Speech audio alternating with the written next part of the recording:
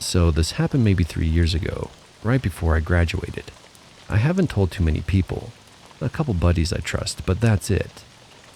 I've seen the Dogman stuff online, but I always thought it was just campfire internet material.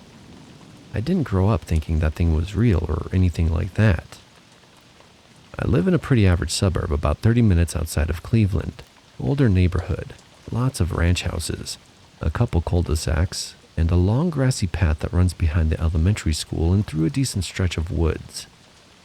The kind of place you'd see kids riding bikes during the day and teens sneaking off at night. I used to walk those trails all the time with my buddy Nick, mostly just talking about nothing or getting high away from the houses. Anyways, this was one of those nights, probably late spring. The kind where it's still a little chilly, but you can wear a hoodie and be fine. Nick and I had snuck out around 1:30 or 2 a.m., cut through the side gate at my place, and hit the trail with a flashlight and a couple of joints. The moon was out, not full or anything, but enough to make out shapes without needing to constantly use the flashlight. Nothing felt weird at first. We'd been out there dozens of times, and it had the usual nighttime sounds. Crickets, some frogs, occasional rustling in the brush. The woods here aren't super dense, but they go back further than you'd think. They follow the creek and lead behind some old unused baseball fields and into a thicket near the water tower. We were about halfway through the trail just after that long wooden bridge that crosses the creek, when Nick stopped walking and said, "Did you hear that?" I hadn't, at least not at first, but I stood still and yeah, something was walking out there, maybe 30 or 40 feet into the woods off the trail. At first I figured it was a deer or maybe a coyote. Nothing crazy. But what threw me off was how heavy it sounded. You know how you can kind of tell the size of something by the way it moves? This was solid. Not crashing through the woods. It was more slow. Like it wasn't in a hurry. Nick whispered, "Shine the light out there." So I did. I swung the flashlight toward the sound and caught nothing. Just trees and brush. But the second I turned it off again, we heard it take a couple more steps. Not toward us exactly, kind of parallel, like it was pacing us from deeper in the woods. I joked kind of nervously, maybe it's some big dude out here looking for his dog. But Nick didn't laugh. He just said, "No way, man, that thing's on all fours." That's when I got this weird feeling in my gut, like I was aware of my own heartbeat. It was still walking alongside us, but we hadn't seen it yet. So we kept moving a little faster now. Not running, but definitely not strolling either. We just made it to the stretch of trail where it curves left behind the school when everything went dead quiet. It was that awful stillness where your ears get that buzz. It was weird enough to make us stop again, and then we both saw it at the same time. Something stepped out from the tree line maybe 30 feet ahead, right where the trail turns. I thought it was a big dog at first, like a German shepherd or maybe even a wolf. But it was too big for one of those. Its back was up to Nick's shoulder, and he's not short. And the way it moved was stiff, like it didn't know how to walk right. That sounds stupid now, but it was kind of janky, almost mechanical in motion. Not like limping, but unnatural.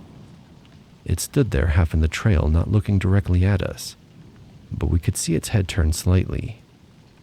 The ears were pointed and its snout was long, legs way too long for a dog, and it wasn't panting or growling or anything. It was breathing slow and heavy. You could actually hear it, like deep controlled breaths. I whispered, "What the hell is that?" Nick whispered back, "I don't think it's a dog." It didn't make a sound, but then, swear to God, it just slowly rose up on two legs. Not like it was rearing up to scare us, just standing. It didn't even wobble, simply stood there like it had done it a million times. That was it for us. We didn't even say anything. We both turned and ran, full sprint. I dropped the flashlight and just took off down the trail back the way we came. We didn't stop until we hit the street and ran another block before ducking into the back of someone's yard, trying to catch our breath behind a shed. When we finally looked back toward the trail, nothing was there. Not a sound, no glowing eyes, no movement. We went back to my place and sat in the garage, not saying much at first. I asked if he saw what I saw, and Nick just nodded, pale as hell. I told him I wasn't saying it was a werewolf or dogman or whatever, but that wasn't any animal I've ever seen in Ohio. Too big, too smart. And the standing thing? That still messes with me. For what it's worth, I went back in the daylight a few days later. The brush was pretty thick where we saw it, but there were these deep impressions in the dirt. Not paw prints exactly, more like long toe marks. Whatever it was, I haven't seen it since, and I haven't walked that trail at night again. Not even once.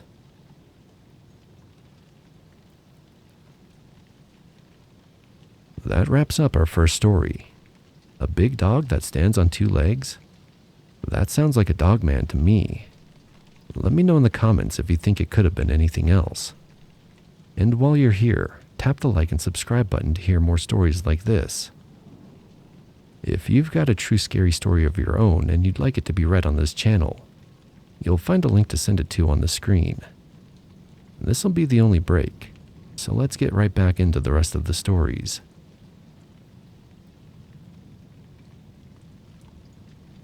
Some things move like they're pretending to be animals, like they've seen how a dog runs but don't quite get the rhythm right. That's what crossed the tracks that night, and it's why I still check my yard every morning. This happened to me in 1998, outside a town called Carrollton, Illinois. Back then, I was working for a small rail crew that inspected out-of-service tracks for possible salvage or repair. A lot of those old lines were overgrown, rusted out, or sinking into the ground. We'd walk a stretch, mark damage, and keep an eye out for anything scrappable. There were only two of us on this job, me and a guy named Ed. We were walking a 4-mile section that ran along some woods and cornfields. Nothing fancy. The sun was on its way down, and we just about hit the end of the line when we heard something up ahead. Not on the tracks exactly, but close. It wasn't walking, it was running, fast. Now, I've heard coyotes before, and this wasn't that. This had weight behind it, like wet paws slapping hard dirt. It was moving parallel to us, but inside the tree line, maybe 30 feet in. We both stopped walking. Ed said, "That ain't no deer." And it wasn't. A few seconds later, the thing broke out of the woods ahead of us and sprinted across the tracks. It was on all fours, long and low, but it moved like it could go upright if it wanted to. The body was lean but muscular, with shaggy dark hair and long limbs. And the weirdest part was, it didn't run like a normal animal. It loped, like a person doing an impression of a dog. We both just stood there, staring at the point where it disappeared into the cornfield on the other side. Then Ed goes, "Did you see the hands?" I hadn't noticed them, but the way he said it made my stomach knot. We agreed to skip the last stretch and head back. We were about 2 miles from the truck. It was getting dark fast, and the woods now felt strange. At one point, we heard something behind us, back near the spot it crossed, but we didn't see it again, just the sense that something was pacing us, keeping far enough back to avoid being seen. When we got to the truck, Ed fumbled the keys. His hands were shaking. He wouldn't admit it, but I saw it. We didn't even bother logging the last 2-mile markers, and I didn't go back to that site. They sent a different crew the next time. Now here's the part that keeps me up sometimes. Last fall, 2024, I moved back to that area, maybe 10 miles from where the track ran. I was walking my dog around the back acreage after a rainstorm, and I saw something in the mud near the tree line. It was a print, not a boot, too long. It looked like a paw, but wide at the front, with long indentations where claws or fingers had sunk in. About the size of my hand. My dog didn't want to go near it. He only bristled up and stared at the woods. I haven't told my wife. She thinks the area is peaceful, and I guess it is, until it isn't.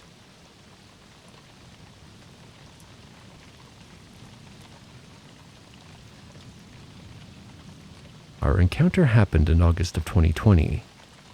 Coincidentally, it took place about 3 weeks after we returned from a vacation. We had been in the Huron-Manistee National Forest, where we heard strange mechanical clanging noises every night, between midnight and 4 a.m., along with some eerie screeching. I don't know if the two events are connected, but it's an odd coincidence. My daughter and I had gotten into the habit of going for walks around dusk. Part of it was the pandemic, but the other part was how alive our area felt. We live in Metro Detroit, but our neighborhood is like a rural pocket, surrounded by woods, fields, and a wetlands conservation area.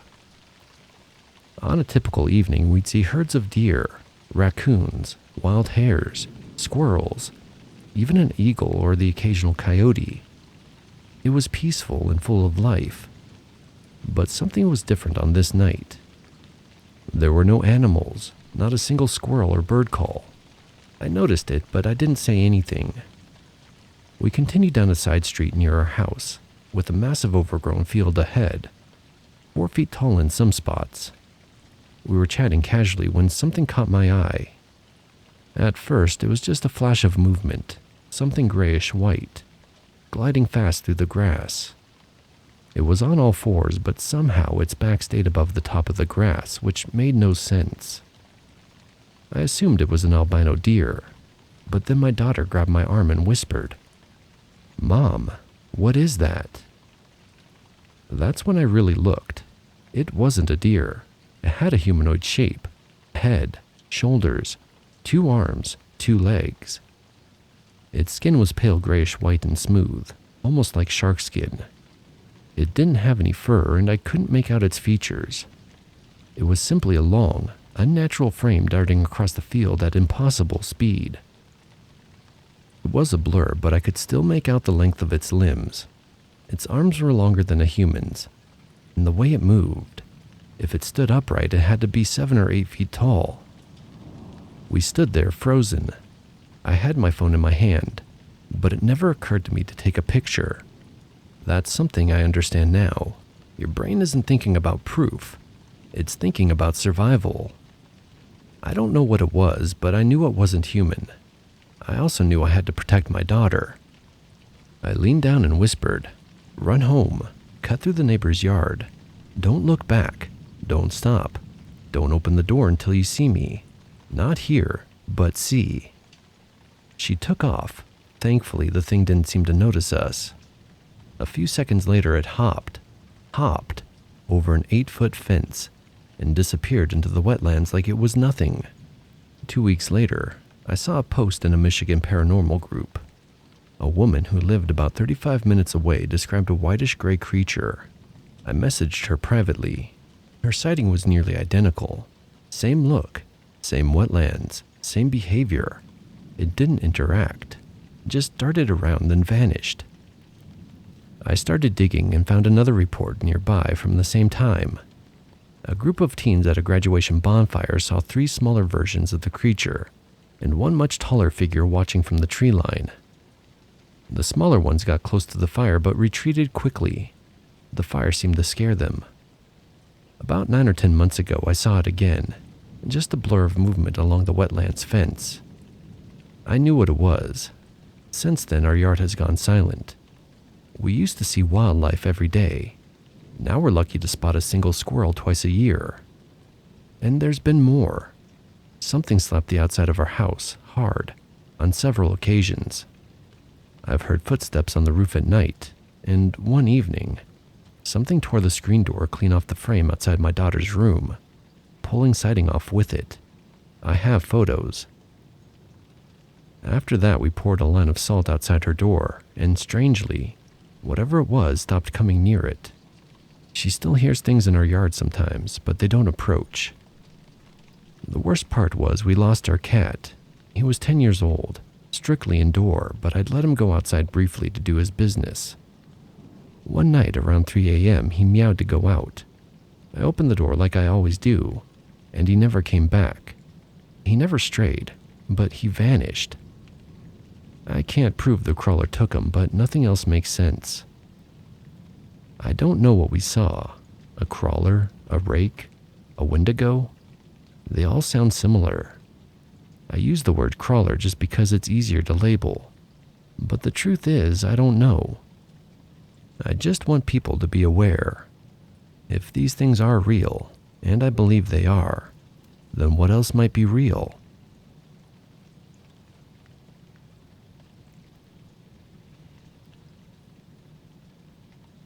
I've always been curious about the paranormal, so when I heard about Pine Hollow Cemetery, tucked away in northern Louisiana, I figured I'd check it out. It's one of those small, almost forgotten graveyards surrounded by thick pines and overgrown brush. I grabbed my EMF reader, a voice recorder, and my camera.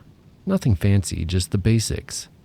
And headed out late one afternoon, planning to spend a few hours poking around as the sun went down. The air was heavy with pine and damp earth. As I walked among the headstones, my equipment started acting strangely. The EMF reader flickered unpredictably, the voice recorder buzzed with static, and the battery on my camera dropped faster than I expected. At first I thought it was maybe the electronics were just glitching out, but then I heard it, this soft scraping sound, like claws or nails digging into something hard. I wasn't sure what to make of it. It wasn't coming from one place, more like a few spots scattered around, almost like something was moving beneath the surface.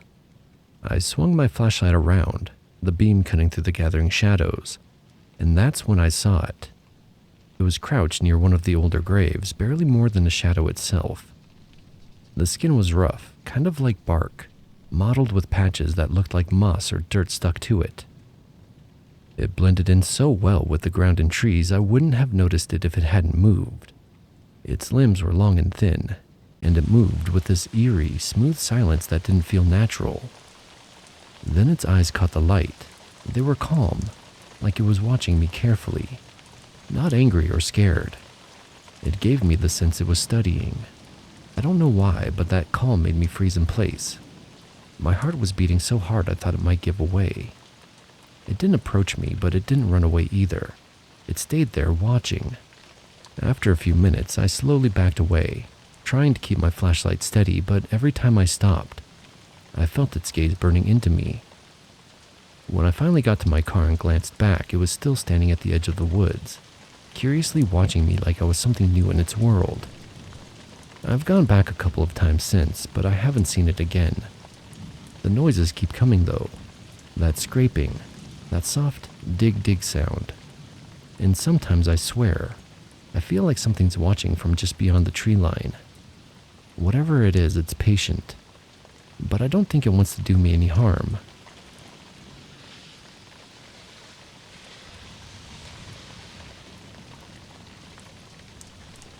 So this happened about a year ago, but it still messes with me when I think about it too long. I was working night shifts at a small grocery store just outside of Cincinnati. Real glamorous stuff. Stocking shelves and loading the dumpster out back. I usually clock out around 1 a.m., sometimes later if the truck was behind. One night, a buddy of mine from work, Ryan, hit me up after we closed. He had a portable speaker and said he wanted to chill for a bit before heading home. We weren't ready to just crash yet, so we drove over to this little park off Route 50 that backed up into some woods and had a decent view of the river. It's not exactly scenic, but it's quiet, and nobody bothers you that late. There's this old storm drain at the back of the park, just a big concrete mouth that leads into the hill. No warning signs and no gate, just wide open. I guess it's part of the overflow system from when the river floods. I'd walked in there once before during the day just out of curiosity. It goes deep, but the floor's pretty dry if it hasn't rained, and it splits off a few times in different directions. It's not that tight, like 5 or 6 feet high, enough that you can walk hunched. Anyway, Ryan dared me to walk in there a bit while he stayed back and rolled a cigarette. So I did. I figured I'd poke around for a few minutes just to mess with him and maybe jump scare him on the way out. I had my phone flashlight on, and after the first 20 feet or so, it started to get real quiet. Not that it was muffled, but the sound kind of fell flat. I figured maybe it had to do with the way the tunnel curved. It kind of dips a little and then banks left. I went about a block's worth in before stopping to take a picture just for proof. But when I pointed the light forward again, I saw a weird smear on the wall. It looked like mud at first, but it had a greenish tint, like algae or something, and it felt like grease. I touched it. Stupid, I know. And it was cold. Not like room temp cold, but weirdly cold. The wall around it was normal. Then I heard something shift further in, not like footsteps exactly, more like a wet dragging sound. I killed the light and stood still. I figured maybe it was an animal, a raccoon or something that slipped in. Then I saw the eyes. They were about 6 inches from the top of the tunnel. Just on the edge of the light I had turned back on. Big, round, and reflective. Not glowing, but shining back just enough that I could tell they were looking right at me. I thought it was a person at first, crouched low, but then it tilted its head real slow, and the angle was off. Like it had no neck, just big shoulders and this dome-shaped head that shifted side to side like it was trying to see better. I didn't move. I thought maybe if I stayed still it would leave, but it didn't. It started to move toward me.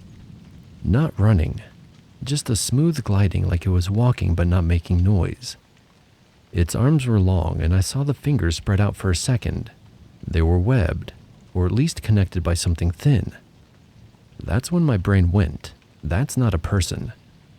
I didn't even look back. I turned and ran full speed back to the mouth of the tunnel. Ryan saw me come out and immediately stood up, asking what happened. I didn't say anything until we were back in the car. Even then, I didn't explain it right. I told him I saw some guy back there messing around, possibly on drugs. But that wasn't it. Whatever I saw, it watched me. Like it knew I didn't belong down there. Like I had stepped into its space. I tried to rationalize it. Maybe it was a homeless person with some weird condition. Maybe some elaborate prank. But the smell down there, the way it didn't make sound when it moved, that cold slime on the wall. I still think about it, especially on rainy nights when I hear the drains filling up. I haven't gone back. Ryan keeps saying we should check it out again. But I always come up with an excuse not to.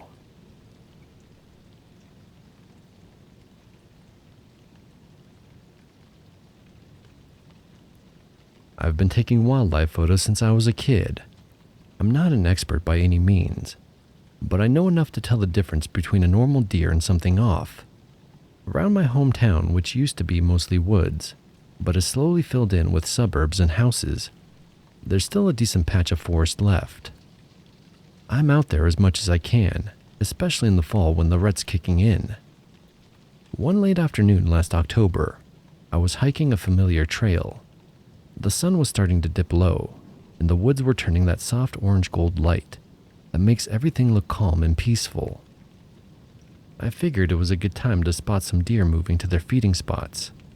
But honestly, it was quieter than usual. I realized I hadn't seen any animals in a while.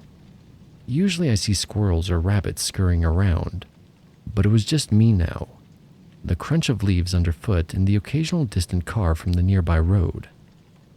That's when I saw it. In a small clearing about 40 yards ahead stood a deer-like shape. My first thought was, this shot's gonna be great. The lighting is perfect. But the longer I looked, the more I got this weird feeling. The eyes didn't catch the light like deer eyes normally do. No glow, no shine. Just these dark sunken orbs that felt empty. At first I thought it was maybe sick, like some kind of disease had messed with his eyes. I've seen deer with mange before. They looked awful. Scraggly fur, skin all patchy. So I kept watching thinking maybe it was just one of those cases. But then I noticed the fur. It wasn't just patchy. It looked like some parts of its body had been scraped or rubbed raw, but not from fighting or disease. It was almost like the skin beneath was rough and uneven, and the fur came in weird clumps, not the usual smooth coat. And the way it moved, man, it was jerky, not the graceful bounding run I'm used to seeing. It shuffled forward, slow and awkward, like it was trying not to make noise, but also like it wasn't quite sure how to move right. I stayed still, watching, dumbfounded bad enough to forget to take a picture. Something about it didn't add up. If it was sick, it'd be limping or at least acting scared. But this thing didn't seem scared. It just stood there, watching me back with those dead eyes. When it finally turned and slipped into the denser trees, it didn't run like a normal deer either. No sudden leaps or stomps. It moved like it was part of the shadows, quiet and smooth but somehow off. I told a couple of buddies about it later, but they just laughed, saying maybe I saw a dying deer or a ghost or whatever. And maybe. But I know my deer, and this didn't feel right. Now whenever I'm out there and hear the deer calling, or the wind shifting through the leaves, I can't help but think about those eyes, like maybe that thing's still out there.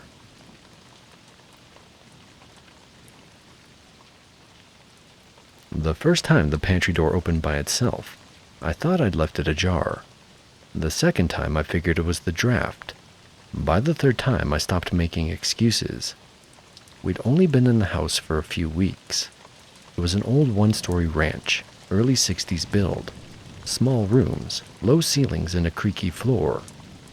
My wife liked to joke that I had good bones, which is usually code for this will be a money pit. Still, it had charm. Real tile in the kitchen, a backyard with a fig tree, and a long hallway that always felt a little too dark, even in the summer. The pantry was one of those narrow built-ins off the kitchen. Just 3 shelves and a door that clicked shut with a metal latch. No lock, but once it latched, it stayed closed. I remember hearing it the first time while I was working from home. Just a soft creak. I looked up and there it was, door wide open. I was sure I'd closed it that morning. I even remember the sound it made when it latched. But whatever, I closed it again and moved on. That became a small routine. Pantry open, I'd shut it. Sometimes in the middle of the day, sometimes at night. No signs of forced movement, no pests, no warped wood. I checked the frame, checked the hinges. They were all plumb. My wife didn't notice at first. She usually left early and got back late. When I finally pointed it out, she just shrugged. You probably forgot you opened it. I do that all the time. But I hadn't opened it. And after that, I started paying closer attention. I made a point of closing it every night before bed, latched, tugged on it to be sure. Then the next morning it would be open again, not halfway, not cracked, wide open, and it happened quietly like something didn't want to wake us. One night I decided to stay up. I set up a folding chair in the hallway, just far enough to keep it in view without staring directly. Left the lights off, just the faint glow from the microwave clock to see by. Midnight passed, then 1, then 2. Nothing. I stood up about to give up when I heard it, a metallic click, soft but distinct. I turned toward the kitchen just in time to see the pantry door slowly ease itself open. Not violently, no sound of wind or pressure, just moving. I turned on the light, no one there, of course. I checked the air vents, the windows, and the thermostat. Everything was normal. I didn't tell my wife that part. Instead, I rigged a small wedge and jammed it under the pantry door, tight enough to hold it in place. I even taped the latch so it couldn't possibly release. In the morning, the wedge was across the room, not moved, not kicked, but thrown, and the door was open again. That's when I started hearing sounds in the kitchen, drawers sliding open, the fridge door handle rattling, silverware clicking, like someone brushing a finger along it. Never during the day, always between 2 and 4 a.m. One time I woke up to the sound of running water, went to the kitchen and found the sink trickling, handle turned just enough to keep a slow stream going. We started keeping lights on overnight, night lights, the range hood, even the hallway light. It didn't stop. Things began disappearing, small things, a set of measuring spoons, my wife's water bottle, a glass bowl, and a box of pasta. All items I'd seen that same week. Gone. Not misplaced, but vanished. We had a brief tense fight about it. She accused me of being forgetful. I asked her if she was sleepwalking. Neither of us really believed the other. And I don't think either of us wanted to say what we were both starting to feel. One morning I opened the pantry and found the bowl again. Only it wasn't on the shelf. It was on the floor, centered, sitting perfectly in the middle. Inside it, piled neatly, were the spoons, the pasta, and the water bowl. Like someone had been collecting them, arranging them, like a child playing kitchen. My wife saw it too. She didn't say anything, just walked out of the room. That night we shut the pantry and stacked a dining chair in front of it. The chair was heavy wood with a full back. I pushed it until the legs wedged tightly against the floor. At 3:17 a.m., we heard it crash over. I didn't get up right away. I couldn't. I just lay there, heart pounding, staring at the bedroom ceiling. In the morning, the chair was on its side. The pantry door was wide open. Inside was empty. Everything we'd found the day before was gone. We didn't talk about it over breakfast. We moved slower, quieter, like we didn't want to wake something. The final night we spent in the house, I unplugged the microwave, the coffee maker, every appliance with a cord. I closed the pantry and nailed the door shut, using 2-inch finishing nails all around the edge. It stayed shut until 3:04 a.m., when we heard it creak open again. We didn't go check. We left before sunrise. We've talked about calling a priest, but we don't even know if they'd come out. We're not sure what to do anymore.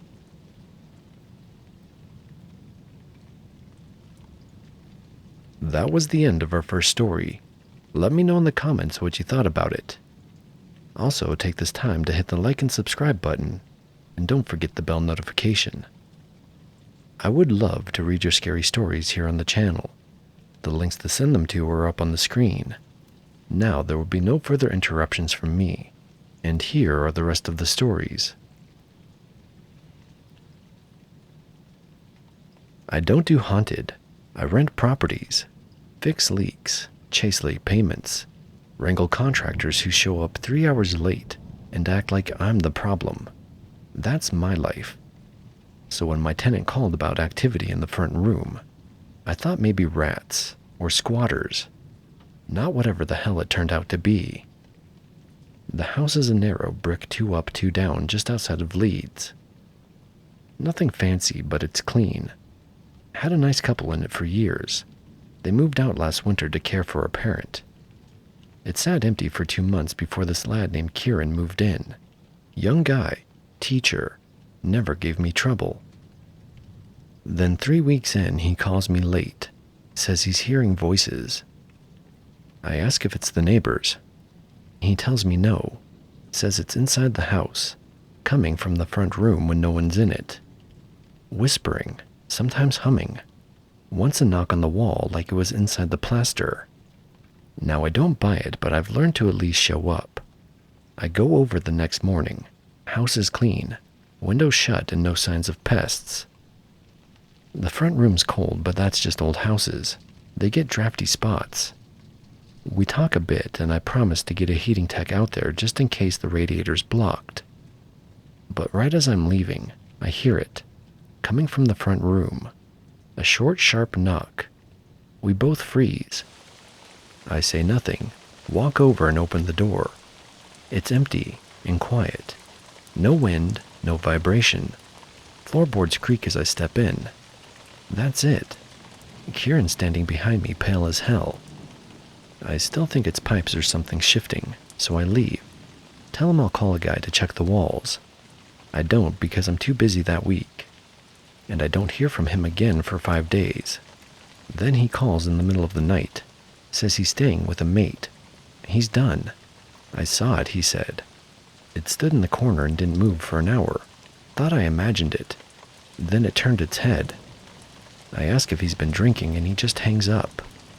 I drive out the next morning with the keys. The place looks fine from the outside. Inside too, except the front room. Something's wrong with the air. It's still and heavy, like a storm's about to break. I stand just inside the doorway and it feels like I've walked into someone's bad dream. Then I see it. Not a figure or a shape, but a handprint, high on the far wall. Too high for Kieran to reach without a ladder. It's only one, faint, greasy outline. The kind you'd get from dirty fingers pressing against clean paint. I wipe it off with my sleeve and leave. Didn't rent that house for 6 months. No one would take it. I didn't list it online. Didn't want the wrong kind of attention.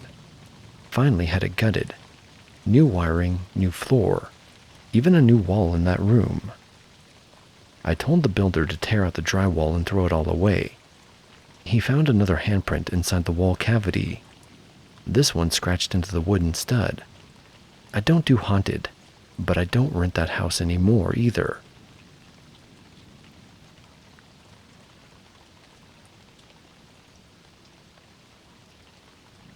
There was always something off about the basement. Not spooky exactly, just cold in a way that didn't feel normal, like the kind of cold that sinks into your bones and hangs there. I figured it was just poor insulation. The building was ancient, used to be a diner back in the day, then got converted into a bar with the usual trendy lighting and exposed brick. But they didn't touch the basement.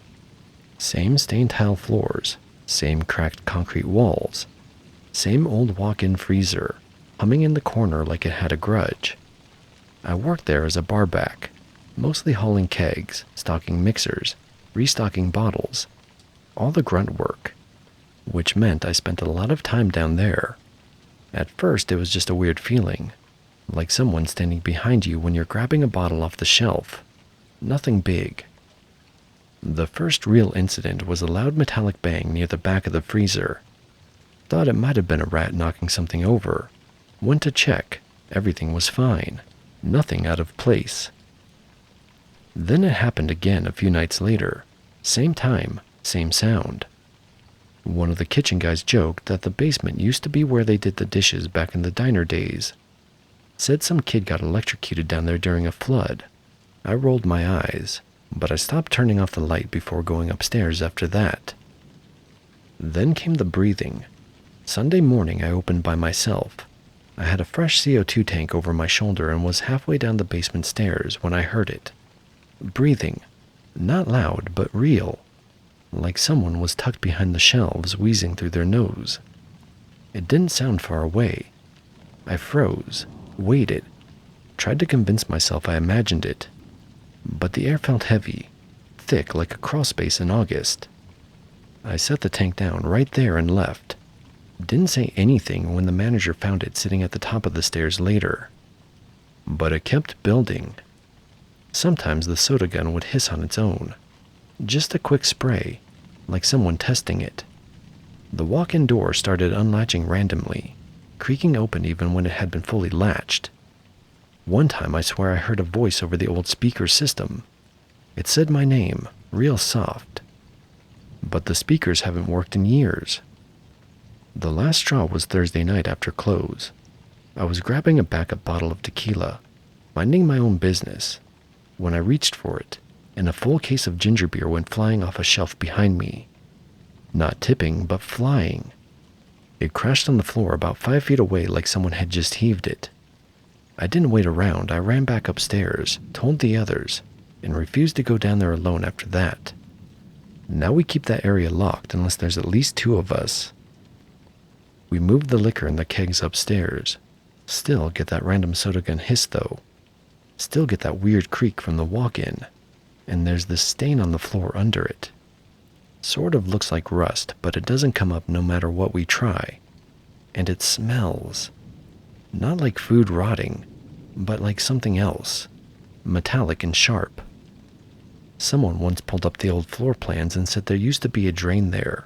It's long sealed up by now. I try not to think too hard about that part.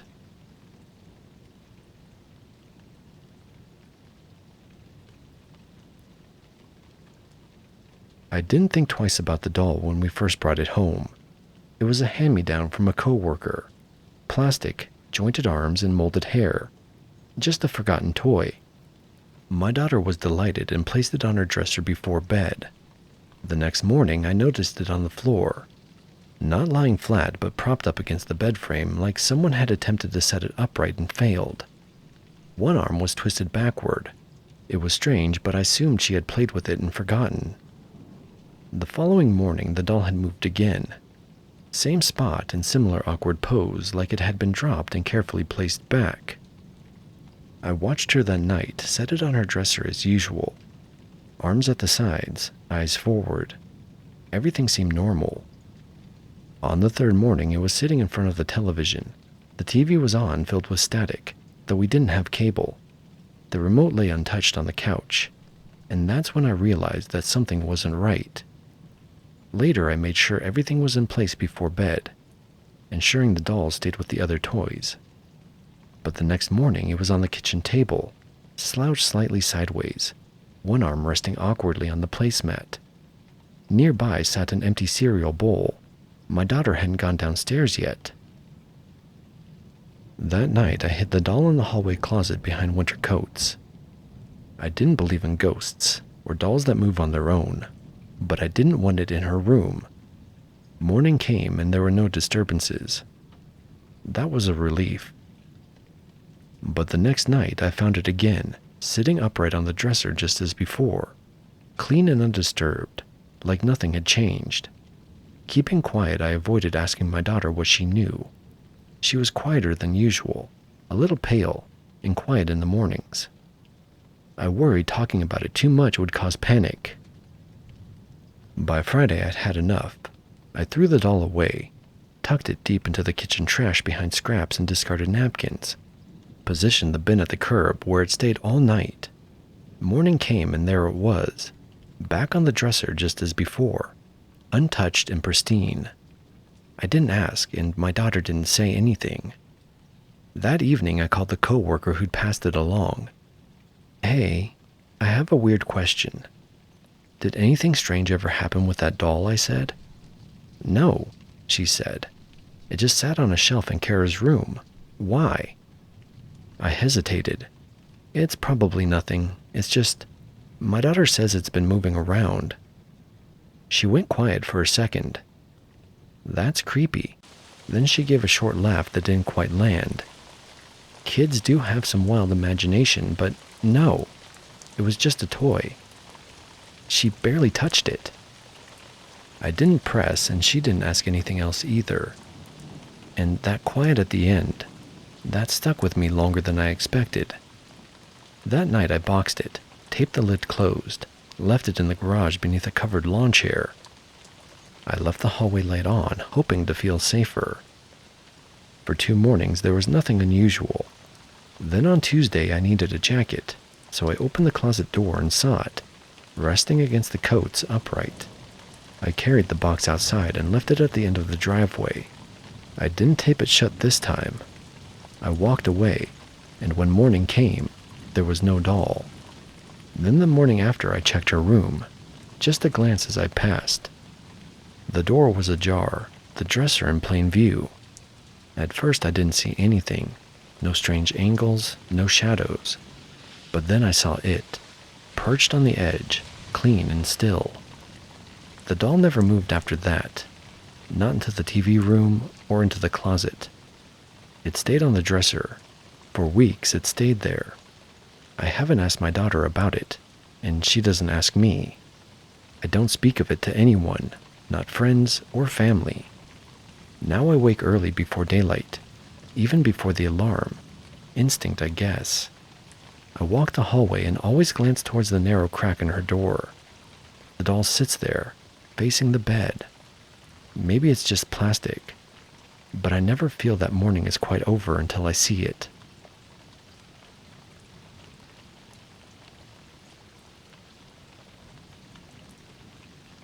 I don't know when the nightlight first started turning on by itself. It was one of those small plug-ins, shaped like a sleeping bear, with a dim blue glow meant to soothe newborns. I bought it during a 3 a.m. panic scroll while I was still pregnant, trying to trick my own nerves into thinking I was prepared. When we brought Eva home from the hospital, It was just another object in a room full of soft blankets and quiet machines. It stayed off most nights. She slept well for a newborn, and I didn't want too much light in the room. Just enough to see her face when I peeked in. The first time I noticed it on, I blamed myself. I must have turned it on without thinking during one of those late-night feedings. I unplugged it, thinking nothing of it. A few nights later it was on again, still plugged in, still working. The glow filling the corner of her nursery with that same soft blue, like a shallow pool of light on the carpet. I asked my husband if he'd been using it. He said no. I thought you were leaving it on. I didn't respond, I just stood there, looking at the light, trying to ignore the chill crawling down my back. That night, after Ava's 2 a.m. bottle, I unplugged the nightlight and left it on top of the dresser, far from the outlet. The next morning it was back in the socket, lit up and humming faintly. That sound stopped me cold. I'd never noticed it before. A faint electric whine you wouldn't hear unless the house was dead quiet. But now I couldn't unhear it. Once I noticed the pitch, it felt like it threaded into everything else, like it was part of the air. The monitor started crackling around the same time. Just static at first, here and there. Nothing dramatic. I chalked it up to interference from our old router. But then came the clicks, sharp, like someone tapping the mic casing with a fingernail. And the voices. It wasn't Ava, and it wasn't crying or cooing. It was a low whisper, too low to make out, like someone having a conversation several rooms away. I'd run to her crib and find her sleeping, chest rising slowly, one hand curled under her cheek. One night I stood by her crib and listened to the monitor while she slept, just to check for feedback. It stayed silent. I went back to bed, but an hour later, I woke up to the sound of laughter on the monitor. Not a baby's laugh. Something adult, dry, right up against the mic. I sprinted back to the nursery. She was still asleep. The light was off. The monitor was quiet. I stood in the doorway with my heart hammering. I stopped using the monitor for a few days after that. Instead, I left the door cracked and slept like prey, half awake, tuned to every sound. But of course, exhaustion always wins. I must have passed out hard one night, because the next morning, Ava was fussing louder than usual. I rushed in to find her swaddled, dry and safe, but the nightlight was on again. I hadn't even plugged it back in. I stared at the socket. The light was faintly glowing. The bear's painted-on eyes looked peaceful. I pulled it out and set it on the changing table, then turned around and unplugged the baby monitor too, just to be safe. It gave a brief crackle like feedback when you pull out an aux cable, and then went silent. I tried to tell myself it was just stress, postpartum exhaustion, hormones. Maybe I was sleepwalking. Maybe my husband was, though that seemed even less likely. Then I started hearing footsteps on the baby monitor while it was unplugged. That night, around 3 a.m., I was laying awake in bed when I heard the soft creak of a floorboard over the monitor on my nightstand. The monitor that wasn't even powered. I picked it up. The screen was blank. No signal. But the speaker was faintly alive with shifting static and the occasional tap. I pressed the power button. Nothing. It stayed off. I didn't go back to sleep. The next day I sat in the nursery for over an hour, just watching. Ava slept. Nothing moved. The light was unplugged, sitting on the bookshelf. The monitor was off. It felt peaceful, until the closet door eased open on its own. It didn't swing or creak. Simply opened about 3 inches, enough to see the dark inside. There was no draft, no window open. The air was still. I stood up, walked over, and shut it. As I turned to leave, I noticed something odd. The nightlight was no longer on the bookshelf. I found it plugged into the wall again. That night, my husband offered to sleep in the nursery with Ava so I could rest. At 4:12 a.m., he shook me awake. "Did you come in during the night?" he whispered. "No," I replied. He looked unsettled. I woke up and the closet door was open. The nightlight was on. Ava was asleep, but there was something off about the room. The air smelled like plastic and burnt sugar. That's when I told him everything. About the monitor, the voices, the laugh, the footsteps, the unplugged light. He stared at me for a long time and finally said, "Let's get rid of it." I threw the light away the next morning, unplugged it, wrapped the cord around it, took it out to the bin like it was a piece of rotten meat. I waited until the garbage truck came, watched it from the window just to be sure. That night, the monitor started clicking. Once at first, like a tap against plastic, then static, then nothing else. Around 2 a.m. it came back, hissing, a quiet pop, then a voice, not words, just a breathy murmur, like someone trying to form syllables in their throat. Ava stirred but didn't cry, just that newborn flinch, a jerk in her arms.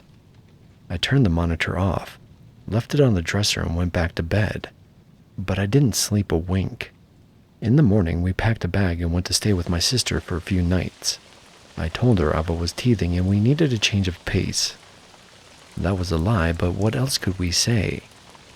We ended up going back to the house a week later. I bought a new monitor and threw the old one out. Nothing strange has happened since then.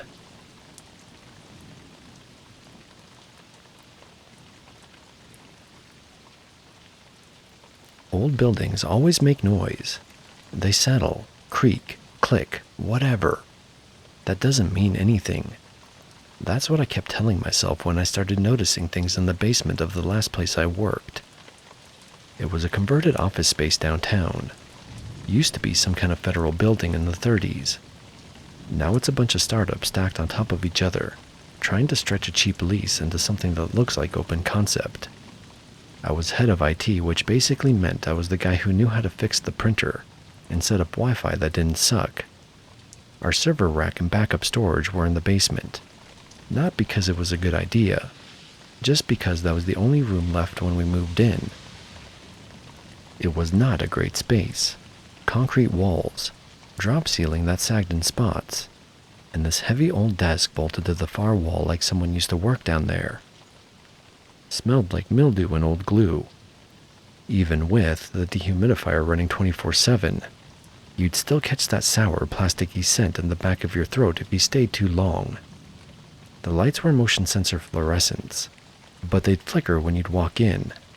Always delayed, always off beat, like they were trying to decide whether you were really there or not. I didn't like going down there alone. Never told anyone that, of course. Grown man, IT guy, doesn't believe in ghosts. Still doesn't, but something wasn't right. The first thing I noticed was that the temperature was always colder down there. Not just cool, more like walking into a freezer cold. Enough that you'd even see your breath if you stayed still. I figured it was a bad duct or maybe something in the foundation, but it never warmed up, even in the summer. Then I started hearing footsteps. This place was solid concrete. You could hear people coming a mile away, but I'd be standing at the rack, checking drives or swapping cables, and I'd swear I hear someone walking behind me. I'd turn, but nobody would be there. Once or twice I thought I saw movement in the reflection of the server glass. Just a shadow, or maybe my own arm. I didn't think much of it at the time. But it got weirder. Files started going missing. We kept paper backups and banker boxes on steel shelves along the wall, more for compliance than anything else. I'd go down with the list, pull what I needed, and come back the next day to find a different box pulled out, or labels switched, or sometimes even moved. Once I found a stack of files sitting in the middle of the floor. No box, no order, just a mess of paper. Looked like someone had been flipping through them and then dropped the pile. I asked around, and nobody else had been down there. Nobody else had a key to the cabinet we stored some of the older drives in, but somehow the key, my key, would go missing and show up in weird places. Once in the bathroom on the back of the toilet, and once in the break room fridge. I started leaving it in my pocket after that. The breaking point came during a weekend upgrade. I had to stay late to migrate the payroll server. The whole building was empty. I brought snacks and planned to hunker down for a few hours. Around 9 p.m., the lights in the basement started turning on and off. Not flickering, just full on, off, then on again 5 or 10 seconds later.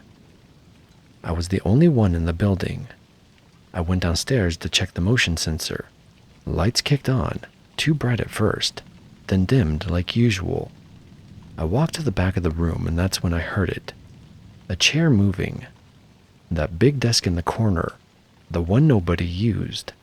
I heard the scrape of the chair legs on concrete, like someone was pushing back from the desk. I stopped moving and just stood there and listened. Then came the sound of typing. Not loud, but a rhythmic tap, tap, tap. Like someone hunting for keys on an old keyboard. The desk was in shadow. I lifted my flashlight and stepped forward, half expecting to find some raccoon nested in the drawers. The chair was pushed slightly off-center.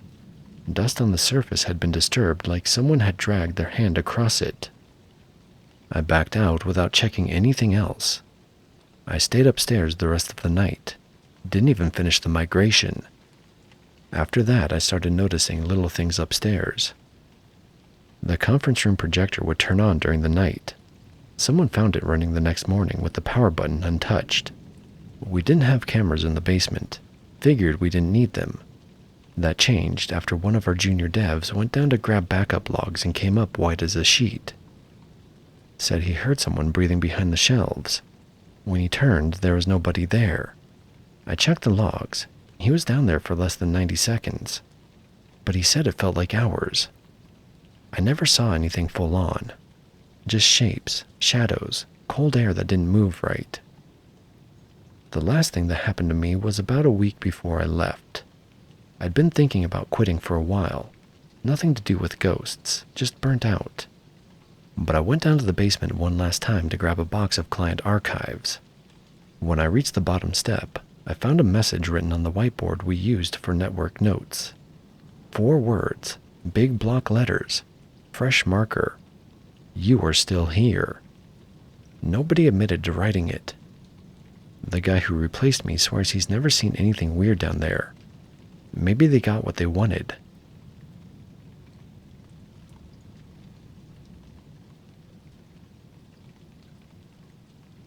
I moved out to Shropshire for the quiet. I'd had a string of sleepless years in London. Deadlines, sirens, upstairs neighbors with a child who never seemed to stop jumping. The cottage I found wasn't charming, but it was cheap. Pale stone, slate roof, 1.5 bedrooms, wood floors that had gone concave with age. The estate agent called it cozy. It was a little too close to the woods, and a little too far from the nearest pub, but I didn't care. I wanted silence, and I got it, at first. The noises started around the 3rd week. I chalked it up to the plumbing. The radiators had a mind of their own, snapping and hissing as if they were still adjusting to being used again after years of dormancy. At night, I'd hear light knocks and clicks I couldn't place. Occasionally, a creak too close to the bed. But it was an old house. That's just what they do. The cupboard under the stairs was sealed shut when I moved in. Painted over, in fact. A thin coat, but deliberate. I assumed it was just a musty void full of cobwebs. I didn't think much of it until a few days after I had the water heater serviced. The plumber had to bleed the lines. He was in and out in an hour, whistling to himself, carrying his tools in an old blue bucket. After he left, the house felt colder, not just in temperature, more like I'd disturbed something. That night, I was brushing my teeth when I heard a soft knock. I turned off the tap and froze. Then there was another knock. Not the door, but the wall. 3 soft taps from beneath the stairs. I didn't check. I didn't move. I went to bed, and the next morning I told myself it was old pipes again. Maybe air in the system, maybe the floorboard settling. But I stopped walking past the cupboard. I would step around it, even if it meant an awkward shuffle to the stairs. By the end of the week, I started hearing the tapping during the day. 3 knocks, always soft, always spaced the same. I ignored it as best I could, but on the 10th day, the cupboard was open. Just a crack, maybe a few centimeters. The paint was flaked where the latch should have been. I hadn't touched it. I was sure of that. I stared at it for a long time before nudging the door closed with the end of a broom handle. The moment it clicked shut, I felt something shift, like the pressure in the house had returned to normal. But that night, I woke up at 2:41 a.m. to the sound of footsteps on the stairs. It sounded like someone was trying not to wake me. I didn't leave the bedroom until the daylight came. Over the next few days, the activity got worse. Knocks at all hours, scrapes, and one afternoon, while I was working at the kitchen table, the ceiling above me groaned like someone was dragging something heavy across the upstairs floor. I called the estate agent to ask about the previous tenant. She hesitated before answering. "It's been empty a while," she said. "The last person left in a hurry. No forwarding address." I asked her why. "I'm not sure. She broke the lease, left some things behind." She didn't elaborate any further. That night, I sat on the bottom step of the stairs and stared across the hallway. The cupboard was under the stairs, tucked into the wall like a sealed-off closet. From where I sat, I could just make out the outline of the panel in the dim light. Nothing moved, but the air felt heavier the longer I watched it, like the house was pushing down on me. I didn't open it. 4 nights passed after that. Then, sometime before the dawn on the 5th, I heard a thud from right behind the stairs. That was it. I packed a bag and left for my friend Martin's place in Bridgenorth. When I returned 3 days later, I half expected the house to feel different. Empty, normal, but nothing changed. The air was still thick, still charged. I tried to ignore it. I focused on cleaning, cooking, doing anything to distract myself. The shelter wasn't supposed to be like that. I remember standing in the doorway, snow crackling under my boots, staring at a place that looked burnt out by time. Half the roof was gone, wood warped and splintered. No footprints, no smoke, no sound. But my GPS showed I was exactly where I was supposed to be, right on top of the beacon that had pinged just 20 minutes before. The hiker's name was on the pack, and in the logbook, but the last date written down was November 1984.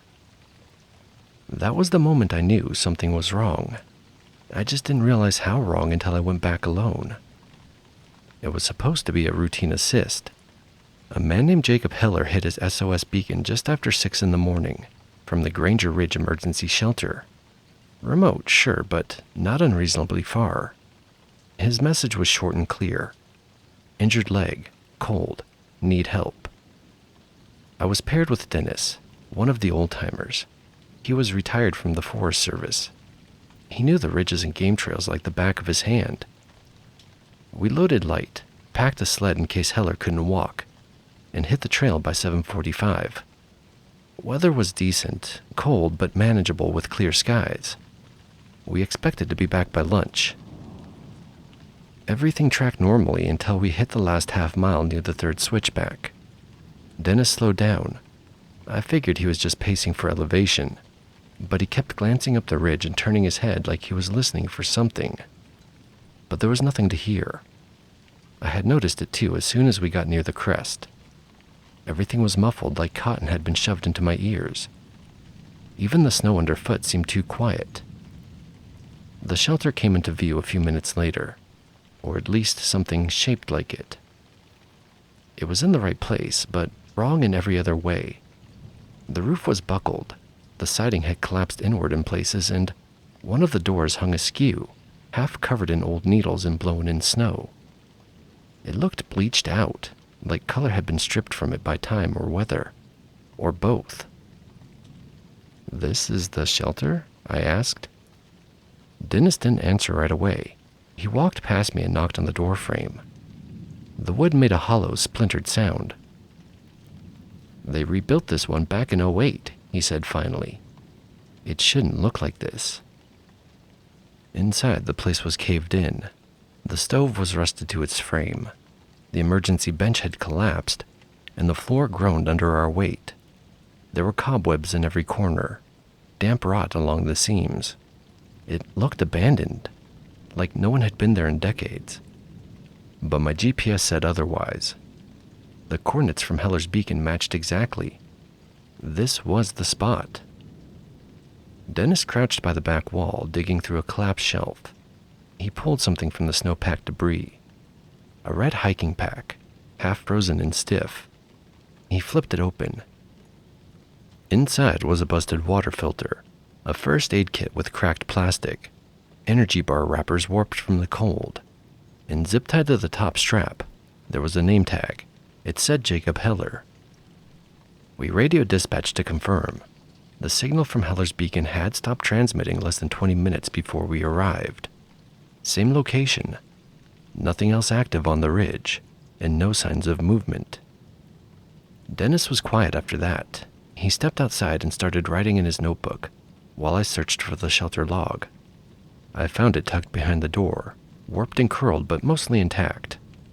The last legible entry was dated November 1984, and the name written at the bottom was Jacob Heller. Same spelling, same signature. We scouted the perimeter just in case. There were no fresh tracks, no fire ring, no boot prints moving away from the structure. Nothing to suggest Heller had walked off under his own power. We left a marker and a note in a waterproof pouch in case he returned. That's pretty standard protocol. The ridge stayed silent the whole time, but about halfway back down, Dennis spoke again. "You ever get the feeling something's missing?" he said. "But you can't figure out what?" I asked what he meant. He just shook his head. "That shelter's wrong. Everything about it's wrong." Later that afternoon, dispatch got a call from Heller's brother. He hadn't heard from Jacob in over 48 hours. He thought he was hiking in the Kootenai region. That's a completely different part of the state. Nothing had placed him near Granger. No photos, no permits, no GPS check-ins. The only thing that connected him to the ridge was that one brief SOS, and a pack in a shelter that shouldn't look the way it did. A few days later, I went back, unofficially, just to see it again. I hiked up alone in fresh snow. The shelter was there, same position, but this time it looked normal. The roof was intact, walls sealed, paint fresh. There was a clean boot print in front of the door that wasn't mine. I stepped inside. The stove looked usable. The bench had been reinstalled, and there was a small bundle of kindling that sat in the corner. Even the emergency logbook was mounted back on the wall, clean and dry. I flipped through it. Only one entry stood out. Jacob Heller. There was no date, just a name in neat handwriting. I didn't stay long. I didn't touch anything else. Dennis transferred to a quieter district a few months after that. There was no big send-off. He just left. He never responded to the email I sent asking about that day. As far as I know, they never recovered Jacob Heller. Not the one from this year, and not the one from the logbook. If they're the same person, or if there ever was a person, no one's saying much. Sometimes I wonder if the shelter was always like that, or if it only looks the way you expect it to until it doesn't. I just know that if I'm ever hurt out there, if it ever comes down to where I shelter overnight, it won't be on Granger Ridge.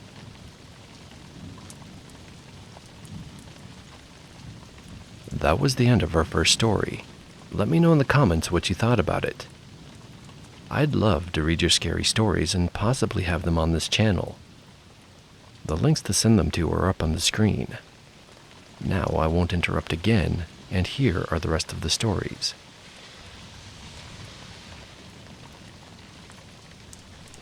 We should have heard it echo. 3 sharp whistle blasts. Standard distress signal. They cut through the trees clean and crisp, but there was no return, no bounce. Just silence, like the force swallowed the sound whole. We paused, listening. No one said anything, but I knew we were all thinking the same thing.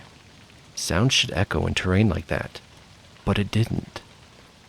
This was my first winter call-out. I'd been on the roster for a few months, green enough to double-check every carabiner, still nervous calling anything in over comms. When the beacon came in, I didn't expect to be chosen for the team. They told us it was a routine call. Solo hiker presumed injured after not returning on time. Temps were dropping, so we moved fast. Mark was team lead. Dwyer and Lena were veterans. I was the extra set of boots. The terrain wasn't steep, but it pulled at you. Dense trees, uneven slopes, and patches of frost even under the canopy. A lot of old animal trails pretending to be real ones. The kind of place where everything looks familiar until you realize it's not. We heard the whistle around mile 3. 3 short blasts. They were off to the east and clear as day. We stopped. Mark raised a hand. We all waited for the return, but nothing followed. Then a minute later, the 3 same blasts from a different direction. They were coming from the west now. Same pitch, same rhythm. I saw Lena's face tighten slightly. She didn't say anything, and neither did Mark. We adjusted our heading and kept moving. No one said anything, but I could tell they were all just as confused as I was. Dusk brought more complications. The incline was getting steeper, but our altimeters barely showed any gain. It felt like we'd climbed 1,000 feet, but we were still reading under 900. I checked my gear twice, thinking it was just me, but the others were checking theirs as well. Nobody wanted to be the first to say it, but we were all thinking the same thing. Something about this place was wrong. We made camp around 1800. No fire that night. We didn't want to draw attention to ourselves. We didn't feel alone out there. I don't remember the exact conversation, just quiet agreement. Everyone seemed on edge, even Mark, who was usually unshakable. I didn't sleep much. Around 0200, I heard movement outside the tent. They were deliberate steps, not the erratic shuffle of wildlife. When I sat up and listened, they stopped. Just enough sound to keep me guessing. I figured it was just one of the others checking the perimeter. I told myself that until I finally drifted off. When I woke up, Lena was gone. Her pack was still in the tent, but her boots were missing. Mark was already lacing his up when I stepped out. He didn't look worried, just annoyed. Probably went out to check something, he muttered. Didn't wake anyone. Standard Lena. We gave her 30 minutes, then an hour. That's when the radio chirped. It was base. They'd received a secondary ping. It was another distress signal, but much farther down the hill. They scrambled an extraction team to intercept, assuming it was our original hiker. But they found Lena. Apparently, she'd followed movement in the dark, thinking she saw a reflective strip in the trees. She tried to loop back, but lost the trail. She was fine, only dehydrated and embarrassed. They were bringing her out a different way. That left the 3 of us, me, Mark, and Dwyer. We kept going. An eerie silence fell on the day. We weren't talking to each other. Each one of us had our head down, trying to push through the brutal feeling of being held back by something none of us could describe. We moved downhill toward the new coordinates base had given us, where the second beacon had come from. That's when we heard it again. 3 sharp whistles from the east, same cadence but further off than yesterday. Mark stopped. We all did too. No one reached for their radios. We just listened. About 3 minutes later, there were 3 more blasts, this time from the west. Too far to be echo. Dwyer turned toward the sound, but Mark shook his head. Base's target was last seen east. We keep to the plan. We walked 20 more minutes, then more whistles. South this time, then another to the northeast. Never the same place twice. Always distant enough that you couldn't pinpoint the origin. It started feeling like something was trying to keep us moving in circles. We adjusted heading slightly toward the last known ping and pressed on, but morale had dropped. I saw Mark double-check the GPS every few hundred feet. Dwyer kept rubbing his hands together even though it wasn't that cold. We kept trudging through the trees, occasionally pausing to listen. One of the blasts came from dead ahead. Mark was clearly frustrated. "We're not chasing whistles anymore," he said. Around noon, we hit a clearing. There was a weathered marker nailed into a tree. It looked like one of ours, the kind we had been using to mark zones when they were cleared. The area did look familiar, like we had been there that morning, or maybe it was the day before. It was getting harder to tell, but the tape on it was faded and sun-bleached. Most of the writing had washed off. I caught the last digits scratched into the wood. It said 1996. Dwyer stared at it for a long time. "Could be a reused post," Mark offered. "Old trail system, possibly." But he didn't sound convinced. None of us were. We pushed forward another hour, then 2. But nothing, just more trees. The whistle had stopped by now. Eventually we turned around. The slope back felt steeper. The ground seemed to pull at our feet, like we were walking against an invisible wall. None of the terrain looked familiar on the return trip, even though we'd marked our route clearly. I kept glancing at the compass. The needle twitched, or more like flicked every now and then, like it wasn't quite sure where north was anymore. We made it back to the trailhead by dusk the next day. Base met us, debriefed us, logged the coordinates of the last signal, and chalked the rest up to confusion and radio error. They said Lena was resting. The hiker we were sent for was never located. They had gotten a rental personal locator beacon, registered to a name that didn't match any current park permits, and the last beacon timestamp was 20 minutes before we ever entered the tree line. I still run calls. I still trust my gear, my team, and my instincts. But I've started to trust silence even more. Because when you whistle in a forest like that, and it doesn't echo, it's not because of the trees. It's because something doesn't want it to.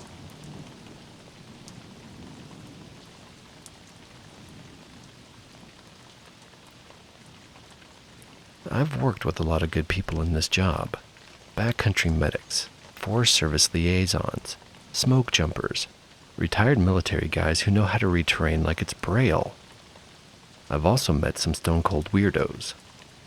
They don't last long, but sometimes weird is what you need when the forest stops making sense. We were 3 days into a standard missing camper call. Solo male, mid-30s, flagged by his brother after he missed a check-in. Left his car parked on the south end of the San Pedro Range. Light day pack, nothing serious in the terms of gear. No PLB, no satellite phone. According to the entry log and the brother, he planned a 2-night loop up a lesser-used trail called Pine Wash, with a return through a fire road marked closed since the '09 mudslide. The guy had filled out his wilderness permit, which was a blessing.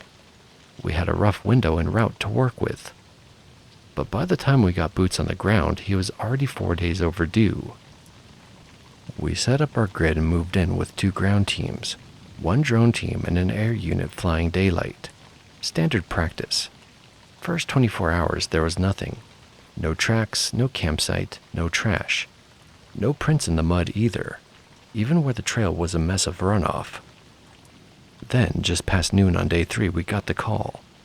A hiker, not one of ours, spotted a man stumbling out of the trees almost 20 miles east of the primary grid, way outside the projected loop. He flagged him down near a livestock gate bordering private land, and got enough sense from him to call it in. The sheriff's office picked him up. I met him at base while medics did the usual: vitals, blood sugar, dehydration checks, all of that. The guy looked fine, sunburned, dehydrated, a little shaky but lucid. His name matched the report. Same face as the ID left in the car. Same cheap watch on his wrist. He thanked us for looking for him. Said he didn't even realize anyone would be out this early. That phrase struck me a little funny. I asked him to clarify what he meant. He smiled and said, "I didn't think I was gone that long." When I asked how long he thought he'd been out, he said only a couple of hours. He wasn't joking. We debriefed him gently. You know, the way you do when someone's shaken. I've had people claim all sorts of things. Hallucinations, time loss, even seeing lights in the trees. Stress does weird things to the brain, especially when you're dehydrated and sleep deprived. But this guy didn't seem frantic. He was calm, cooperative, polite even. That's what made it weirder. He said he'd taken the Pine Wash Trail and Broken Off Trail around midday to explore a small drainage he saw on the map. He wanted to check for wildflowers. He said he got turned around for a minute and figured he'd just circle back to the trail. He said he followed a creek bed downhill thinking it would eventually meet up with a marked fire road. Only thing is, there's no creek on that side of the drainage. It's dry terrain. Always has been. We checked the USGS topo maps later to be sure. No intermittent stream, no marsh, not even an old wash. We asked how long he followed the creek. He said, not long, maybe half an hour. When we told him he'd been missing for 6 days and found 20 miles from where he should have been, he just stared at us. Then he said, that's not possible. Here's the part that boggles me the most. The soles of his boots weren't even that worn down. There was no red dust on them, no damage to the toes or heels. He didn't even have blisters. His socks were dry. You don't bushwhack 20 miles over uneven terrain without showing it somewhere. We sent a team to retrace the path he should have taken. There was no sign of him, no bedroll, no wrappers, no campsite. If he'd built a fire, it was long gone without a trace. If he'd gone to ground, he left no prints. If he'd moved at night, well, that raises other questions. We also checked his GPS watch. It was still logging location data. Kind of. The last valid ping before it froze showed his position on day 1, about 3 hours after he entered the trail. Then nothing. No new coordinates. But the watch was still functioning when we recovered him. We sent it in for diagnostics. Nothing wrong with it. Battery was fine, no software glitches. It just stopped recording. Stopped tracking time too. The system clock was lagging behind by 6 hours and change. At one point during his debrief, he asked if we'd found the others. We asked what he meant. He looked genuinely confused. There were voices, people ahead of me. I could hear them talking. I thought they were hikers at first, but they didn't answer when I called out. He said the voices moved just out of range. Always ahead, never behind. He tried to follow them for a while, but eventually gave up. They didn't want to be found, he said. I asked if he'd seen anything else. He hesitated, and that was the first time he broke eye contact. There were things that didn't match the map, he said. The landscape shifted. Trails ended in deadfalls that didn't belong there. A ridge that should have sloped east dropped off suddenly. At one point, he found himself backtracking to a featureless patch of woods that felt familiar, even though he swore he'd never seen it before. It was like the forest folded in the wrong direction, he said. We wrote it down as mild disorientation and stress, though I'll admit, I'd never heard anyone phrase it quite like that before. We let him go home after the medical cleared. His brother picked him up and drove him out. The official report marked him as found with minor dehydration and confusion. No foul play, no further investigation necessary. That should have been the end of it. Except a week later, I got a call from the sheriff's office. A local rancher reported a series of stone piles along his back fence. About 5 of them, freshly stacked, carefully balanced. One of them even had a pine cone wedged at the top like some kind of marker. There were no footprints nearby, no ATV tracks, and he doesn't hike that side of the property. I drove out myself to see. They were real, symmetrical, clean, nothing ominous, just deliberate. 3 of them were aligned in a perfect triangle. The other 2 were stacked about 40 yards away, near a patch of sage. We didn't touch them, just photographed and left them be. I mentioned them to the recovered subject when I checked in one last time. He paused, then said, "That's where I started hearing the voices." I didn't ask him anything else. Now here's the kicker. After the report was closed, one of our techs did a full system audit of our mapping software and handheld GPS logs. Just part of protocol. She flagged something unusual. On the morning of day 2, one of our handhelds used by Ground Team Bravo pinged a location 3 miles east of the planned path. Just a single coordinate. No one noticed it at the time because we chalked it up to satellite drift or user error. But when she cross-checked that ping against the subject's recovery location, it matched to within 40 feet. That was before the hiker had stumbled out onto the rancher's land, before the sheriff's call, before we ever knew where to look. I've thought about it a lot since then. There's no perfect explanation. I can't tell you he was abducted. I can't say he was hallucinating. There's no clear point of entry from where he was found to where he should have been.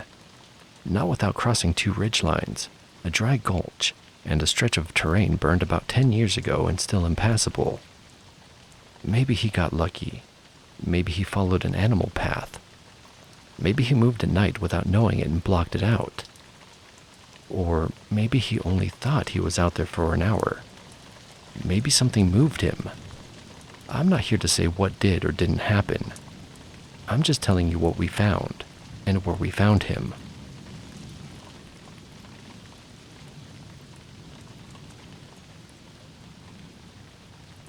There are radio calls that etch themselves into your memory. Some are chaos, screaming, panic, the sounds of someone sprinting through the brush. Others are quiet, like someone's accepted something you can't understand. This one started loud and ended like that. It was a solo hiker, male, mid-30s, experienced enough to have a PLB and know how to use it. His distress signal pinged around 7:15 p.m. The dispatcher patched us into his open mic. I caught snippets as we loaded gear. His voice was tight, panic, breath shallow. I think it's following me. I don't. Something's wrong with the trail. It just turned me around. And then there was static. No markers, no sky. Everything looks the same. Click. By the time we were boots down at the trailhead an hour later, the tone had already changed. I think I got turned around. Might be overreacting. Still, it's strange. Thought I heard people talking, but didn't see anyone. That kind of thing happens sometimes.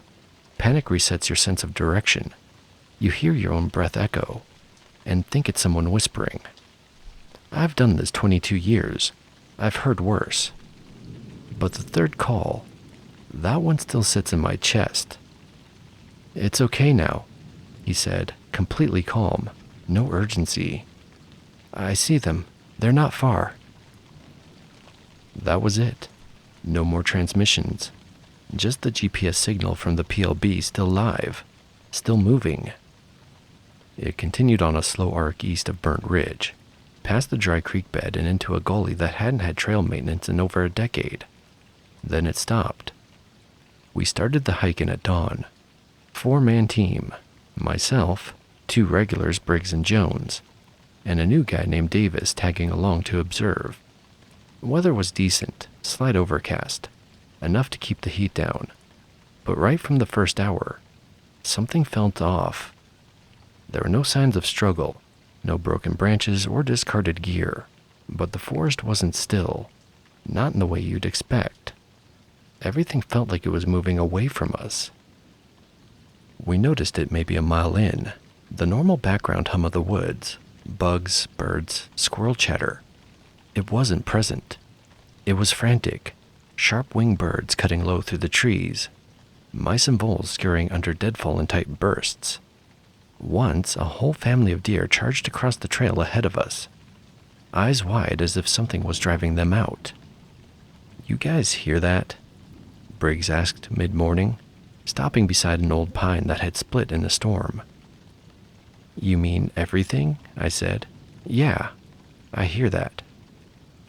It wasn't a single noise. It was a pattern.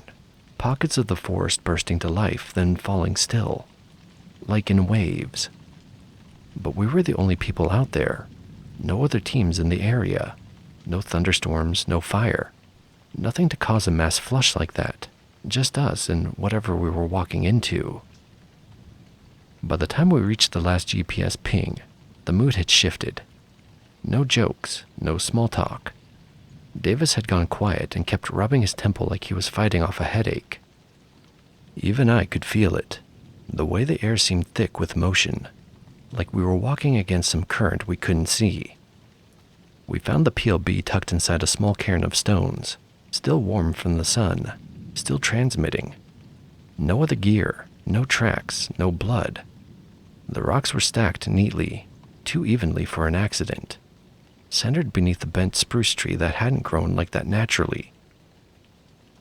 "This look like something he'd do?" Jones asked, crouching beside it. I shook my head. No hiker builds a burial mound for his GPS. We documented it, flagged the area, and spread out to do a grid search. There were no signs of the man, but at some point, Briggs radioed in from the northern edge with something strange. "There's another cairn," he said, "smaller, and this one has animal bones around it."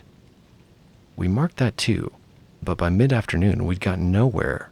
Tracks faded, calls didn't get replies. We camped overnight, planning to loop back the next morning. That's when the whistles started. We all carry standard issue Fox 40s.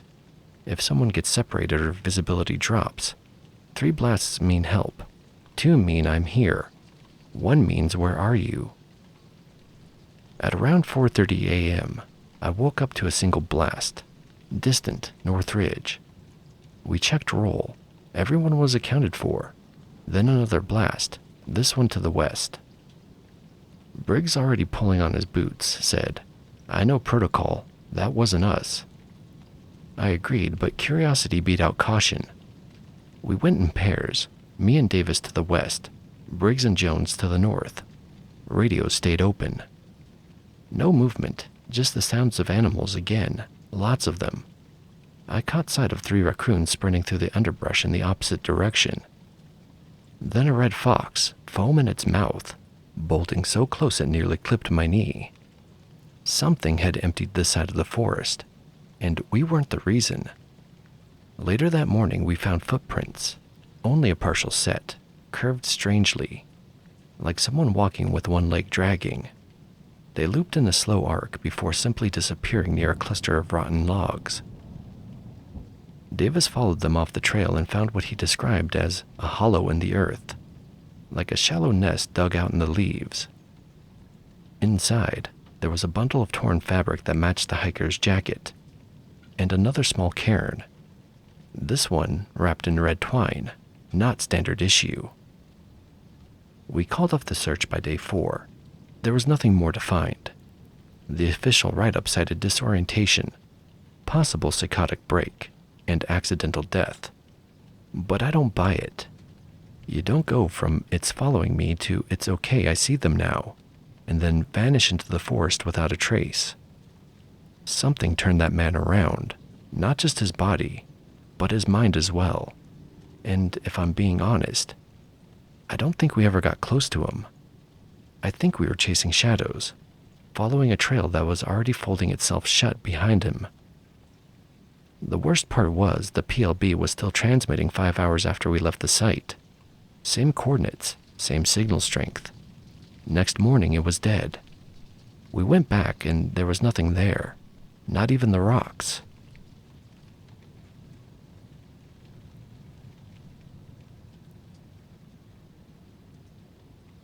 I've seen plenty of strange behavior out here. Hypothermia confusion, dehydration delirium, plain old panic. But I've never seen anything quite like her. We got the call mid-morning. Hiker reported a woman halfway down a slope near the ridge trail. Said she was stuck, though there was no mention of a fall. Just that she wasn't moving. She was holding onto a tree and staring. It took us an hour to get eyes on her. We had to bushwhack around a patch of washed-out trail, then descend on foot through thick undergrowth. And there she was, about 30 feet down the incline, arms and legs wrapped around a fir tree like she was bracing for impact. Mid-slope, no obvious danger nearby, just holding tight. She was dressed for a day hike, clean clothes, pack nearby. No scrapes, no bleeding, not even dirty.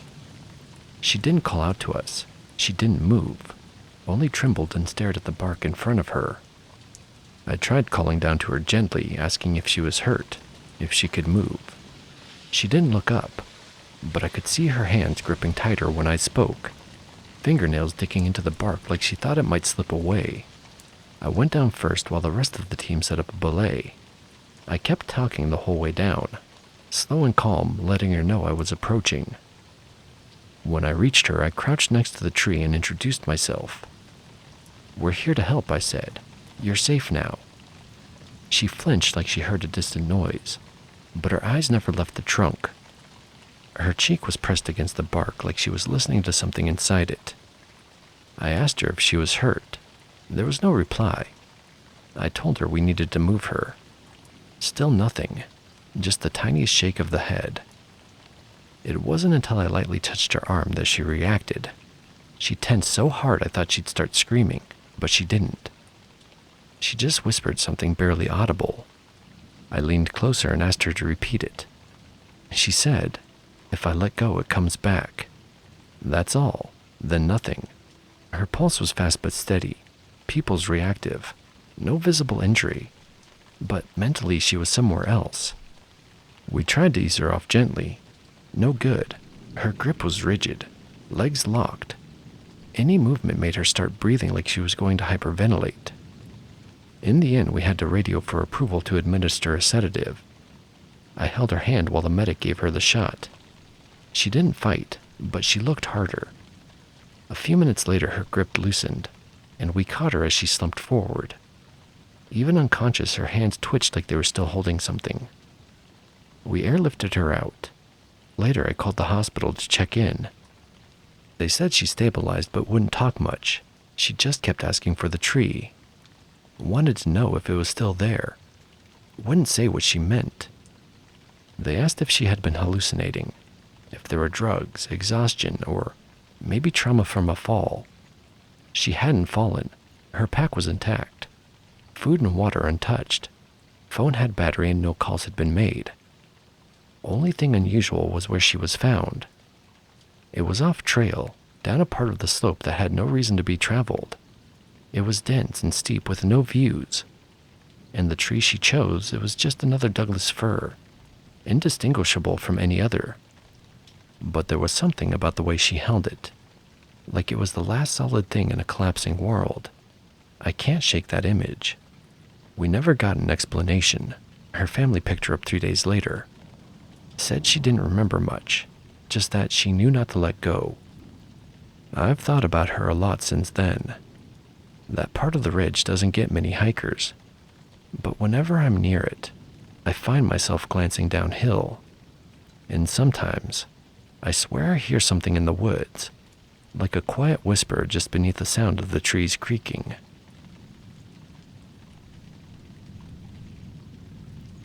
Whatever's out there on my farm isn't right. It started with a fire I saw one night. Just a small flicker over the ridge, like a campfire someone left burning.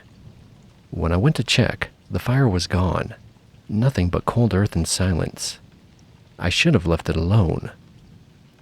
I've lived out here alone for years, miles from the nearest neighbors.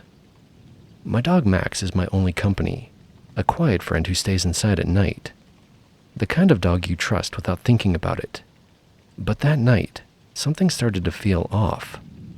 It had been going on for a few weeks. Little things at first when I was out in the fields. Shadows darting in the corner of my eye. I'd glance and there'd be nothing there. Just the usual quiet farm noises.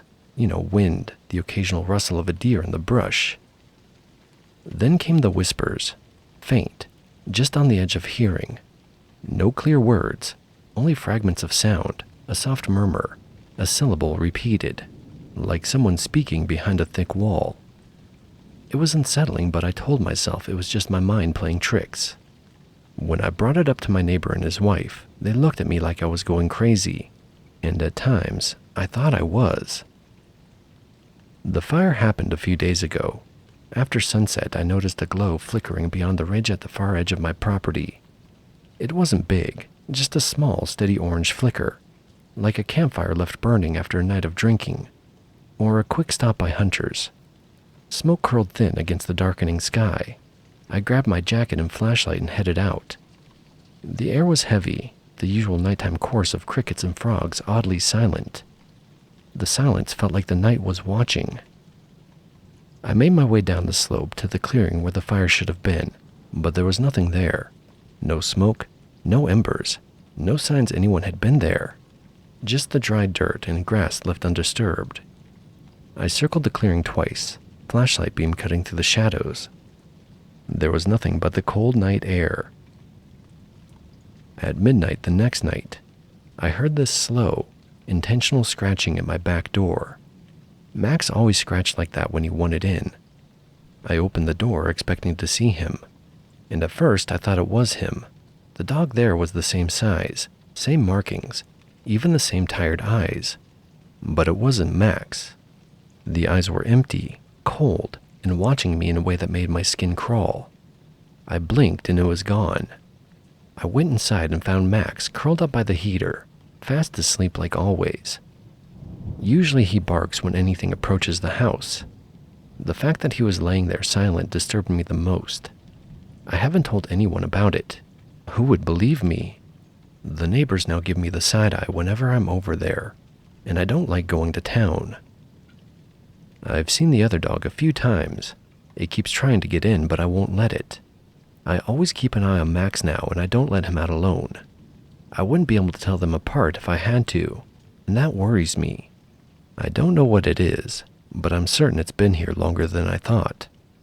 If this keeps up, I may have to move.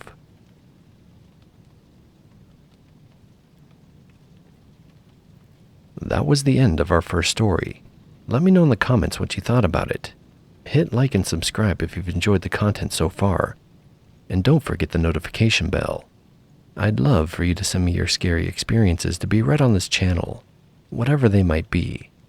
The sites to send them to are up on the screen. Now, there will be no further interruptions from me. And here are the rest of the stories. I don't usually work solo, but the assignment was simple. 2 nights monitoring hotspots in a cleared sector of the burn zone. The main crew had pushed through 3 days earlier. My job was simply to keep an eye on flare-ups and report if anything rekindled. It wasn't even an active fire anymore, only blackened land and ash drifting in the breeze. The spot was remote, past a fire road that had been bulldozed halfway up the ridge. I parked at the last point the truck could handle and packed in the rest of the way. The first thing I noticed was the coyote. It was maybe 40 yards out, perched on a scorched log. It was mangy and thin, with eyes watching me. Not pacing or spooked, simply sitting there tracking my movements with its head low and eyes still. I shouted, but it didn't bolt. I raised my arm and it flinched but didn't run. It followed me that first afternoon. It kept its distance, but I'd catch glimpses of it through the blackened trees, always off to my right. Once I thought it was gone, but then I spotted fresh tracks in the ash almost parallel to mine. A scavenger, I figured. Plenty of dead small game after a burn. I found the old camp just past the knuckled ridge where the trees had burned hotter than the rest. Nothing official, no markers, no fencing. But there was a cleared circle where fire crews had been staged. Black and soiled, bits of melted plastic. A folding shovel left behind, warped from the heat. The fire had come back through at one point and forced them out in a hurry. I set up on the opposite side of the circle, under a rock outcrop that still had some intact shade. I went through the radio check with dispatch at that time, and the signal was clean. As the sun began to set and I settled in, I thought to myself this was going to be an easy shift. That night, I couldn't sleep. There was constant movement around the camp, a rustle when the wind wasn't blowing, a branch creaking in the distance. Once I heard what sounded like a short yip. I figured it was the coyote from earlier coming to check me out. They're skittish animals, but curious. I scanned the darkness with my flashlight and caught nothing. The wind would shift and carry sound differently in the burn zone. That's what I told myself. I woke up feeling hungover, dry-mouthed and wired. I had slept with my boots on, laced and ready to go if needed. but my laces were now loose, which was weird. I figured I'd just been half asleep and restless. As I packed for a quick patrol, I noticed one of my gloves was missing. I checked all my gear twice. The left one was just gone. That about drove me crazy looking for it, but finally I had to give up and move on with my day. I told myself I had to be somewhere and I'd find it before I left. Halfway through the day and I hadn't seen the coyote again, which I didn't mind. There was something wrong with that one I couldn't place.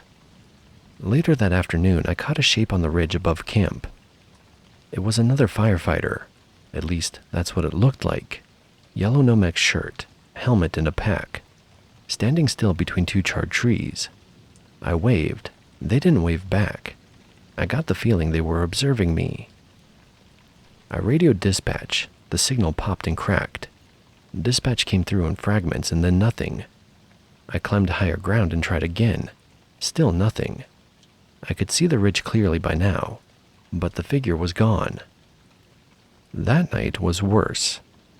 The movements around camp didn't sound like an animal anymore. They were quieter, closer, like someone trying not to be noticed. Branches creaked in rhythm. I didn't sleep. I stayed zipped in, one hand on my flashlight, the other on my knife. I told myself I was being paranoid, but every sound felt angled toward me. Sometime before dawn, I thought I heard talking outside the tent. The words were faint and not intelligible. Easy to mistake them as the wind, but a few clear-sounding words came through.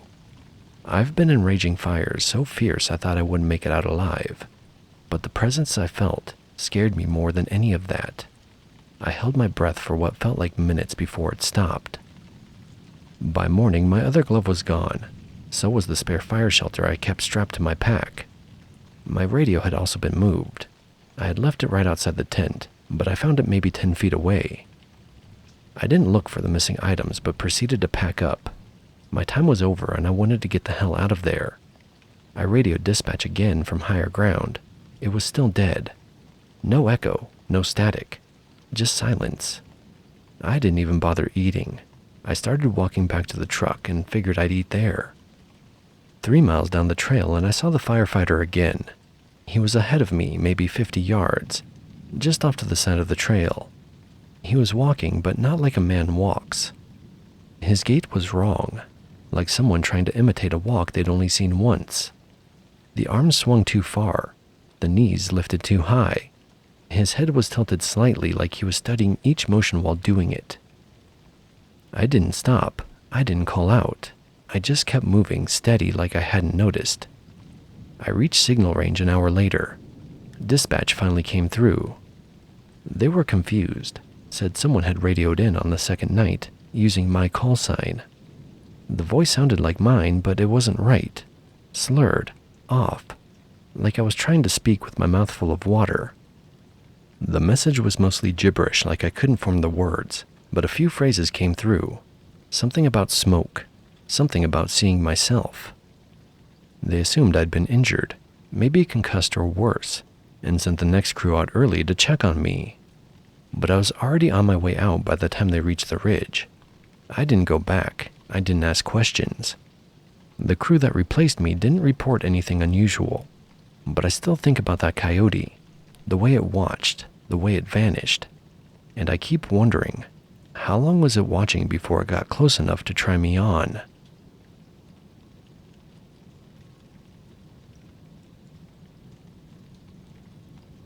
I'm not the kind of guy to believe in legends or supernatural stuff. I'm just someone who likes hiking alone, especially in the desert where things feel wide open and quiet in a way cities never are. The landscape is harsh but honest, no tricks, no illusions. At least that's what I thought. A few weeks ago, I decided to take a day hike in a stretch of desert not far from town. The plan was simple: pack light, bring enough water, and cover some rough trails I've never tried before. I wanted to clear my head away from people and noise. Around mid-afternoon, I spotted a coyote. Nothing unusual there, but something about this one felt off. It wasn't the casual, cautious, skittish animal. This coyote just stood still, watching me almost too calmly for the desert heat. Its fur was patchy in places, like it hadn't fully recovered from some kind of injury or illness. The eyes, I swear they were too sharp, too knowing, almost human in their expression. It didn't run away as I approached. It didn't even flinch. I stopped and watched it for a while. I wanted to be sure I wasn't imagining things. The coyote started moving slowly, not running but walking parallel to the trail I was on, keeping the same distance from me. I got the sense it wanted me to notice it, maybe even follow. Curious, I decided to keep track of it, keeping a careful eye while trying to keep some distance. It led me down a less defined path, rocky and uneven, the kind of terrain that needed full attention. I was so focused on the coyote that I wasn't paying attention to my footing. Halfway down the slope, my boot caught a loose rock, and I went down hard. Pain shot through my ankle and I cursed under my breath. But then something really strange happened. From somewhere behind me, and I swear it was the coyote, I heard a sound, a low guttural noise that almost sounded like laughter. Not the yip or howl I'd expect from a wild animal. It was slow and mocking. I scrambled to get up, my heart pounding, but the coyote was gone. I looked around frantically, but there was no sign of it anywhere. Just the empty desert, silent and still. I limped back to the main trail, keeping my eyes peeled, but I never saw that coyote again. Since that day, I've kept thinking about those eyes and that laugh. I looked up some local stories and came across skinwalker legends, shapeshifters that mimic animals and humans, often tricking travelers or leading them astray. I'm not sure what I saw, but it wasn't just a coyote. Something about it didn't belong. And that laugh, well, it's something I won't forget anytime soon.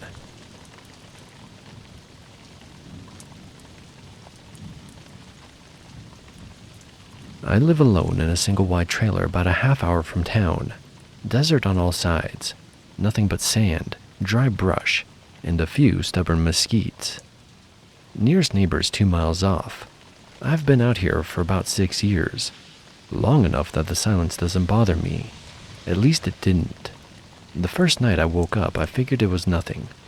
Just sat up in bed, no noise, no reason. Felt like someone had nudged me awake. I checked the clock, 3:12 a.m. I didn't think much of it until it happened again and again. 3 nights in a row I woke up at exactly 3:12. Always simply awake. Not from a sound, but suddenly alert, pulse up a little. Like my body knew something before my brain caught up. I even talked to my doctor, but beside my prediabetes, nothing else is wrong with me. On the 4th night I stayed up, just to see. I sat in the kitchen, lights off, blinds cracked. The clock on the microwave read 3:11. I remember thinking how quiet it was. No wind, no coyotes, just the dry hum of the fridge and the tick of the second hand. At 3:12 exactly, there was 3 knocks on the front door. A soft, steady tap, tap, tap.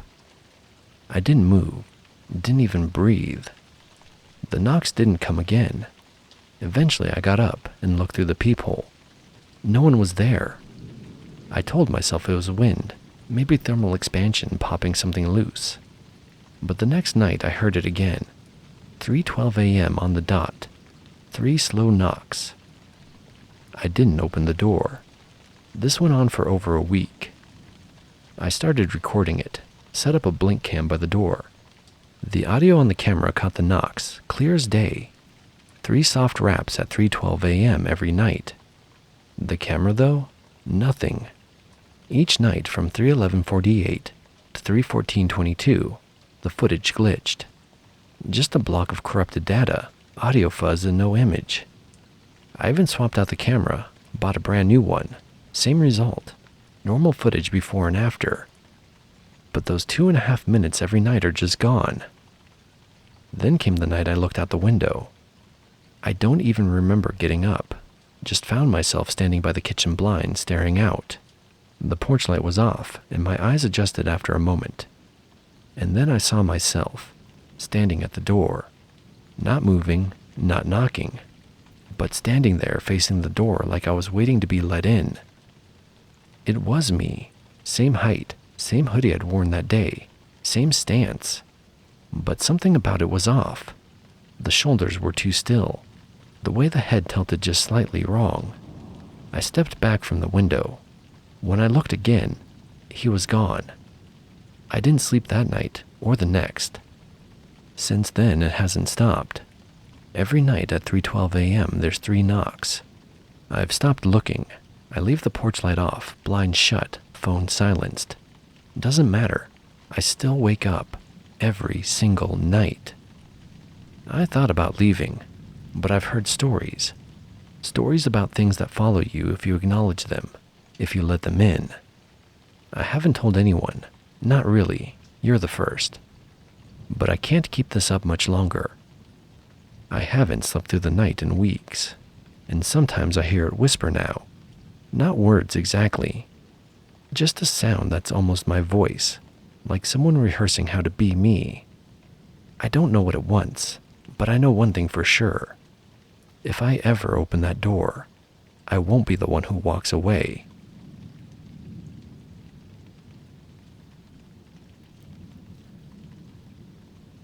When I bought this place, the crawl space wasn't even something I thought about. Just a dark gap under an old house. The kind of thing you ignore unless there's a plumbing issue. I moved in last fall. It's a 1960s ranch house on the outskirts of town, about a mile past where the streetlights stop. Quiet and remote enough to be peaceful, but close enough to town that I could still get takeout if I wanted. It was a good deal, and it came with land, some sagebrush and dirt, a few mesquites. Maggie, my black lab, loved it right away. She's 5 now. Loyal, mellow, too smart for her own good. Follows me everywhere, and I mean everywhere. She won't even let me take the trash out alone. So when she started acting weird around the crawl space, I noticed. She'd stop by the hatch and stare, not sniffing like she was curious, just standing stiff, tail down, ears back, like she didn't want to go near it. Sometimes she'd growl low, almost to herself, and then wander off like she didn't want to know more. Then maybe 3 weeks ago, I started hearing things at night. I sleep light, so I catch a lot of little house noises. Pipes, wind under the eaves, boards shifting. But this wasn't that. It was right under my floor. Light scratching at first, maybe a rodent. Then dragging sounds. One night it sounded like something heavy shifting its weight just below my bed. I actually got up and checked to make sure Maggie hadn't crawled underneath. She was in the living room, curled up tight, ears up and alert. I figured raccoons, maybe a possum. I didn't want to crawl under their blind, so I set up a couple of trail cams near the hatch, the kind with night vision and audio. The first 2 nights there was nothing, a few clips of wind pushing dry weeds around, 1 fox. But on night 3 around 2 a.m., something triggered the camera. A figure low to the ground, moved into frame. The infrared picked up the eyes first, bright white and wide, almost perfectly round. The thing was crawling, on its elbows and knees. Its limbs were long and wrong, like they bent too far in some places and not enough in others. At one point it paused and leaned towards the lens. It didn't have a face. Not really. Just a shape. And the eyes. The audio picked up something too. It wasn't clear at first, just low static and shifting gravel. But then came a sound that made my stomach knot. It said, Maggie. Same tone I use when I call her in from the yard. Soft, like I'm coaxing her. Only it wasn't my voice. It was close, too close. Same rhythm, same inflection, but off, flat, like someone trying to remember how to sound human. Maggie heard it too. She stood up from her spot by the door and growled. Not a scared growl, more like a warning, protective. I kept the volume low, but she didn't take her eyes off the floor for the rest of the night. That's when I started keeping a light on in the hall. A few days later, just after dusk, I let Maggie out back. I stood out by the door, same as always, sipping a beer and watching her sniff around the yard. Then I heard it, from the other side of the house near the crawl space. Maggie. I called out instinctively, Mags, get inside. She turned toward the door and then froze, because a second later we both heard it again. Maggie. But this time it wasn't calling her from the crawl space. It was calling her from just beyond the tree line at the edge of the property. Same broken version of my copy voice, clipped and hollow. She bolted back inside and didn't leave my side for the rest of the night. I checked the crawl space cameras again the next morning. The lens on one had been knocked sideways. The other had recorded 5 seconds of audio. No image, just the sound of someone walking slowly under the house. I haven't told anyone. What do you even say? Hey, I think there's someone pretending to be me under my house? That's the kind of thing that gets you politely uninvited from group chats. I called an exterminator. He checked for signs of animal activity, droppings, fur, nests, and found nothing. He said it was dry as a bone down there. No signs of water damage or rot either. I didn't tell him about the footage. I haven't gone down there myself. I keep telling myself I will, maybe during the day, when everything feels more normal. But something in my gut keeps stopping me. Not fear exactly, just knowing that whatever it is, it doesn't want me to see it directly. I've started sleeping in the living room with Maggie curled up next to the couch. She doesn't growl anymore, not even when the pacing starts. She just lifts her head and listens. I do too. Every few nights around 2 a.m., I hear the slow drag of something crawling under the floor, a soft shuffle, a quiet whisper. And sometimes if I hold my breath and really listen, I hear my own voice call the dog.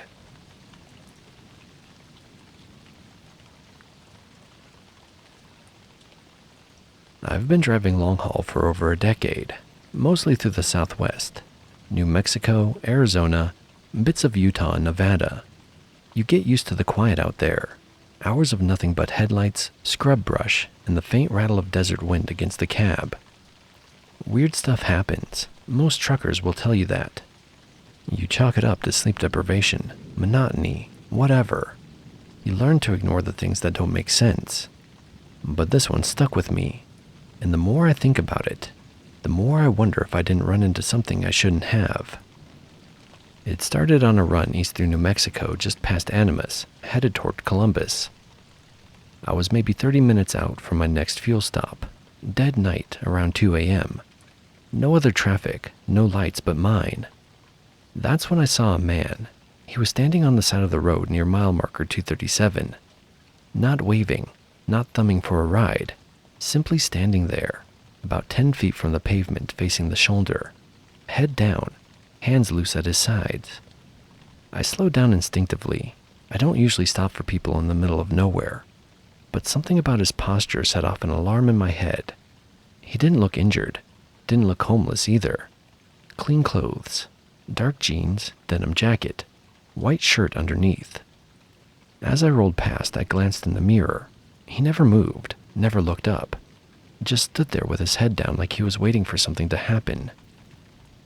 On the return trip the next night, same stretch of highway, I passed the same spot at nearly the same time. And there was something there again. But it wasn't the man. It was a coyote. Lean, mangy looking, standing right at the edge of the shoulder, lit up by my high beams. Coyotes don't usually stare down trucks, but this one didn't flinch. It watched me approach, then slowly turned its head to follow me as I passed. And for just a second, I swear to God, its eyes caught the light in a way that made my stomach twist.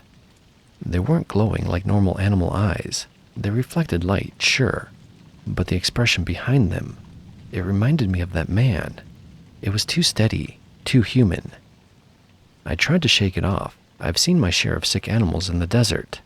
They get weird when they're starving or injured. But I made note of the mile marker again, 237. Dispatch rerouted me through the same corridor a few nights later. Rockslide shut down my original route. I didn't argue, simply logged the change and rolled out after sunset. Somewhere around 2:10 a.m., I passed that stretch again. And the man was back, same clothes, same spot. This time he turned his head as I passed. Didn't look at me directly but tilted his head like he was listening to something far off. I didn't like how still he was, so I sped up, turned the radio up and kept my eyes forward. That's when my CB cut out. Dead air, no fuzz, no static, no nothing. I flicked through channels, checked the cable, even unplugged and reseated the mic. Still nothing, total blackout. But 10 minutes later, it crackled back like nothing had happened. I stopped at the Columbus station to fuel up and clear my head. I walked the loop around the truck like I always do. Everything seemed normal until I checked the side steps beneath the passenger door. There were dirt streaks across the step rail and smudges high on the door. Not like from road dust, but like handprints. Like someone had tried to climb up. No footprints in the dust below. No signs of someone walking off.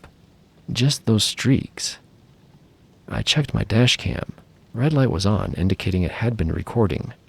But when I played it back, there was a 4-minute gap from 2:07 to 2:11 a.m. Only static and glitchy black frames. Everything before and after was clear. That rattled me. I didn't sleep that day. Couldn't do anything but sit in the sleeper cab with the curtains drawn, trying to convince myself it was some tech issue. Corrupted file, maybe. Heat glitch. Anything but what it felt like. That something didn't want to be seen. The last time I passed that marker, I was westbound. I told myself I wasn't going to look. Just keep moving. Put it behind me. That didn't work. I looked. No man this time, and no coyote either. There was something standing further back from the road this time, near a cluster of creosote bushes. I couldn't see details, only a tall shape. Wrong proportions, too long in the legs, shoulders hunched like it was trying to stand like a person, and hadn't quite figured it out yet. As soon as my lights hit it, it crouched. Not like it was hiding, more like it was watching, waiting for the cover of dark again. I skipped my next 2 dispatches. Didn't give a reason. Told them I needed time off to deal with a family thing. That was a lie, but I couldn't bring myself to get back on the road right away. I live alone, no wife, no kids, just a little trailer near the edge of town. But being home didn't help much. 3 nights after I quit driving, my phone rang at 2:13 a.m. No caller ID, no sound when I picked up, just breathing. And then something else. A voice that sounded almost like mine, just distorted enough to be off. Cab 37, route repeating. I don't even use CB tags like that. That's not how I talk. I hung up and shut the phone off. I haven't seen the man since then. But once in a while, usually after midnight, I'll hear something out near the edge of my property. A shuffle like someone walking around through the gravel, slow and dragging their feet. Never comes close, never tries the door. But I get the sense it knows I saw it, and it's waiting for me to go back out on the road.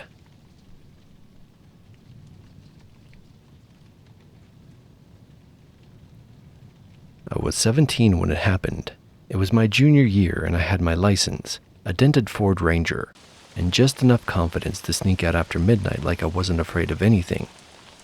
My buddy Lewis lived way out on the edge of the res. One of those long, dusty roads where the houses are scattered like someone threw them out of a sack and just let them land. No streetlights, barely any fences, just sagebrush and hard-packed earth and silence. We used to hang out after his folks went to bed. Talk about girls, music, college, all the usual stuff. That night he texted me late. Said he couldn't sleep and had a fire going behind the shed. He told me to come by, so I did. I parked down the road and cut through the back trail. It was about a 10-minute walk, no big deal in the day, but different at night. The desert gets loud in a quiet way. Wind pushes dust through the brush, and every sound feels closer than it should. About halfway there, I stopped. I didn't know why exactly. It just hit me that everything was still. No bugs, no wind, no sound at all. Like the night was holding its breath. Then I saw it, just off the trail standing by a fence post. A coyote. I almost kept walking. We see them here all the time, but this one wasn't right. It wasn't sniffing the ground or pacing or acting nervous like most of them do. It was standing completely still. Its body pointed one way, but its head turned toward me, staring. I took a step, and so did it. I stopped again, and so did the coyote. The hairs on my arm stood up. I looked away for half a second, just a half a second, and when I looked back, it was gone. I didn't hear it run, didn't hear it move. It was simply vanished. I hustled the rest of the way to Lewis's place. By the time I got there, I could see the fire going out back, just like he said. He waved when he saw me. I sat down, tried to brush it off. I told him what I saw and he got quiet. "I wouldn't have come through that way," he said finally. I laughed it off, but he didn't. "You ever hear your name called out here at night?" he asked. "Don't answer it if you do." He said it in that tone people use when they're not joking, but didn't want to explain any further. We stayed out maybe another 20 minutes. I could tell he was distracted. He kept glancing toward the tree line. Around 1:30, I decided to head back. He offered to walk me to the road, but I told him I was good. I didn't want to act scared. About 5 minutes into the walk, I heard something behind me. At first, it sounded like footsteps, light, crunching the dirt. I stopped. There was nothing. Then I heard it again, only this time it wasn't footsteps. It was a voice. "Lewis?" it called. It sounded like me. I stopped breathing. It came again. "Lewis?" Not quite right. More like it was trying out the word, like it was chewing on it. I didn't run. I just kept my head down and walked as calmly as I could, even though every nerve in my body was screaming. I didn't look back, not even once. When I got to my truck, I got in and locked the doors. I sat there until the sun came up. I didn't even want to turn the engine over. I just waited. I didn't tell Lewis. I didn't tell anyone. But a few weeks later, I heard his cousin telling someone not to go out past the old water tank after dark. He said something about a coyote that walked too straight and didn't blink. And then he said, "Sometimes it calls your name, just to see if you'll answer."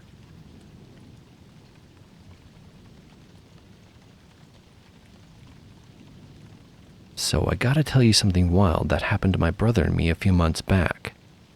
We went on this backpacking trip, way out in a remote canyon in Arizona.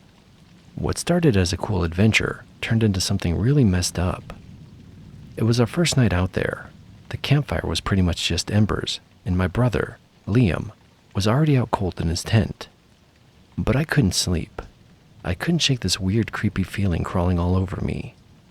The desert was super quiet, but it wasn't peaceful quiet. It felt heavy, like something was just waiting, listening. Then I heard it. I thought it was a coyote at first, but it was too close, and the howl sounded off, like someone trying to copy a coyote but not quite getting it right. It felt wrong. I tried to tell myself I was overtired, that the desert was playing tricks. I pulled my sleeping bag up tight and tried to drift off, but then came the scratching. Not like a little mouse or anything like that. This was slow, steady, right on Liam's tent. My breath hitched. I froze and I listened. It stopped for a second and then started again, lower down, like fingernails dragging on the tent fabric, slow and steady. I whispered, "Liam?" But he didn't move. The scratching stopped, and then this low guttural sound started up. Not really a growl, more like a deep wet cough or a gurgle, coming from right outside the tent. It felt like it vibrated through the ground under me. Seriously, it wasn't like any animal sound I'd ever heard. It sounded like it was struggling. My hands were shaking as I fumbled for my headlamp. I shined it from inside my tent over towards Liam's tent, mostly trying to scare whatever it was off. The sound was stopped and the quiet came back, even thicker. All I could hear was my heart thumping. I slowly, quietly slipped out of my tent. I pointed the light at Liam's tent flap, then slowly moved it to the ground. And that's when I saw the tracks. They weren't paw prints. They weren't human footprints either, but something in between.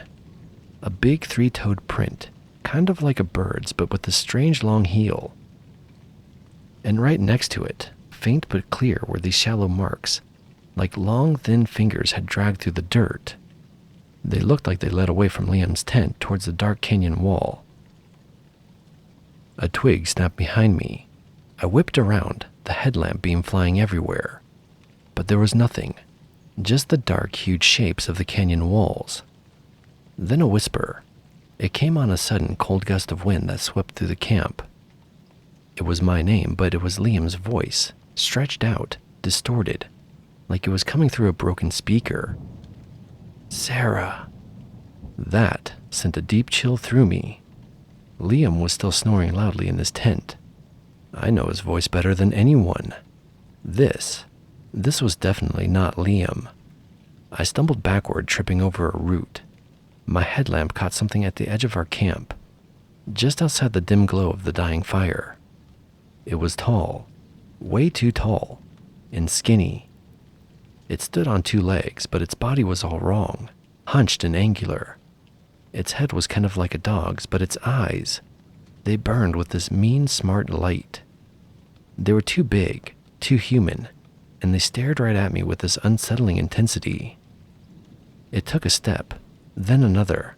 Its movements were jerky, disjointed, kind of like a puppet being pulled by some crazy person. I didn't scream. I couldn't. My throat was stuck. I stared, frozen still as it lumbered in the shadows. I could only see its outline in the glow of its eyes. Its head tilted again, like a curious dog, but it was just so creepy, so mocking. It stopped at the edge of my light, and I didn't get a full view of it. It didn't want to be seen. Finally, I snapped out of it and scrambled into Liam's tent, shaking him hard. Wake up! We gotta go now! My voice was barely a whisper. Liam jolted awake, totally confused. What's wrong? It's out there. We gotta run. That's all I could get out. He didn't ask questions. He must have seen the pure terror in my eyes, or felt how scared I was. He just grabbed his pack, and we busted out of the tent, leaving everything else behind. The creature was gone, but the air was thick with a strange damp smell that was acrid and burning in my nose. We ran blindly over the rough ground. My lungs burned, my legs ached, but the image of those glowing eyes and its unnatural movements kept me going.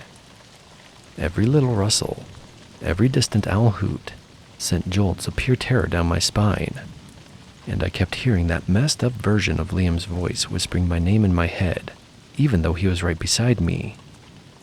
We didn't stop until the first bit of dawn hit the sky. We eventually found this empty dirt road, and after what felt like forever, an old beat-up truck showed up. The driver, this old guy with a weathered face. I know people always say this, but I swear I'm not the type to make things up. I work from home. I feed my cat. I listen to the same 3 podcasts every week. Nothing strange ever happens to me, but 3 months ago I started hearing a sound I still can't explain. It wasn't loud, but sharp, clean, like a branch snapping but too perfect. Like someone had recorded the sound of something breaking and played it back in a quiet room. The first time I heard it, I was sitting on my couch around 10:30 at night, typing something into a spreadsheet. There was no music, no TV, just background hum from the fridge and some rain tapping the windows. Then the sound came from the hallway, a quick crack that made me stop typing mid-word. I waited for something to follow, a thud, maybe footsteps, but nothing did. I got up and checked around. No broken glass, no fallen books. I even opened the hallway closet in case something slipped off a shelf, but everything was where it should be. My cat didn't react, which made me feel like I was being jumpy. Maybe the building settled weird. Maybe a neighbor dropped something. Whatever it was, I let it go. 2 nights later, same time, 10:30, I heard it again. This time the sound came from the kitchen. Same crack, same exact tone. And this time my cat did react. She bolted off the back of the couch and vanished under the bed.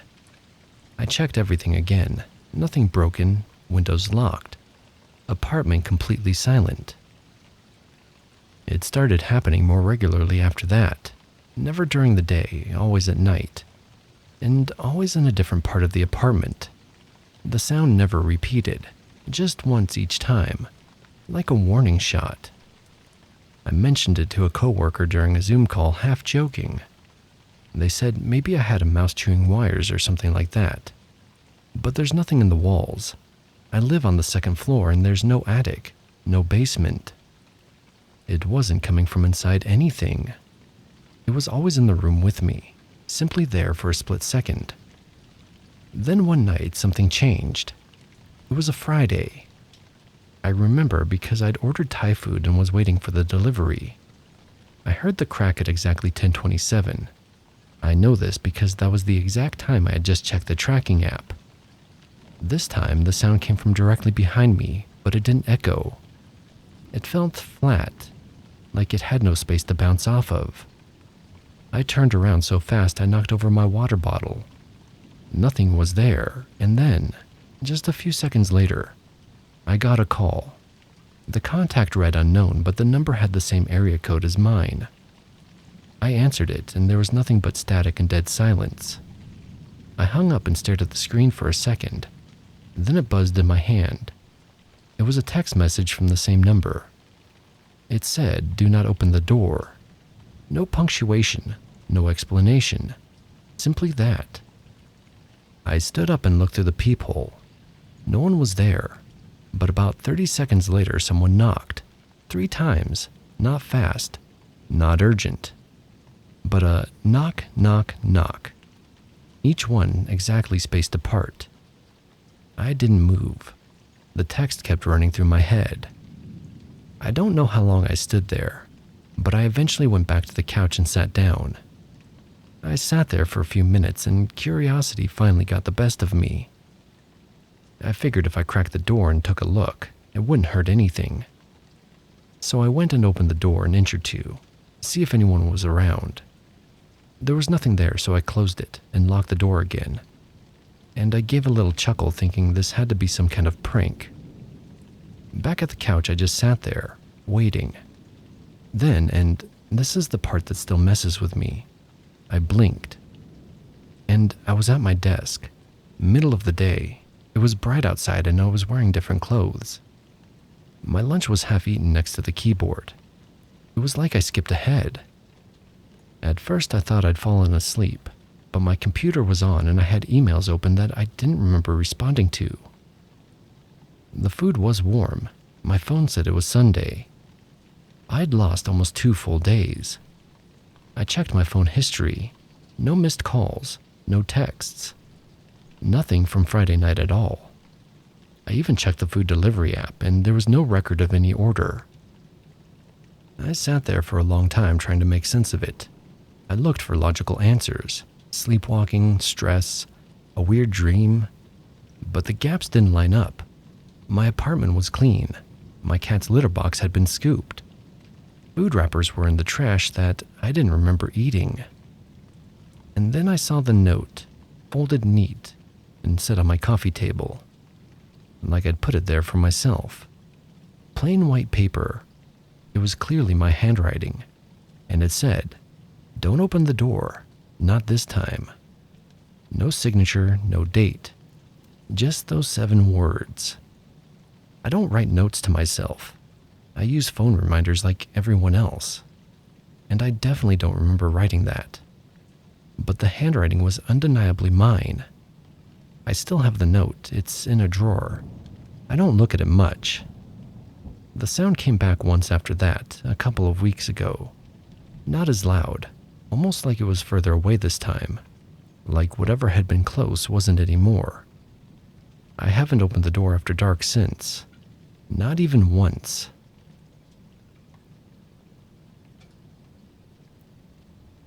I don't even know how to tell this without it sounding like I'm trying to scare someone. But this didn't feel scary when it happened. It just felt wrong. In the kind of way you don't notice until later when it hits you that something didn't line up. This started about 2 months ago. I live alone and I work from home, so my schedule is pretty uneventful. But I installed a security camera over my front door a while back, mostly to watch for package theft. It's not a fancy system, just a battery-powered ring-style camera that pings my phone when someone walks up to the door. That day, I had just come back from picking up groceries, maybe around 3 p.m. I remember because I stopped at the gas station on the way back, and the receipt's still in my glove box. Anyways, I come inside, unload everything, and set my phone on the counter. I make some coffee and leave my phone there while I go to the bathroom. When I come back, I see I've got a notification. Motion detected at the front door. That's nothing new.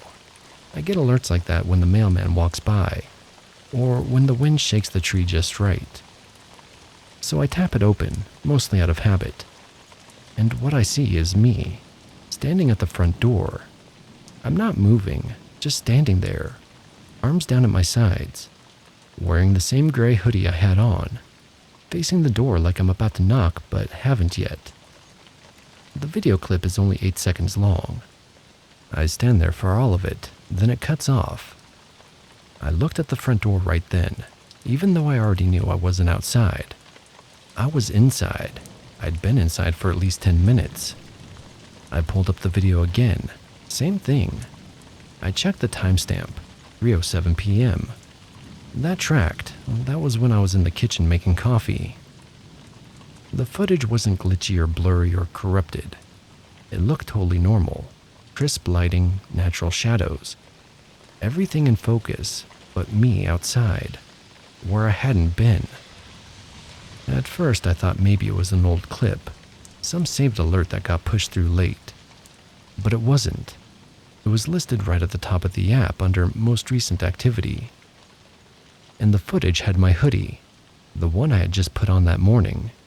I don't wear it often. It's got a bleach stain on the left cuff, which I could clearly see in the video. I watched the clip maybe 20 times. I zoomed in, tried to catch anything off. The stance, the posture, even the way I lean slightly to one side when I stand still. It was all mine. But that wasn't me. There's no mistaking it, but it couldn't have been me. I tried to rationalize it. Maybe a neighbor with a similar build, maybe a friend playing a prank. But no one I know has my exact clothes, or the stain on my sleeve, or my slouched shoulder from an old rotator cuff injury. That night I didn't sleep much, not because I was scared. I just kept trying to think it through logically, replaying it, trying to figure out where the mix-up was. The next morning I went outside and checked the camera mount. It was still solid, no signs of tampering. I even reset the device and checked for firmware updates. Nothing odd came up. A week went by and I stopped thinking about it. Then it happened again, different time. This time it was late, around 11:30 p.m.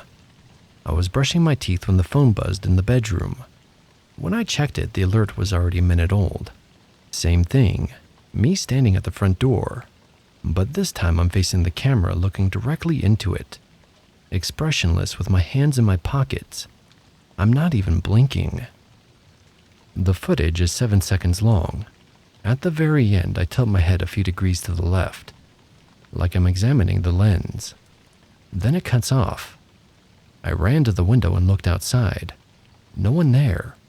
I opened the door and the porch and street were empty.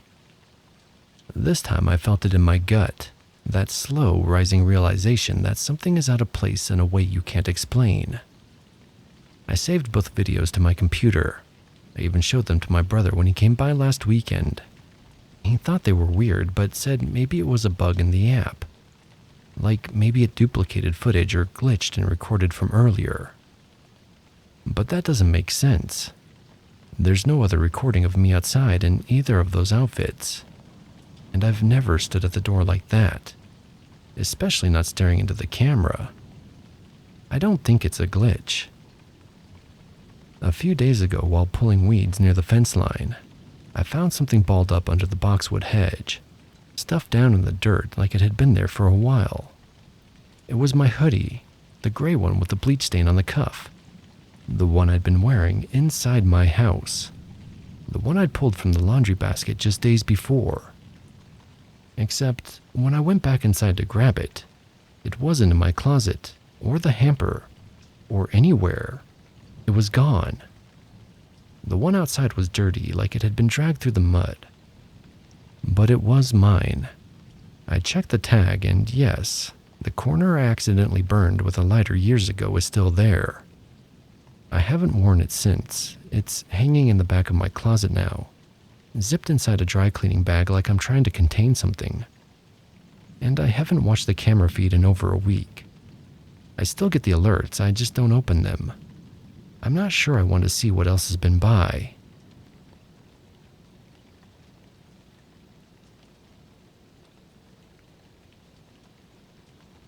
I don't usually work late, and I never take the back roads if I can help it. But a thunderstorm knocked out half the city's power, and the main highway was a parking lot. So after my closing shift at the bookstore, I figured I'd try the old country road behind the train yard. It's not like I've never been down it. I've lived that same part of town for over 10 years. Same apartment, same routines. The country road is just an empty stretch of cracked pavement and telephone poles. A boarded-up diner, a sagging grain silo. That's it. So when I passed a full-blown hospital about 10 minutes in, I nearly hit the brakes. It wasn't some rundown clinic. This was modern, 5-story facility. Bright LED lights, digital sign out front, flashing ER wait times. Clearview Regional Medical. Clean, crisp, like it had always been there. But it hadn't. There has never been a hospital on that road. I slowed down, confused. Maybe I'd somehow just missed it all these years. But I know that area. You don't just miss something like that. The next morning I drove past again in daylight. It was still there. Same building, same sign. The only thing different was how sure everyone else was about it. I asked a coworker if they'd ever noticed a hospital behind the train yard. He squinted and said, "Yeah, Clearview. That's been there for a while, hasn't it?" Another one said her aunt used to work there in the 90s. "You never noticed it before?" She laughed. That part rattled me, not because they knew it, but because they remembered it differently. Over the next few days, things started to feel off, mostly small stuff. My living room rug suddenly had a brown trim I swear used to be black. My neighbor's dog, Max, used to be a golden retriever. Now he's a lab. My phone background changed to a photo I don't remember taking. Me and my sister, same faces but standing in front of a mural I didn't recognize. And then came last night. I couldn't stop thinking about the hospital, about how out of place it felt. So I drove the same road again just to prove to myself I wasn't losing it. But this time it was gone. There was no hospital, no sign, no parking lot. Just the grain silo and a stretch of overgrown grass like nothing had ever been there. I pulled over and stared at the spot. My jaw dropped to the ground. There wasn't even a patch in the earth where construction might have happened. No disturbed dirt, no tire tracks. I went home thinking maybe it had moved or I was mixing up roads. But when I asked the same coworker today about Clearview, she frowned at me and said, "What hospital?" "The one past the grain silo," I said. She gave me a weird look. "There's nothing out there except for old farmland. You feeling okay?" Even my neighbor, the one who's lived here longer than me, swore up and down there's never been a hospital near the train yard. He acted like I'd made the whole thing up, which I didn't. I know what I saw. I remember the blue cross, the red letters, the smell of fresh asphalt as I passed it. But now it's gone, and everything else has started snapping back. My rug has the black trim. Max is back to being a golden retriever. And my phone screen is now the picture I remember it being. The one with my sister is gone and not even on my phone anymore. I keep thinking maybe I slid sideways into a different version of my life. Same framework, but something rewrote the fine print. I'm hesitant to take that road again. Wherever I ended up last time, I don't want to go back there.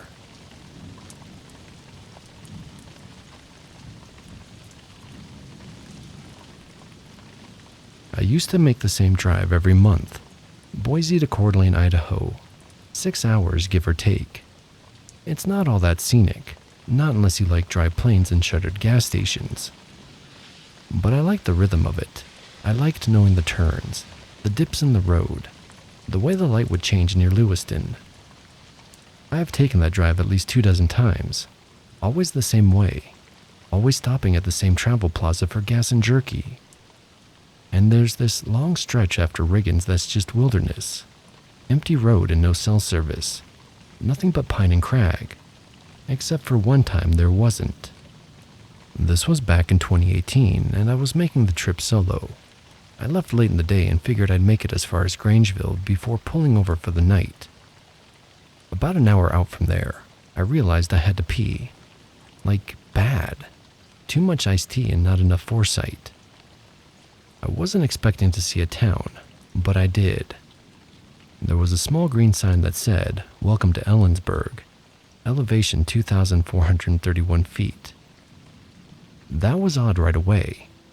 Ellensburg is a real town in Washington, but not in Idaho. But this wasn't that Ellensburg. It was barely a blip, just a short loop off the highway, not visible until you curved around the ridge. Still, I figured it was a good spot to stop. There was a gas station and what looked like an old supermarket. It looked like rain had passed through recently, puddles everywhere, mirroring the gold-pink light of the setting sun. Everything was washed in this weird, soft orange glow, like the kind you only see in vintage postcards. Not spooky, just perfect. The first thing I noticed were the cars, old Chevys with fins and white wall tires. Not museum pieces, they looked used, lived in. A few had sun visors or decals in the windows. One had a Garfield suction cup to the glass. I figured it was a car club thing. Towns like that do retro nights or 1950s weekends, so I didn't think much of it. I went to the market and there was wood paneling, a sign for Joe's Grocers and Meats. Prices were listed on pegboards. Nothing fancy, but it didn't look abandoned. There were 2 other people inside, a middle-aged guy thumbing through a newspaper near the register, and a woman holding a box of powdered donuts. The bathroom was in back, next to the freezer chest with cartoon penguins painted on the lid. When I came out, I took my time walking back to the car. Something about the town had this warm, dreamlike stillness to it. The sky was still glowing orange, even though the sun should have dropped below the ridge. The clouds didn't move. The puddles on the concrete reflected everything like glass. And there was a little boy standing between his parents near the corner, holding both their hands. The mom was pointing at something in the sky. They looked like they were posing for a Norman Rockwell painting. I saw a place across the lot called Real World Video. I hadn't seen a functioning rental shop in years, so I figured, why not? Inside, it was dim but clean. Rows of black shelves. Most of the tapes were VHS. There were a few DVDs on a rotating track. They had a new releases section, but the latest thing I saw was The Matrix Reloaded. There was a shelf marked games and I wandered over. Nothing newer than PlayStation 1, and a few Nintendo 64 cartridges. Even a sealed copy of GoldenEye. I felt like I'd stepped back in time. But not like a movie set or museum. It all felt current, lived in. Like I just walked into 1999 and nobody told me. I left without buying anything, just wanted to get back on the road before dark. The sky still hadn't changed. It was orange and glowing. The town was quiet when I pulled away. I checked the map later that night in my hotel. There's no Ellensburg between Riggins and Grangeville. No exit loop or a side town even. I thought maybe it was an old township that had been renamed or dissolved, so I tried searching historical records and Idaho town registries. I couldn't find anything resembling that town. Every time I've made that trip since, I've looked for that exit, slowed down where I swore the turnoff had been. There's a straight stretch of road with a slight bend and a dead pine stump near the shoulder. I remember passing it just before I turned off. I always see that stump, but never the sign, never the loop, never the town. I asked someone in Grangeville once if they'd ever heard of Ellensburg. Got a squint and a shrug. "You mean the one in Washington?" they said. That was years ago now, but it hangs in my memory like it was only yesterday.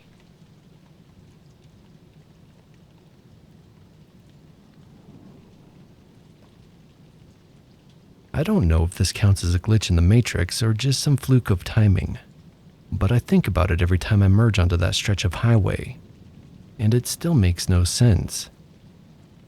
This happened about 5 years ago. I live in Pennsylvania, but I was driving down to Maryland for a family thing.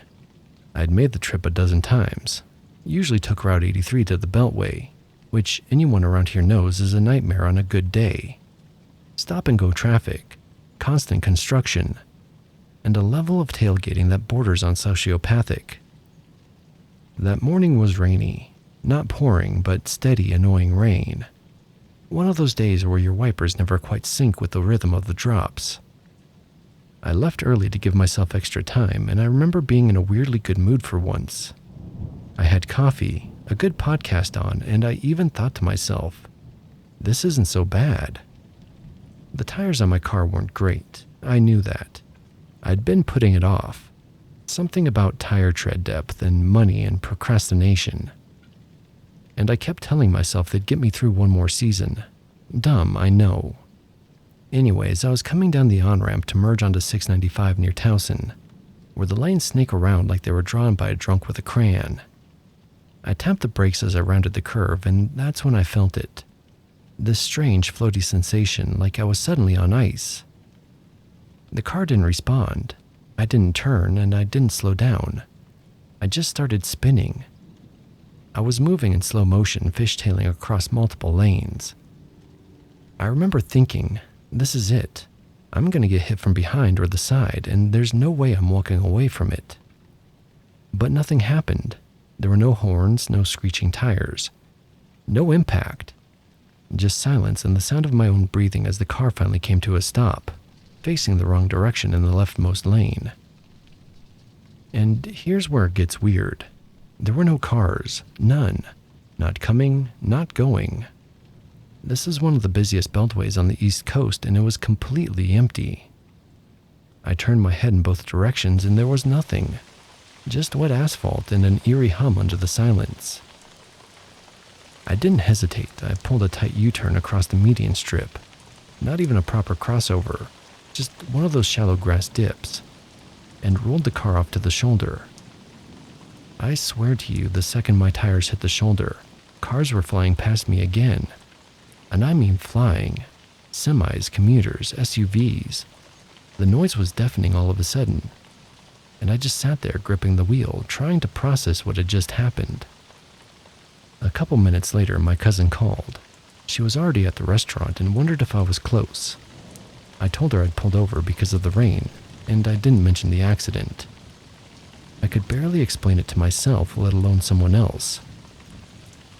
It wasn't until later that the full weight of it hit. That ramp in merge zone is always packed. I've never, before or since, seen it completely empty. Not at that hour, not even during COVID. I looked it up later just to see if maybe there'd been a wreck or some kind of emergency closure that temporarily cleared the road. But there was nothing. No reports, no blips on the traffic sites. It was like the highway had paused just for me. I've told this story a few times to people I trust, and every single one of them chalks it up to crazy luck. Like maybe I just happened to hit that 30-second window where there weren't any cars. That's possible, I guess, but it didn't feel like luck. The world didn't just get lucky around me. It felt like it changed. I know how that sounds. I'm not someone who believes in alternate dimensions or whatever, but in that moment, sitting on the shoulder watching hundreds of cars wish by as if I had never been there, I felt like I had stepped out of sync with the rest of the world. Like I had dipped into some off-tempo version of reality, just long enough to avoid a collision that by every normal standard should have happened. Sometimes I wonder if I died on that road, if there's a version of me that didn't make it, and I'm just some leftover echo continuing along a path I wasn't meant to stay on. Or maybe the system just hiccuped for a second, A glitch, a reset, and I slipped through the gap. All I know is if a single car had been there when I spun out, even one, I wouldn't be here writing this, and that stretch of highway has never been empty since.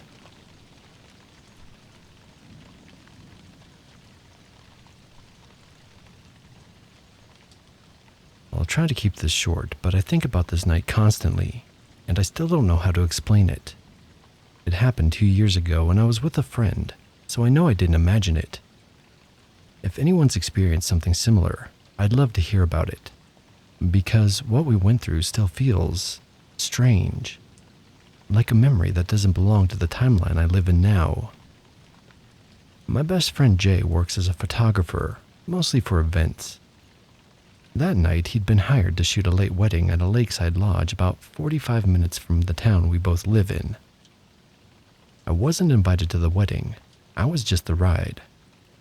Jay doesn't like driving at night, and the road to this place is one of those winding, rural highways where the speed limit doesn't make sense and there's zero shoulder. So I offered to drop him off and come back to get him when it was over. So I went back there at 11:50 to pick him up. The road was pitch black, but the lodge entrance was lit up with one of those swinging iron signs, and I could see the edge of a huge gravel lot. But when I pulled in, I noticed something weird immediately. There were no cars. The entire parking lot was empty. At first, I thought maybe I'd gotten the wrong time. Maybe it was over already and the guests had left.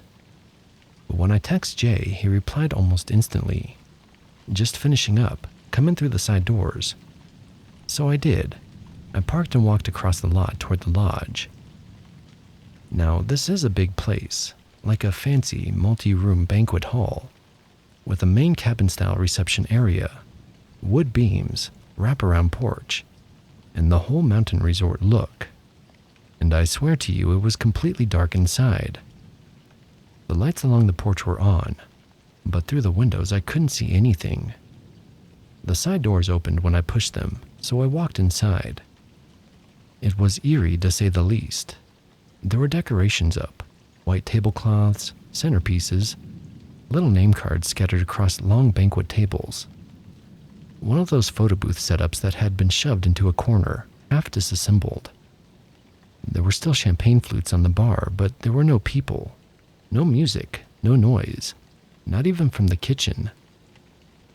I called out for Jay and didn't get an answer, so I started walking through the rooms, texting him the whole time.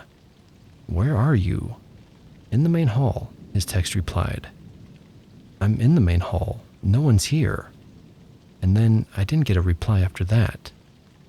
I checked my signal. Full bars. I tried calling and it rang 3 times and went to voicemail. It was like the place had been abandoned mid-reception, which made 0 sense. I stood there for another minute, starting to get that uneasy, too quiet feeling you get when you walk into a room and realize something is deeply out of place. Then Jay finally texted me, "Coming to you, stay by the bar." A moment later, I saw him walk around the corner carrying his camera bag and light kit, but he looked pale. I said, "Where the hell is everyone?" He blinked and said, "They're still in the other room dancing. I was just in there." "No, they're not," I said. "I walked through every room in this place and it's empty." That's when I saw something change in his face. He looked past me toward the main doors as if he was expecting someone to appear behind me. But no one did. We walked the lodge again, both of us together this time. The place was exactly how I found it. Empty, dark. Even the front doors were locked from the inside, like the place had been shut down hours ago. But Jay swore up and down that people were dancing 5 minutes earlier. That he'd said goodbye to the bride and packed his gear while the DJ kept playing music. We checked the time, 12:07 a.m. We stood outside on the porch for a few minutes, trying to figure it out. He kept asking me if I was messing with him somehow. I asked if maybe there had been 2 weddings that day and he wandered into the wrong one. The side doors were open. The decorations matched what the client had described. Everything fit except the people. On the way home, we were quiet for a while, then Jay said, The DJ, I remember him waving. I remember hearing the song that was playing. It was Electric Feel by MGMT. There were people on the floor, and I swear to you it was full of people. The next day, Jay messaged the bride to thank her and to send her a few previews. She responded like nothing weird had happened. She even mentioned how rowdy the party got and how the valet service had to call for backup because of the number of guests who'd driven themselves instead of taking the shuttle. Confused, Jay asked when the party ended. She said they shut it down at 2 a.m., and the place was packed until then. There were supposedly over 100 guests. The dance floor was full and the valet was overwhelmed. The shuttle vans had to do multiple loops from the overflow lot. There were even a couple of noise complaints from nearby cabins. But from 11:50 to 12:20, while I stood inside that lodge, there was nothing. And Jay only saw people in the moments before I arrived, people who seemed to vanish the moment he walked away. The craziest part was when we looked at the photos later. Every shot before 11:40 was fine, normal wedding stuff, people laughing, the couple smiling, full dance floor. But anything after 11:45 looked slightly flat, like the light had changed. A few shots were blurry in ways Jay couldn't explain, like the motion blur didn't match the shutter speed. And in one photo, the bride was mid-step on the dance floor, but her shadow didn't match her body. Jay doesn't know what we experienced. A fold in time, a glitch. Maybe we stepped sideways into some parallel moment that wasn't meant to hold us for long. All I know is, for 30 minutes that night, the party vanished, and we were the only two people in a place that should have been overflowing with noise.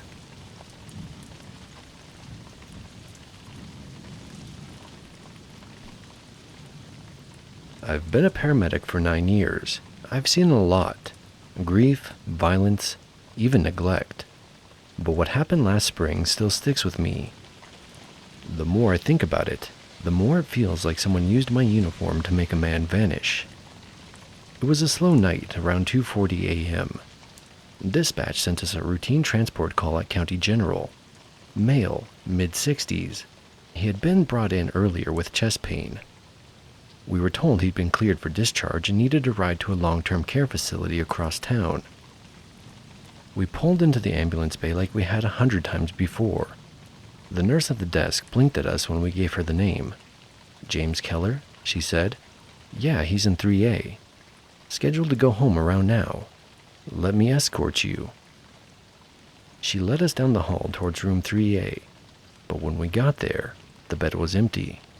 No gown, no linens. Everything was clean, like someone had just made the bed from scratch. The IV stand was still there, but the saline bag was gone. The patient monitor was unplugged, and the chart? That was gone as well. Puzzled, the nurse excused herself and went to find another nurse.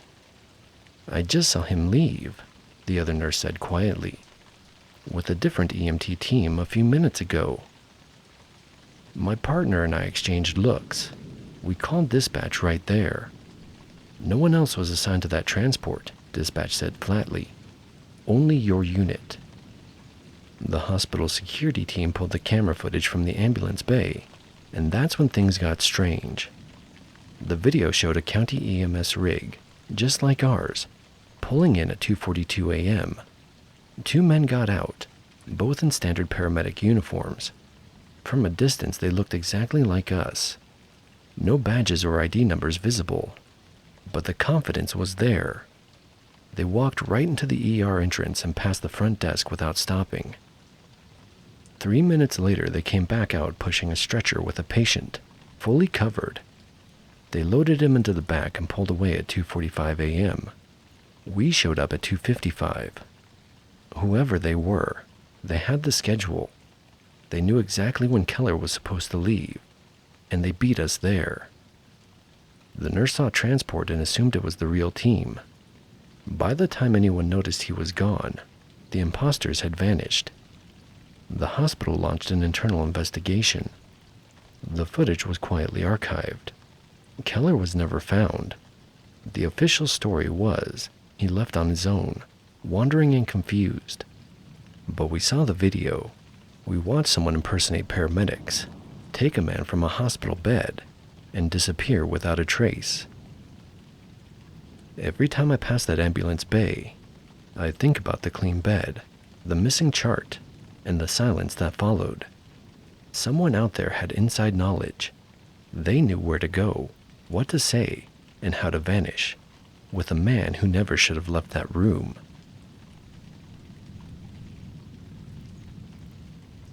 That was the end of our first story. Let me know in the comments what you thought about it. Also, take this time to hit the like and subscribe, and don't forget the notification bell. I would love to read your scary stories. The sites to send them to are up on the screen. Now there will be no further interruptions from me. And here are the rest of the stories.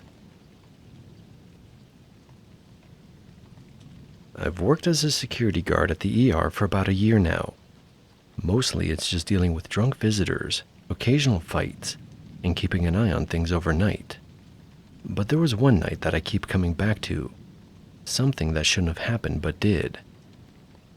It was just past midnight when I spotted her. A woman walking calmly through the waiting room. Nothing unusual at first, except she wasn't a patient, didn't look like staff, and no one else seemed to notice her. The receptionists were busy. Nurses were rushing by, but no one acknowledged her at all. She looked lost, but there was something else. Her eyes were sharp, scanning the area like she was hunting for something. I kept an eye on her as she moved toward the back, near the patient rooms. I radioed the front desk to ask if anyone was expecting a visitor or new patient, but no one had any idea who she was. I went to approach her, and she saw me coming. Suddenly, she darted toward the restroom. I moved to follow, but before I could get there, I was called away to help restrain a patient who'd become aggressive. By the time I had dealt with that, the bathroom door was open and there was no sign of her. I walked the hallways in the lobby and I didn't find her. I asked the nurses, but none of them recalled seeing anyone like that. Then a few minutes later, I caught sight of her again near one of the patient rooms. I approached quietly, and when she saw me, she froze for a second. Then she smiled, but it didn't reach her eyes.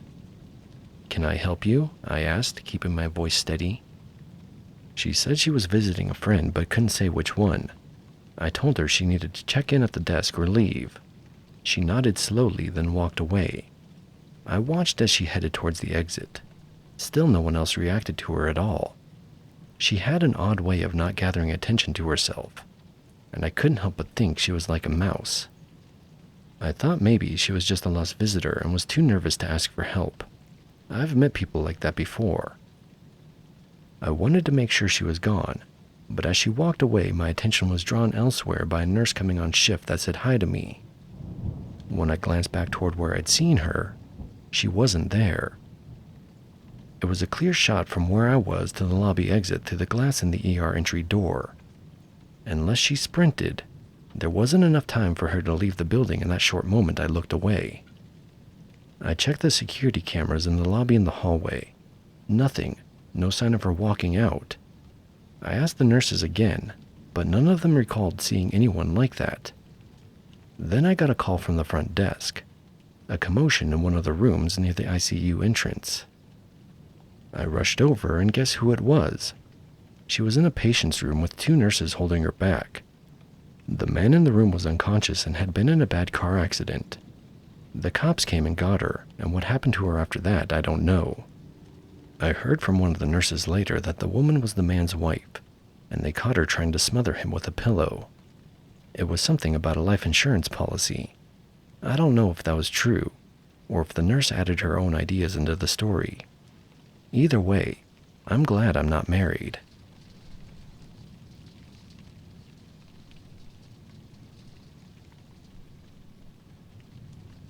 I'm a doctor at a big hospital I won't name for legal reasons.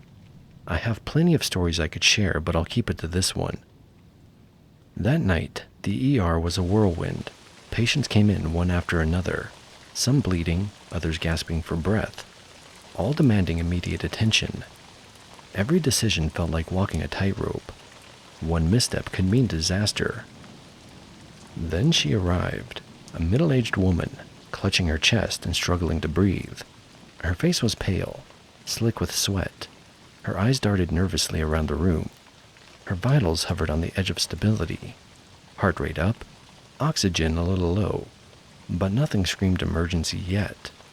However, something about her didn't sit right with me. I ordered a CT scan immediately, suspecting a pulmonary embolism. A blood clot lodged somewhere in her lungs.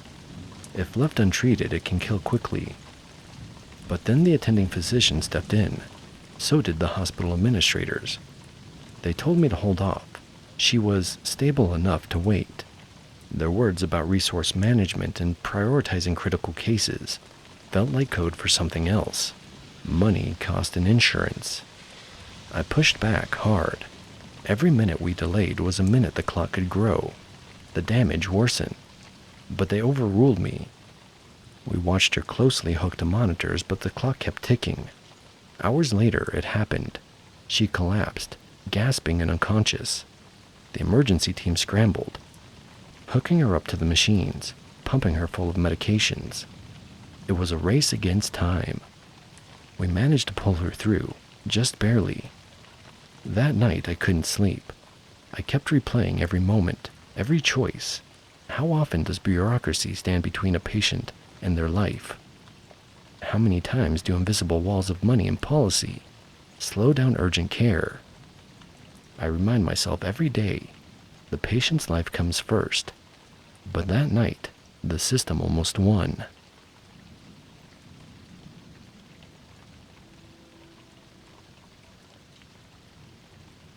I had been working the night shift for hours, and it was one of those nights where everything happens all at once. Calls, crashes, monitors beeping. The kind of chaos you get used to as a nurse, but never really get comfortable with. It was in one of those moments, as I was rushing around, I noticed he wasn't in his room. A patient under close observation. Someone we were supposed to keep tabs on because of his heart condition. But his bed was empty. The sheet still rumpled like he'd just vanished. I double-checked the chart. There were no notes, no alerts. Nothing about a transfer or a test scheduled. I asked around, but no one seemed to know where he'd gone. At first, I thought maybe he'd been moved and I'd missed it in the shuffle. But something about it didn't sit right. The halls were quieter now. The chaos paused or maybe just shifted elsewhere. My stomach tightened as I started searching room by room, my heart pounding a little faster with every empty space.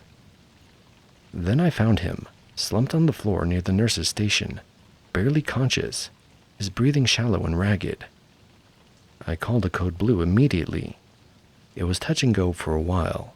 I did what I could, started CPR, gave him oxygen, prayed he'd hang on until the team arrived. Watching him fight for each breath felt like time itself had slowed. Every second dragged out, but I didn't stop. I couldn't stop. When the team finally took over, I stepped back, hands shaking, sweat stinging my eyes. We'd caught it just in time. Later, I overheard whispers in the break room, how someone should have been watching him better, how the night was too hectic, how maybe things slipped through the cracks. But no one wanted to take responsibility. The hospital is supposed to be a place of healing, but sometimes it feels like a machine barely holding itself together. Staff stretched thin, rushing, distracted, and patients slipping through the gaps. I stayed until my shift ended, replaying the night over and over in my head, wondering what could have happened if I hadn't noticed, if I hadn't acted fast. The guilt and exhaustion weighed heavy, but so did the relief. That night reminded me how fragile everything is, how close it can come to disaster, and how one person's vigilance can mean the difference between life and death.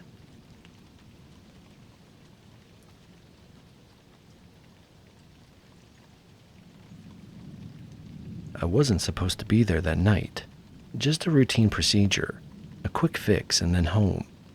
But something kept me. They gave me medicine, something to help with the pain, they said, and to calm the nerves. There were no beds open in the hospital, so they stuck me in the ER overnight for observation. At first, it was just a little strange. Shadows flickering at the edges of my vision. Sounds like whispers I couldn't quite catch. The nurses came by, soft voices, reassuring words. It's just the medication, they said. It's normal. But hours passed and the quiet grew heavier.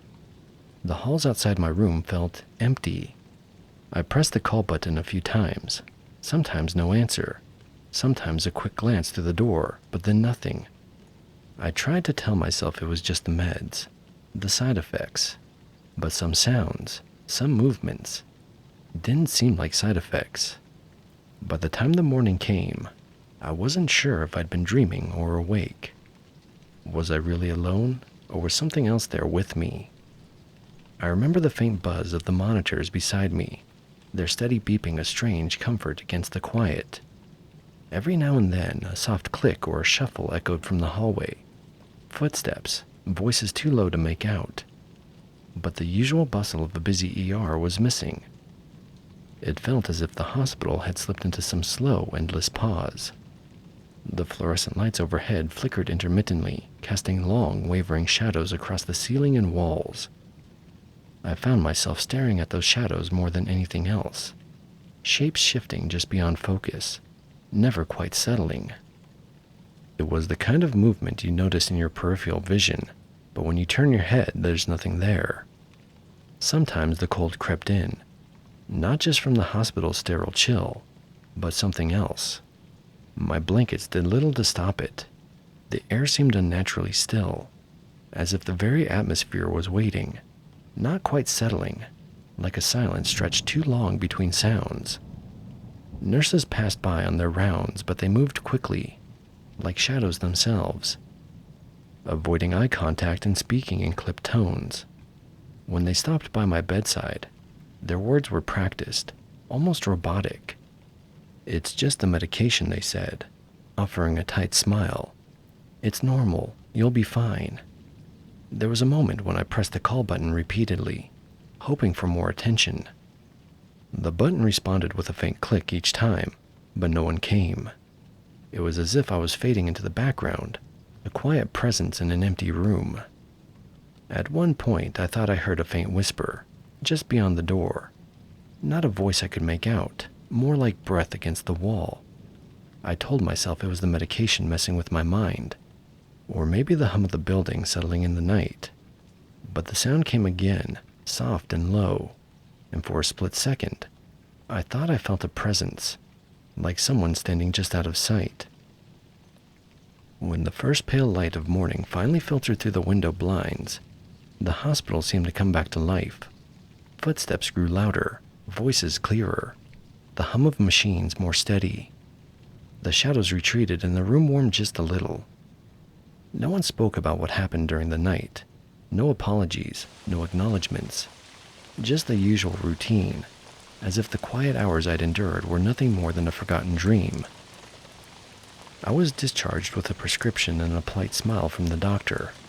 I left the hospital feeling better physically, but the memory of that night stayed with me. The sense of being watched, yet utterly alone. The feeling that the hospital, and those quiet hours, was not quite the safe place I believed it to be.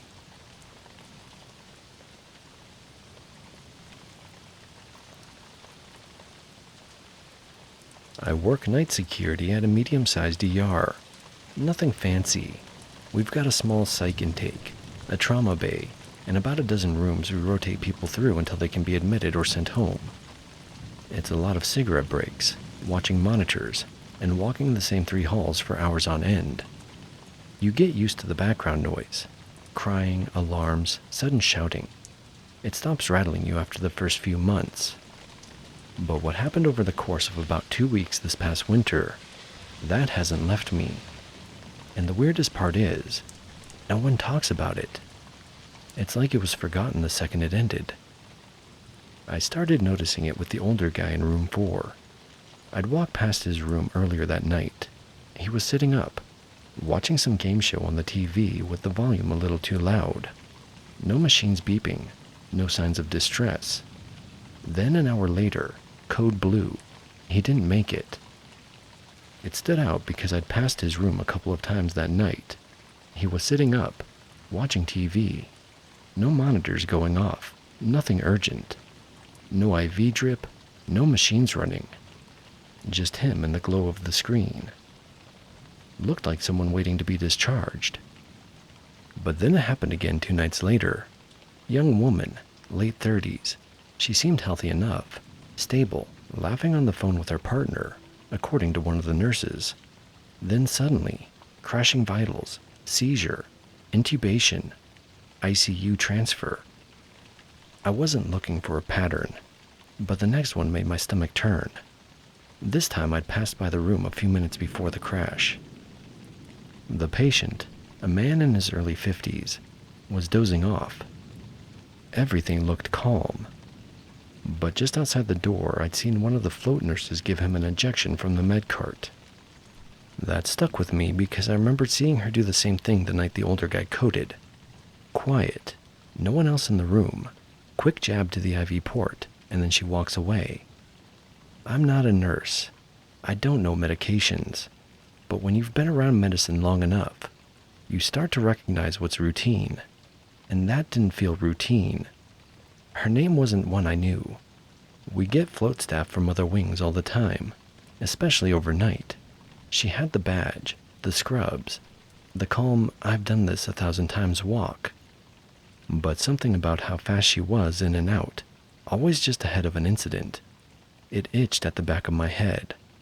I brought it up once, carefully, to a nurse I trusted. She went quiet for a second, then said, I've had questions too, but unless something's on paper, you're just stirring the pot. A few nights later, that float nurse wasn't on shift anymore. No crashes, nothing weird, just a quiet, boring night. Same thing the night after, and the next. Then I heard she'd been let go. No internal review, no meeting, just quietly removed from the schedule. Things went back to normal. I never heard her name again. I don't even know if what I saw was technically wrong. I wouldn't know what a lethal dose looked like or anything like that. I saw a nurse give meds to patients who later went south fast. That's it. That's all I could have reported. And even then, I didn't have her name until she was already gone. But what gets me is how fast it ended the second she left. Like the floor let out a breath no one had realized they were holding. And what scares me more is knowing how easy it would be for her to get hired somewhere else. Some other ER, some other night shift, where things get missed and questions don't get asked. It wasn't a murder mystery. It wasn't a conspiracy. It was just something that happened, and that's the part I can't shake.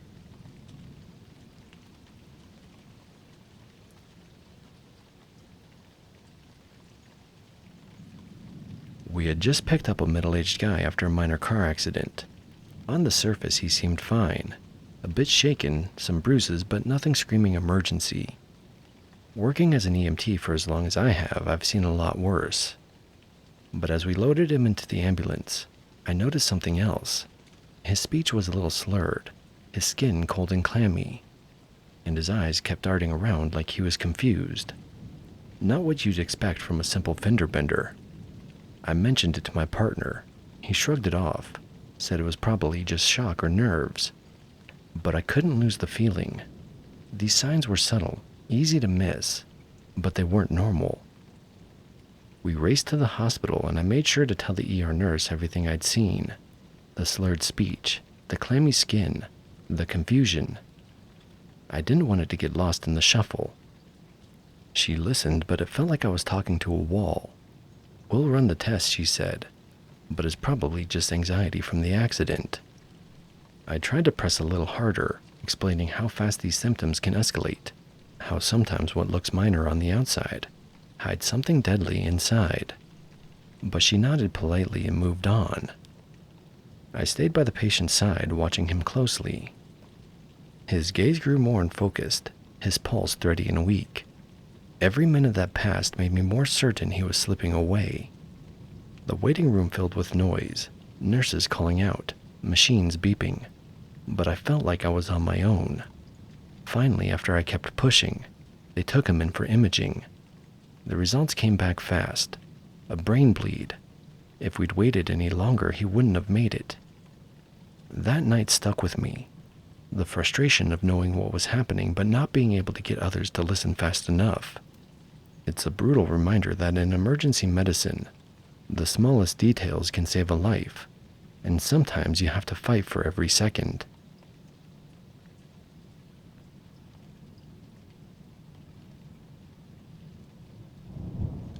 It was just after midnight when she was rushed into the ER, a woman in her 30s, pale, clammy, and in obvious distress. She clutched her abdomen, wincing with pain that didn't fit any clear pattern. Her vitals fluctuated wildly, blood pressure dropping then stabilizing, heart rate erratic. We ran every test, blood work, ultrasound, CT scans, but nothing explained what was happening. Everything came back normal. No infection, no injury, no signs of internal bleeding. I'm a fairly new doctor, so I called in specialists, hoping fresh eyes would catch what I missed. But even they were baffled. Her symptoms didn't fit any clear diagnosis. It was as if her body was screaming in a language we couldn't understand. Hours passed like days. She grew weaker, confusion setting in. At one point, she stopped responding to questions altogether. We tried everything we could: pain management, fluids, supportive care. But the clock was ticking, and the cause remained a mystery. I questioned every choice I made, every test ordered or skipped. What if there was a rare disease we hadn't considered? What if she was slipping through the cracks of our knowledge? The uncertainty gnawed at me like a silent, relentless weight. Eventually, after a grueling night, a rare autoimmune condition was identified. Something so uncommon that it wasn't on our initial radar. Treatment began, but by that time the damage was done. She stabilized, but the road to recovery was long. That case stayed with me. It was a harsh reminder that medicine isn't always about clear answers or neat conclusions. Sometimes it's about grappling with the unknown, holding hope in one hand and uncertainty in the other.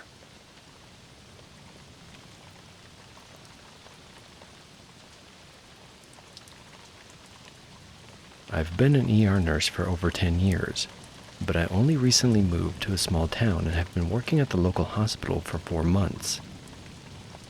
A few nights ago, something happened that I can't explain.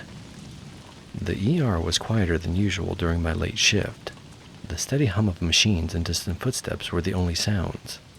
Then, without warning, the overhead speaker blared a code blue announcement.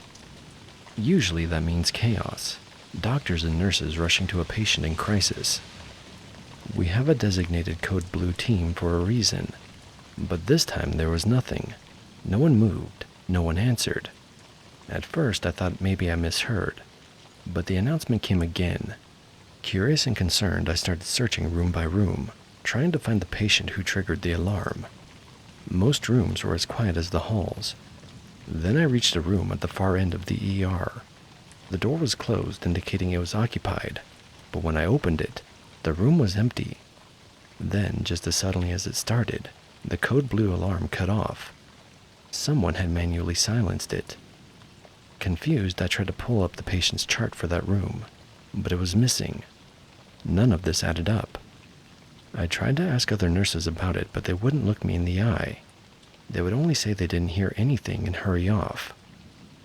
That's when the feeling started, a prickling at the back of my neck, like someone was watching me.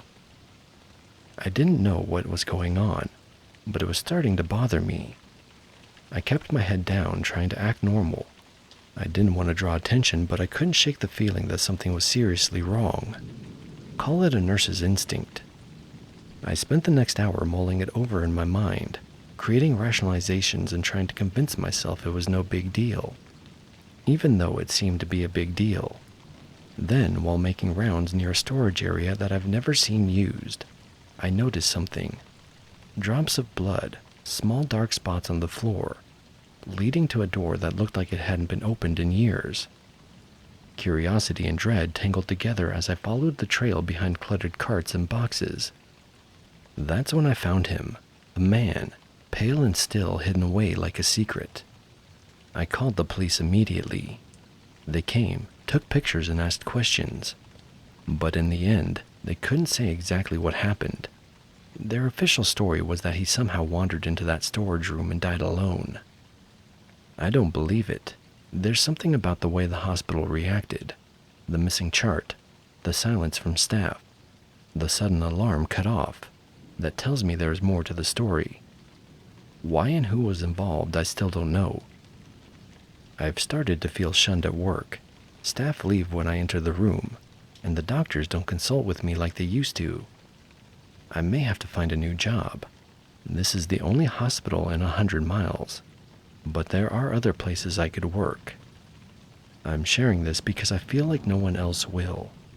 This hospital is supposed to be a place of healing, but lately I've seen something far darker lurking beneath the surface.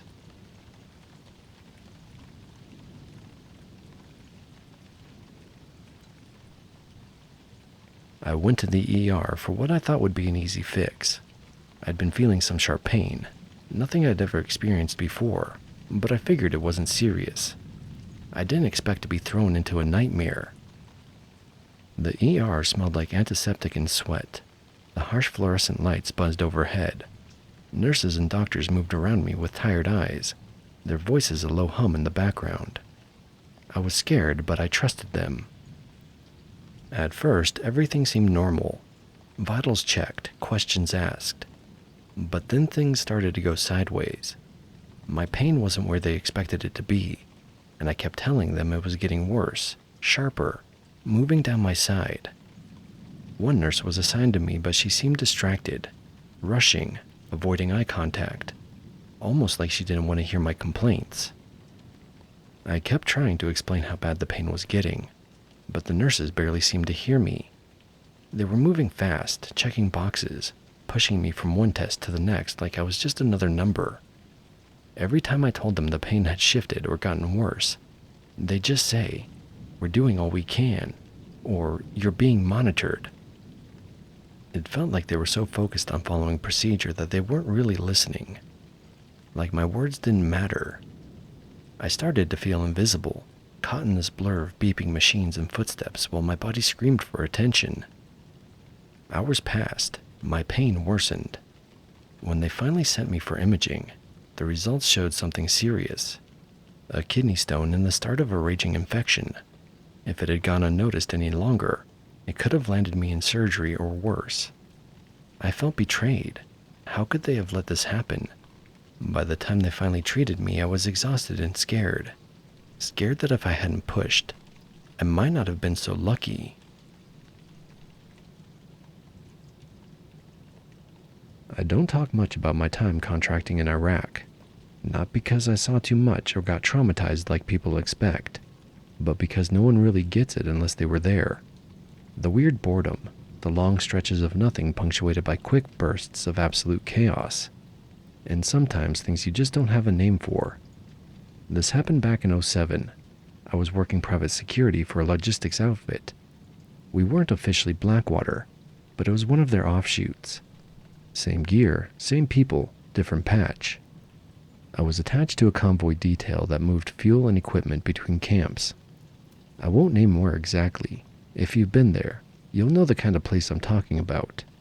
Dusty, sun-bleached, tucked out of sight of anything resembling civilization. Just tan tents, blast walls, and a bunch of guys trying not to think about how hot it was. That particular night, we were posted in a small outpost outside the wire, babysitting some fuel tankers. We weren't scheduled to roll out until morning. There were 4 of us on overwatch, 2 on top of a makeshift tower, 1 in the command truck, and me walking the perimeter. I didn't mind taking the solo foot patrol. It was quiet, and honestly, I liked the space. Out there, it's not silence exactly, but something close. The wind picks up at night, real dry, carries a kind of whisper through the sand and wire. You get used to it. Around 02:30, I was making my loop behind the fuel trucks, walking slow, listening for anything out of place. Every now and then, I'd stop and just scan the horizon through my NVGs. The goggles make everything that weird grainy green, and your depth perception is shot to hell, but it's better than walking blind. I was maybe halfway through my loop when I caught a smell. That's what hit me first. You ever smell wet dog on a hot day? Mix that with something rotten, meat gone off in the cooler, and this weird metallic undertone, almost like rust. That's the closest I can get to describing it. The second I smelled it, I stopped walking. It wasn't drifting in on the wind. It was close. It clung, heavy and sour, like it was waiting for me to breathe it in. I clicked off my safety out of habit, scanned around again, slow. There was nothing out there, just the trucks, the dunes, and that emptiness stretching out past the wire. But I knew I wasn't alone. I mean, really knew it. It was the kind of thing you feel in your back teeth. There was a small drainage culvert about 30 feet ahead, built into the base of a berm that ringed the outpost. I thought maybe a dog or jackal crawled in there to die. That happens sometimes. Wild animals, desperate for shade or water, ending up closer than they should. I started walking toward it. About 10 feet out, I stopped again. Something was crouched just beside the opening. Not in the culvert, but beside it, behind a hump of sand. I hadn't seen it move, but I could make out the silhouette now. Just barely. It was low to the ground, hunched with its arms or maybe legs bent at a strange angle. I thought it might be a hyena at first, but it was too big, and it wasn't shaped right. Its back looked too long. The proportions were wrong. I lifted my rifle and turned on my IR laser to mark it for the tower guys. But the second I did, the shape moved. It didn't bolt or run. It unfolded. That's the best word for it. Like it had been crouching in a position that no living thing should be able to hold. And now it was standing. Except it wasn't fully upright. More like a crouched person ready to sprint. Shoulders were hunched forward, limbs long and lanky. Arms, yes, they were arms, not front legs, hanging down past its knees. Even in the dark, I could see its chest rising and falling fast, like it was excited. It turned its head towards me, slowly. The movement was deliberate, not like it was startled. It had been watching me, and now it wanted me to know that. I've seen insurgents high out of their minds, wild dogs tearing through garbage pits, even a guy walking into traffic with a grenade taped to his chest. But nothing ever made my body lock up the way that thing did. I couldn't raise my weapon, couldn't speak, just stared. Its head was shaped almost like a dog's, elongated snout, narrow jaw, but the ears were too small, the eyes too big. I remember that most clearly, the eyes, reflective like an animal's, but not in the way you expect. The whites were showing. The pupils were large and pitch black, and when the tower's floodlight kicked on, probably someone saw my laser. They flashed like glass catching sunlight. That must have startled it because it bolted sideways, faster than anything that size should be able to move. I didn't hear it growl. I didn't hear it make a sound at all. It was just gone. One blink it was there, the next it wasn't. Just the disturbed sand where it had crouched, and that foul smell still hanging in the air. The floodlight swept the area for a few seconds. The guys up top radioed asking what I saw, if we had movement.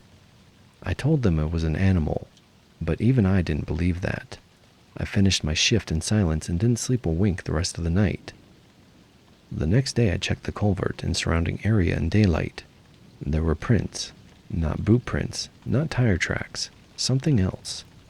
A weird, almost hand-like pattern, but too large and deep to be a human, like claws that pressed into the dirt. I photographed them, but later that day when I pulled the SD card from the camera, it was blank, like it had never recorded anything at all. I didn't tell the rest of the team what I really saw. They already joked that I was too serious, too twitchy. If I started talking about werewolves in the desert, they'd find a way to get me rotated home.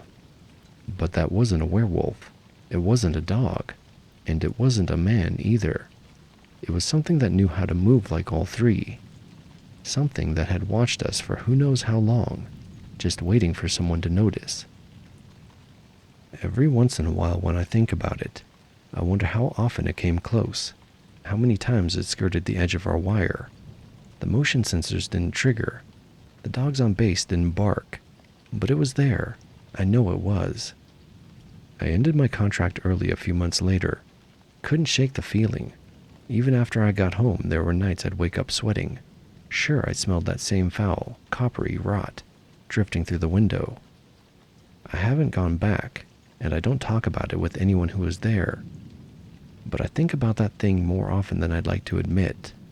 How it looked at me, like it wasn't curious, like it wasn't afraid, like it knew exactly what I was, and that it didn't care.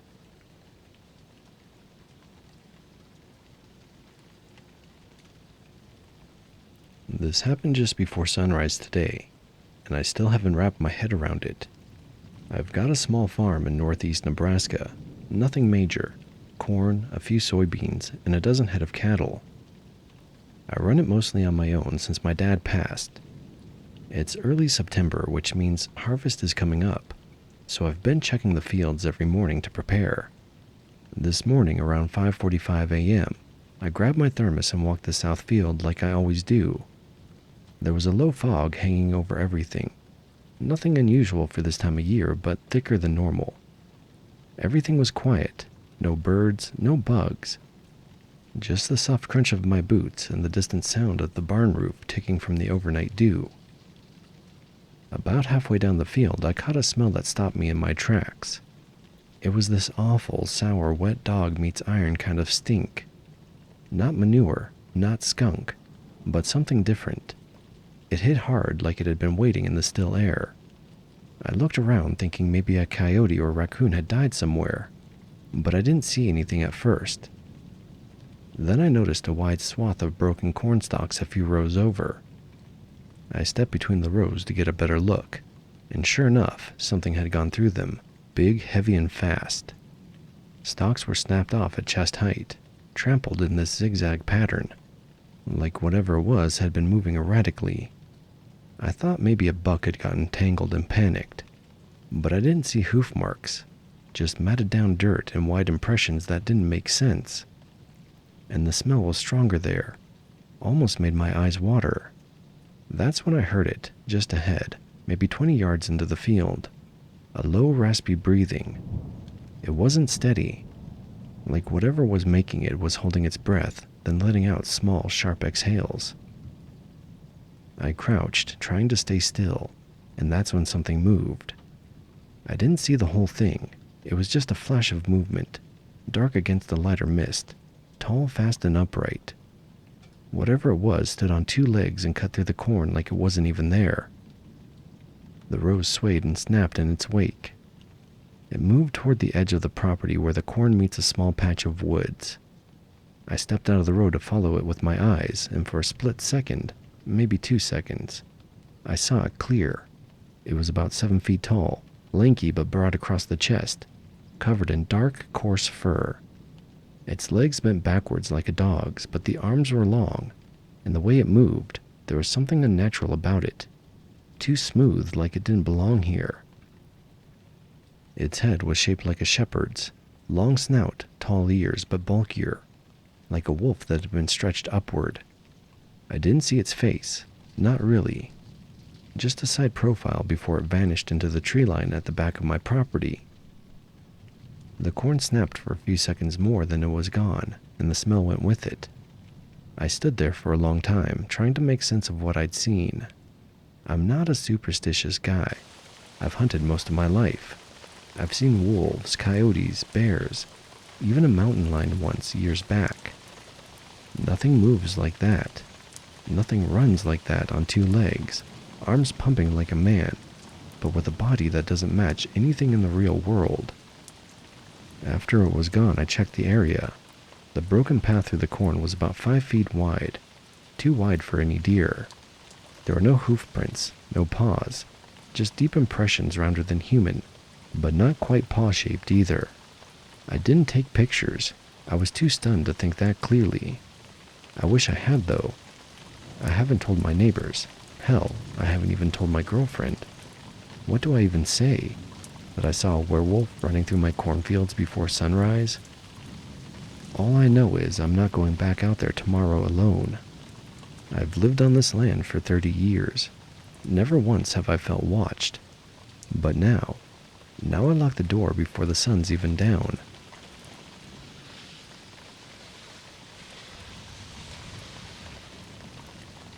I don't post stuff like this, but this happened in 2019, and I haven't been able to shake it.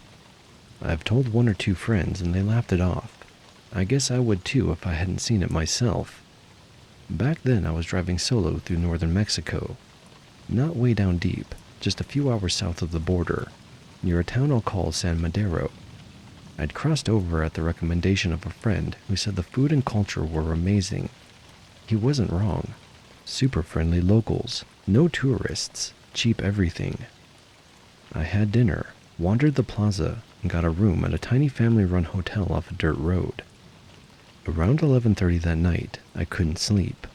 It was too hot inside, even with the ceiling fan on full blast. I figured I'd go for a short walk, maybe grab a cold drink from the OXXO I'd seen when I drove in. The town was quiet, just a few dogs barking in the distance, and some music drifting out of a house down the block. I was maybe 3 streets from the hotel when I started feeling watched. It wasn't just nerves. Every time I took a step, it felt like something out there responded to it, like it was matching my movements, the kind of feeling that makes your neck stiff. There weren't any people out, but there were a couple of stray dogs digging through trash or lounging near fences. Normal for the area. I passed this vacant lot, just dirt and dead grass with a chain-link fence that had half collapsed. And that's when I heard the sound. Not barking, not growling. It was this low, weird chuffing noise like a breath being forced through clenched teeth. I thought maybe one of the dogs was sick or injured. I slowed down and looked into the lot, and at first I didn't see anything. Just some trash, an old bike tire, and a plastic chair flipped over. Then it moved. It had been squatting behind a rusted-out oil drum, almost folded into itself. The second I looked its way, it stood, fast, way too fast. I didn't see it rise up so much as uncoil, like it had been waiting. I swear to God it was shaped like a man, but wrong. Tall, well over 6 feet, but super lean, almost gaunt. Its arms hung low and its shoulders were hunched in this unnatural way. I remember its head most clearly. Narrow snout, pointed ears. The way its eyes reflected the streetlight, greenish yellow like an animal's, but with too much intensity, like it was thinking. At first I thought it was a dude in a costume, like a prank or a meth head in a fursuit. But then it moved again, stepping out from behind the drum, and I saw its legs. They were bent backward like a dog's hind legs, but longer, like stilts almost. It walked hunched with its arms slightly swinging, but silent, completely silent. I froze. My body just stopped listening.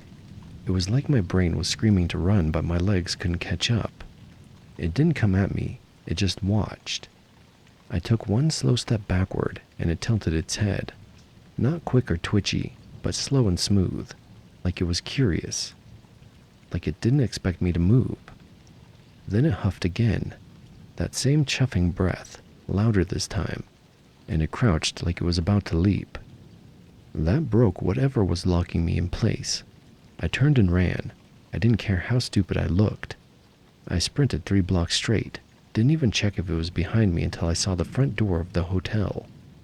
I slammed it shut and locked it and just stood there, soaked in sweat, shaking like hell. I watched from the window for maybe 10 minutes. Nothing. Just the still night and that distant barking again. No one else seemed to notice anything. No lights flicked on. No one yelled.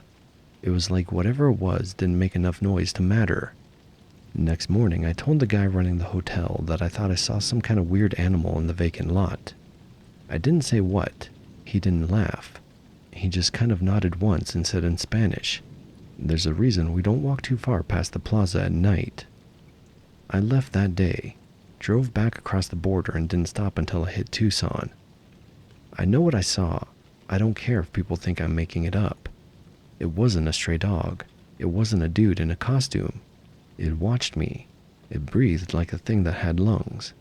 And it was waiting behind that fence like it knew someone would pass.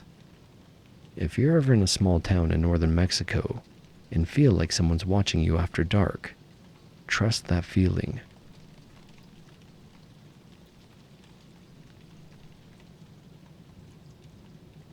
This happened last fall, and I haven't told anyone outside my roommate. I'm posting here because honestly I still can't explain what I saw, and it's been eating at me since. I'm a college student at the University of Idaho, and my family has a small farm about 30 minutes outside of Sandpoint, up near the base of the Selkirks. Nothing big, just chickens, goats, a garden, that sort of thing. I go up a few times a month to help out, especially when my dad's working nights. The sighting happened on a Friday night in late October. I had spent the day up at the farm helping my mom move firewood and fix some fencing. It was already dark when I left, probably around 8:45 p.m. The drive back to Moscow was mostly two-lane highways and empty stretches of road with dense forests on either side. No cell reception in half the spots. Locals know to watch for deer, especially after dusk. About 20 minutes into my drive, I was on one of those winding forest roads, just past a spot locals call Miller's Hollow. I was doing maybe 50, just me, my high beams, and nothing but trees. I remember thinking how quiet everything was, even for that time of night. That's when I saw it. It was on the side of the road, right where the forest thins into a gravel pull-off. At first, I thought it was a person. It was standing upright, maybe 10 feet off the edge of the road. But something about it was wrong. It was tall, easily over 6'5", and broad across the shoulders, but its body was shaped strange, almost too narrow at the waist, with long arms that hung low, like past the hips. The head looked like a dog's, pointed ears, elongated snout. But it wasn't slouched like a four-legged animal standing up. It was balanced, like that was its natural posture. Its fur, or hair, was dark, almost black, but patchy in places. I could see skin underneath, around the neck and shoulders. Its eyes reflected yellow in my high beams. What really made my blood run cold was the way it turned its head to watch me. It didn't flinch or jerk back like most animals do when a car rushes past. It just followed me with its eyes, smoothly like a person would. I passed it maybe 2 seconds flat, but that image is burned into my brain. I slowed down after that, like instinctively hit the brakes. But I didn't dare turn around. My gut told me that would be a bad idea.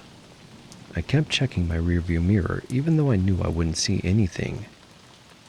I made it back to my apartment around 10 and sat in the parking lot for a solid 5 minutes, just trying to calm down. I told myself it was probably just a trick of the light, maybe a bear that stood up as I passed. But no matter how I tried to frame it, it doesn't make sense. Bears don't look at you like that. They don't stand that still, that confidently. And that face wasn't a bear's. I haven't driven that road at night since, not alone. I've gone back during the day and even stopped at the same pull-off. There was nothing unusual there. No prints, no broken branches, just forest. I know what I saw.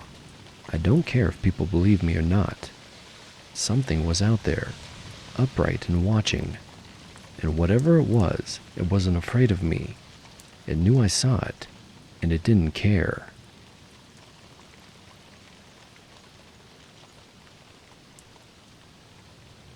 This happened in the fall of 2021, and I haven't really told anyone besides my brother and my girlfriend.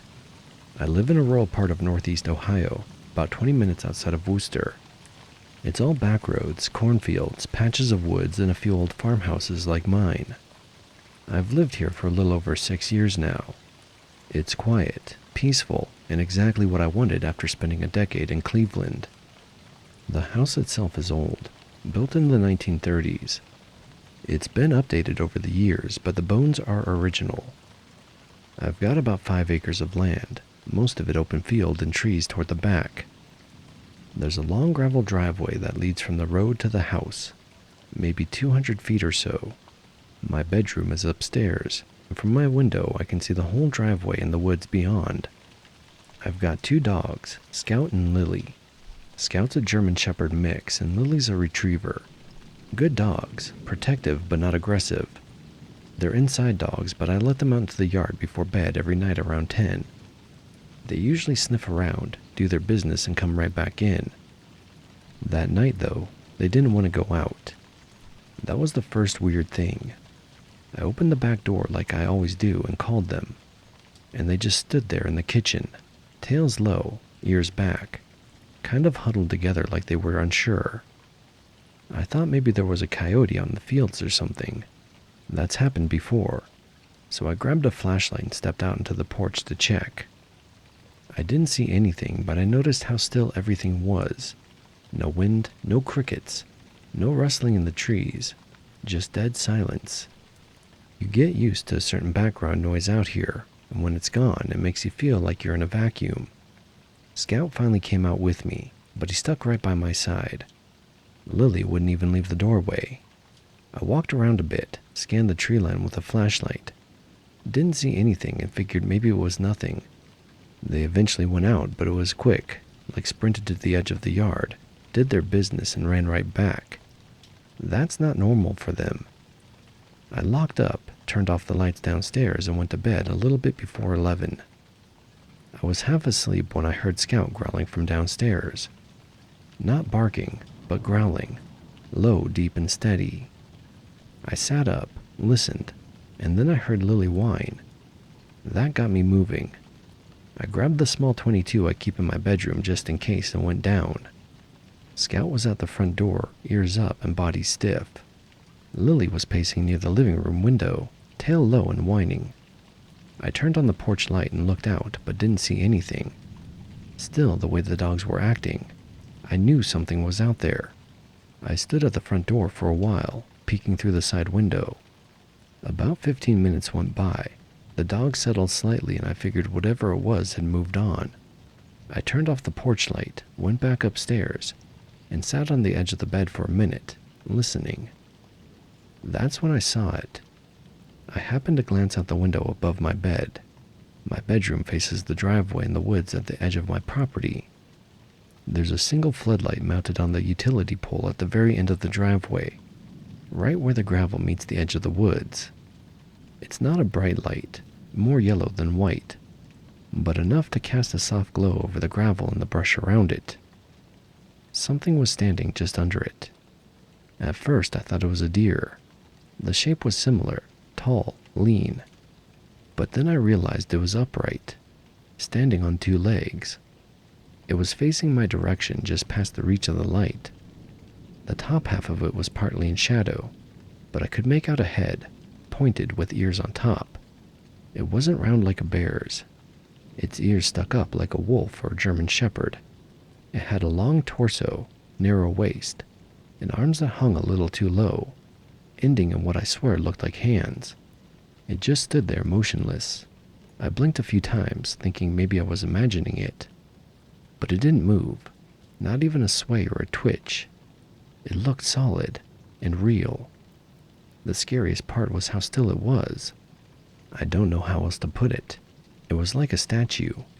I watched it for at least 30 seconds and it didn't shift once. And then, without warning, it turned its head. It didn't step forward. It didn't lurch or move. It just turned its head, smooth and slow, and looked right at me. I dropped to the floor out of view of the window. My heart was pounding. I didn't even think to grab my phone. I just lay there for a while trying to stay quiet. I didn't hear anything. No footsteps, no dogs barking, nothing. I finally peeked up again after a minute or two and it was gone. The light still casting the same circle at the end of the drive, but whatever had been standing in it wasn't there anymore. I stayed awake the rest of the night. The dogs eventually settled down sometime around 2 or 3 a.m., and I finally dozed off around dawn. The next morning I walked down the driveway to where I'd seen it.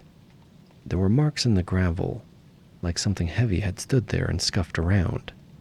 Not quite footprints, but indentations.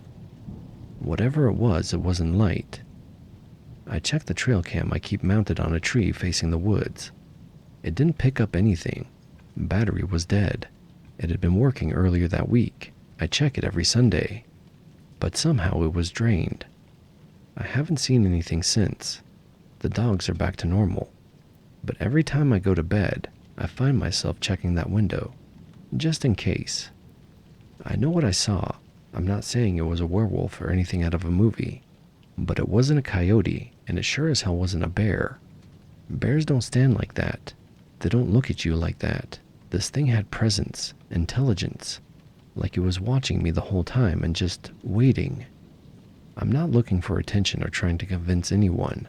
I just need to write it down somewhere. Maybe someone else has seen something similar around here. If you have, I'd like to know I'm not the only one.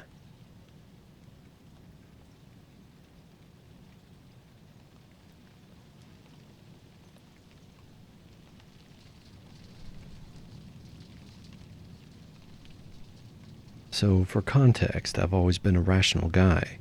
Engineer by trade. I've lived in Montana my whole life, and I spend a lot of time outdoors. Hunting, hiking, fishing, all of it. I've heard just about every local legend, campfire story, and cryptid rumor there is, and I've always chalked it up to exaggeration or overactive imaginations.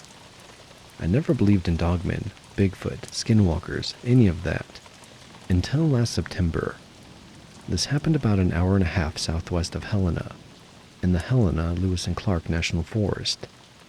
There's a trail I like that's not too well known, quiet, scenic, and it branches off into a few game trails if you want to get off the beaten path.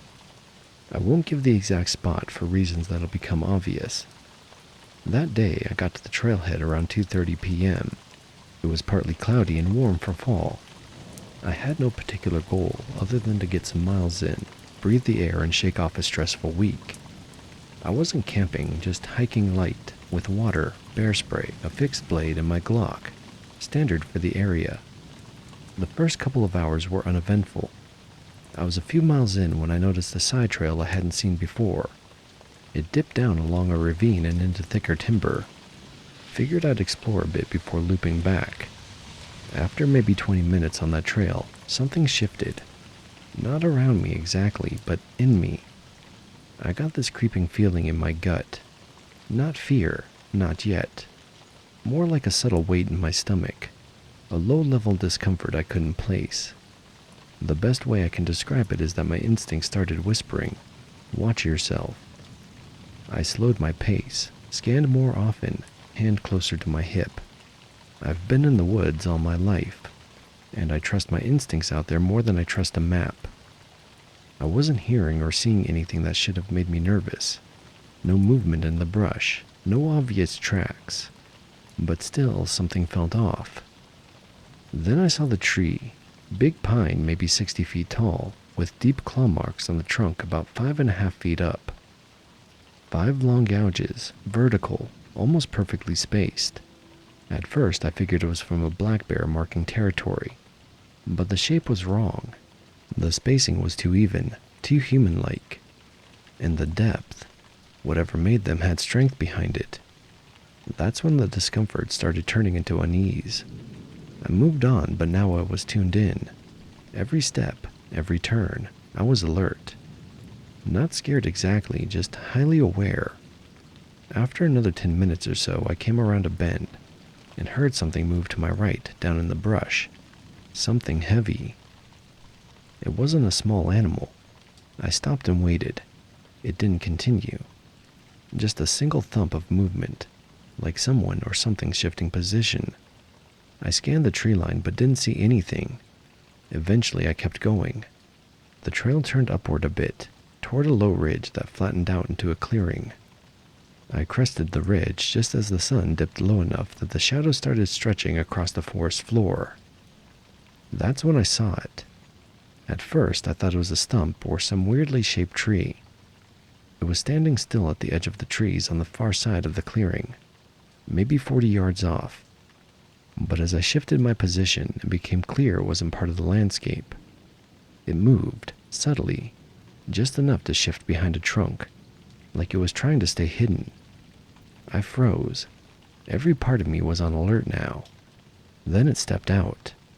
It was upright, tall, well over 7 feet. Broad shoulders, long arms, tapered waist. It looked like a man and an animal blended into one, covered in dark, coarse fur. Its legs bent wrong, jointed like a canine's, but it stood solidly upright. The arms hung low and ended in hands, big ones with fingers, not paws. But the head, God, the head was pure nightmare fuel. Long snout, pointed ears, a wide jaw, like a massive wolf. The eyes were amber-colored, and they locked on me the moment it moved into view. And I swear it looked right at me. For about 5 seconds we stared at each other. I didn't move, didn't breathe, didn't even think. My whole body locked up. Then its lips curled back slightly. Not a snarl, something weirder, closer to a smirk. Like it knew I couldn't believe what I was seeing. Like it was enjoying it. That's when the fear hit. Pure adrenaline. I backed away slowly at first, then turned and jogged until I was well off the ridge and down the slope. I didn't run full out. I didn't want to look like prey, but I moved quick. All the way back to the main trail, then to the parking area. I didn't stop until I saw my truck. Once I was inside with the doors locked, I just sat there, sweating and trying to process what happened. I didn't tell anyone at first. What do you even say?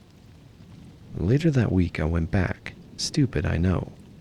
I left a trail cam near that marked tree, a cheap one, just to see. I checked it after a few days. There was nothing on the camera. It had been knocked over. Since then, I haven't been back on that part of the trail. I still hike, but not alone. And not in that area. Before that day, I would have laughed at you if you told me dogmen were real. Hell, I would have argued the biology doesn't work. But I know what I saw. I don't care if no one believes me. It was real. It stood upright. It watched me. It wanted me to see it. And when I did, it looked pleased. That's not an animal. That's something else entirely.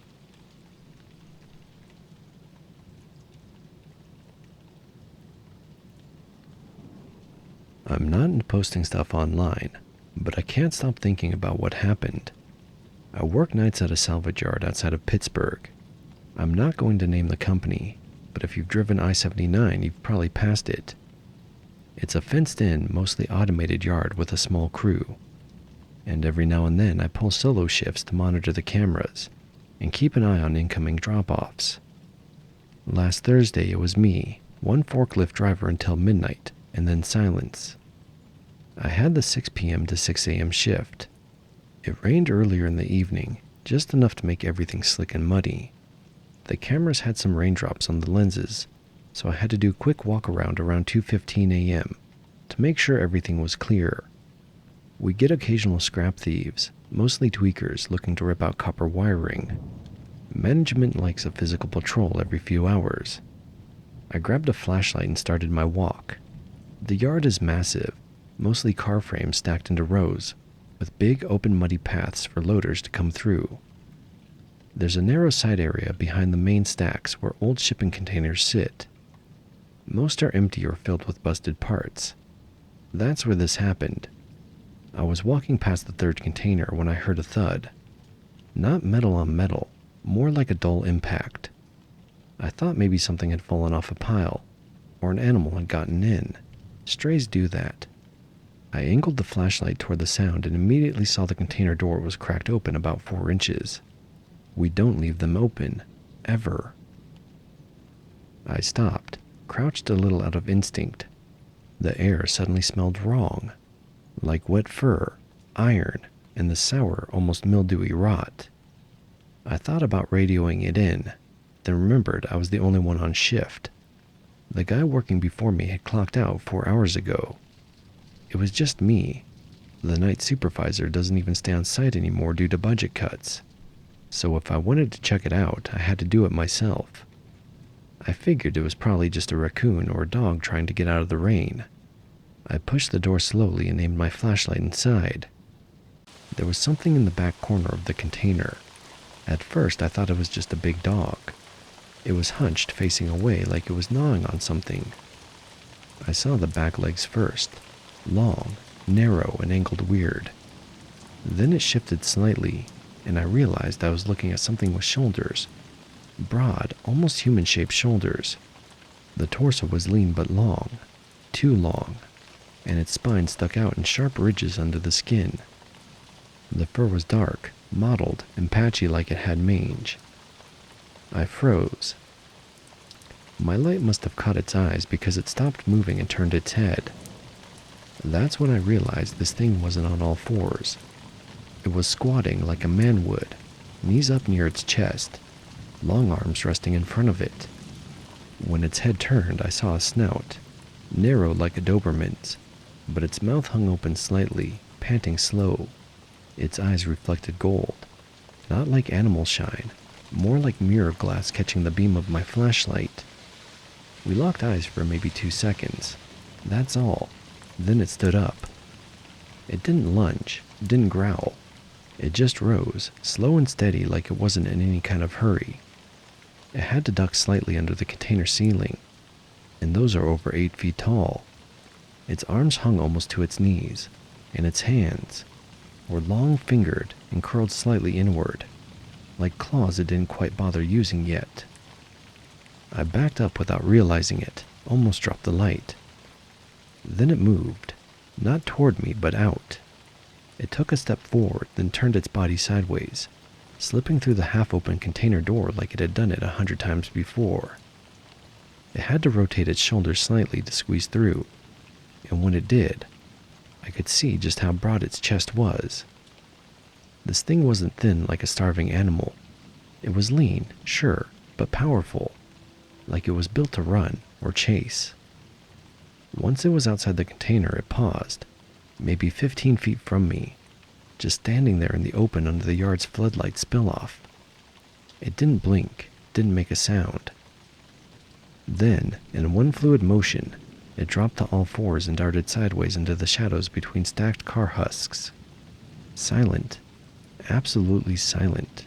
No metal creaks, no gravel crunching. It was like it had mapped the place out. I turned and ran. I didn't care how loud I was. I sprinted 3 blocks straight. Didn't even check if it was still behind me until I saw the front door of the office. I slammed it shut and locked it and just stood there, soaked in sweat, shaking like hell. I watched from the window for maybe 10 minutes. Nothing else moved, just a still night and that distant hum of machines cooling down. No alerts on the cameras. Whatever it was had either vanished into the blind spots or moved on. Next morning I walked out there with the foreman. I didn't say what I saw, just told him I thought someone broke in. The container door was shut by then, but there were prints in the mud. Not boots, not paws, something in between, elongated with pads like a dog, but a spread like fingers. Some of the marks had claw tips. The foreman saw them and just said it was a stray, maybe a coyote. I haven't taken another solo night shift since. I told them I was having some sleep issues. They let me switch to days, but I keep thinking about how it moved, how it watched me like it understood I wasn't supposed to see it, like it was more annoyed than startled. And the worst part, when it passed through the narrow door, it didn't hesitate. It knew exactly how much space it needed, like it had done it before, and maybe would do it again.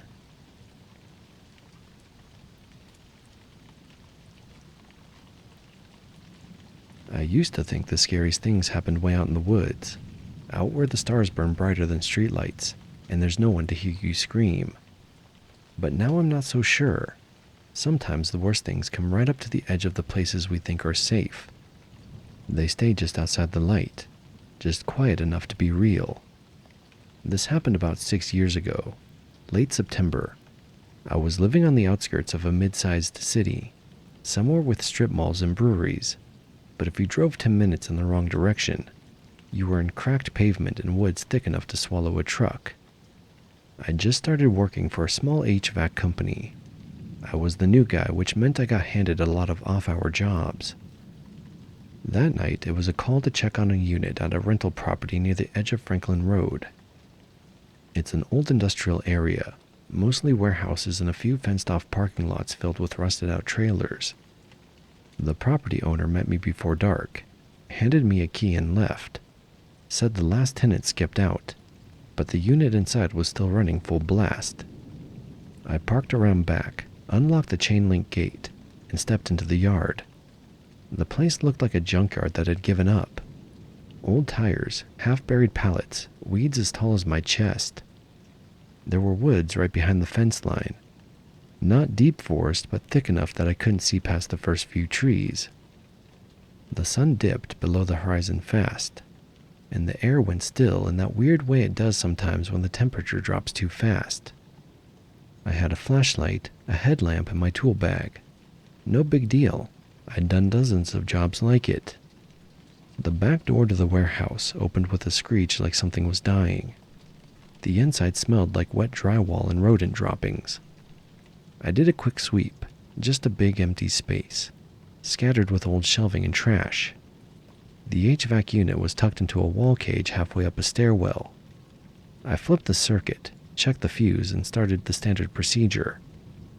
That's when I heard it, a crunch, footsteps, slow and heavy just outside. I froze at first. I thought maybe someone else had come through the gate. I turned off my headlamp and crouched near the window that overlooked the yard. I couldn't see anyone, but something had moved past the corner of the building. I caught a flash of it, a shape. It was upright, dark and tall. I remember this because it wasn't just tall, it was thin, lanky. It moved with a strange fluid gait, like each limb was bending just a little too far. I stayed still for a full minute. My heart was pounding hard enough to make my chest throb. I reached for my phone and realized I'd left it in the truck. Then I heard another step. It was closer now.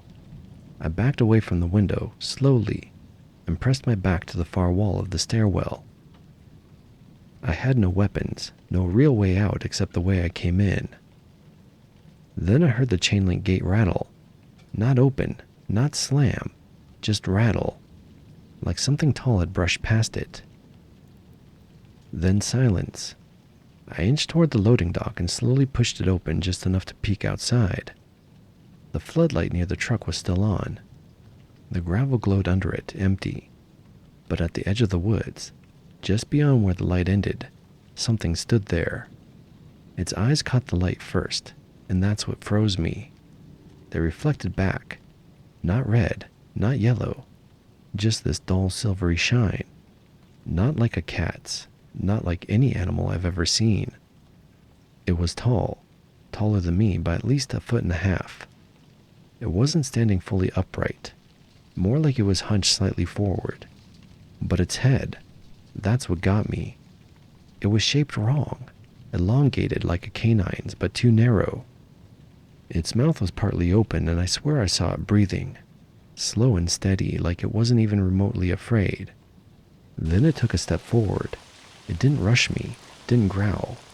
But the second it moved, I shut the door again and backed into the dark warehouse. Crouched low, every part of me screaming to get out. I waited another few minutes, thinking maybe it would leave. Then I heard the metal rack topple over, from inside. It wasn't in the woods anymore. I ran. I left my bag, left my tools, bolted for the side door and sprinted toward my truck. The gravel felt like it was grabbing at my feet. I didn't even look back until I was in the driver's seat with the door slammed shut. And even then, I almost wish I hadn't looked. Because at the edge of the building, just past the broken down shipping container, it was standing there again, watching me. Same dull eyes, same steady breath. It didn't chase me, didn't move. But as I drove off, it turned and disappeared behind the corner like it knew its job was done. I reported the unit issue but never went back. Told the office the place was structurally unsafe. No one even argued. I never told anyone what I really saw, not until now. And I've never shaken the feeling that it let me leave. Like I didn't interrupt it. I just wandered too close, and it decided I wasn't worth the mess. I still work HVAC, still take late shifts sometimes, but I don't go near Franklin Road after dark. And if I do, I keep my eyes away from the tree line. Because some things don't need to be deep in the woods to be wrong. Some things are already here.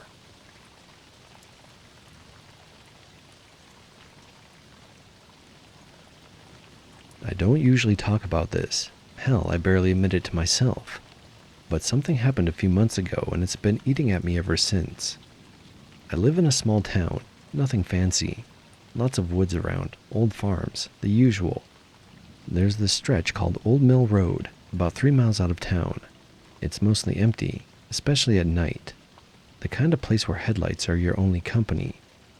One night I was driving home late from a friend's place, maybe 11:30 p.m. The roads were slick from a light rain. I wasn't in a rush, just wanted to get home and crash. About halfway down Old Mill Road, something caught my eye near the tree line. At first I thought it was a deer. It was standing still just off the road. I slowed down. It was tall, like a really tall dog, or something bigger. Its fur was dark, almost black. The shape was all wrong though. Its limbs were too long and thin. The way it held itself wasn't like any animal I've ever seen. Then it turned its head toward me. I saw its eyes glowing faintly in the dark.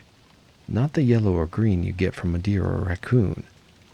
These were a deep amber, almost human-like in their intensity. I froze. The creature didn't move. It just watched me. Its mouth was slightly open, panting, but it didn't bark or growl. It just looked curious. I reached for my phone but remembered it was in my jacket pocket in the back of the car. I was just stuck staring at this thing. Suddenly it lowered its head and crouched down like it was about to spring. My heart hammered in my chest. I slammed the gas and sped away. For a moment, I thought I saw it drop down onto all fours and slip backward between the trees, disappearing into the shadows. I didn't sleep that night. The next day I told a coworker who laughed it off as a coyote or a stray dog. But I know what I saw. It wasn't any dog I've ever known. It was something else.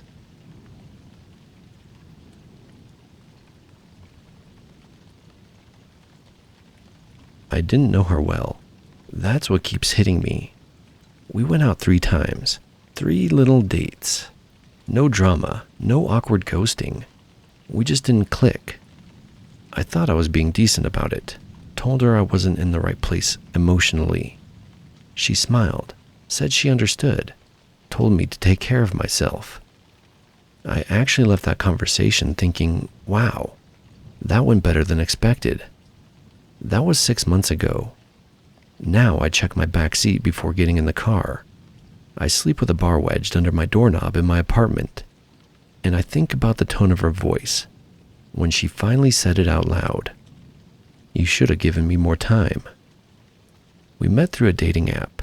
She was smart, a software engineer who freelanced out of her apartment. Quiet with a dry sense of humor.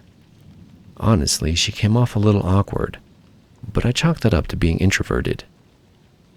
She didn't have much of an online presence. That should have been a red flag. No Instagram, Facebook barely updated. No tagged photos anywhere. She told me she liked it that way. Clean profile, clean life. I didn't think much of it at the time. The first weird thing happened about 3 weeks after it ended. I got a call from my landlord's office. They said someone had requested to reset my entry code for the building, and it looked like the request came from my email address. I told them to ignore it. I brushed it off, but looking back, that was probably the first knock on the door, the one I didn't hear. Then my phone started glitching. It would heat up in my pocket while idle, battery draining fast. Random permissions turned back on. One day I got a push notification I didn't recognize. Some system-level app I never installed. I brought my phone to a repair shop. The technician took one look and said it had clearly been hacked. Jailbroken without my knowledge. I didn't believe him. I don't know how to do that, and no one I know could either. He shrugged and said he didn't know what else to tell me. That's when I started to panic. This wasn't just some random glitch anymore. Someone had been inside my phone, and I didn't know why or how. I bought a new phone that day, didn't restore from backup, started fresh. But the feeling of vulnerability didn't go away. A couple of days later, I was eating at the restaurant where we'd had our second date. It's one of my favorite spots. That's when it hit me. She'd mentioned over dinner she freelanced working on security tools, testing systems for vulnerabilities and weaknesses. I hadn't paid much attention at the time. It was all pretty boring, to be honest. But now it made sense. She knew exactly what she was doing. That was around the time I started noticing someone in a gray hoodie at my gym. I go late, usually after 10 p.m., and it's never crowded. This person never worked out, just lingered around the front or near the machines.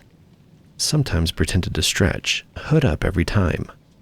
I told myself I was being paranoid. Until I walked out one night and found a sticky note under my windshield wiper. It said, "Doing better, I see." A few days after that, building security called me down to the office. They showed me footage from the hallway cameras.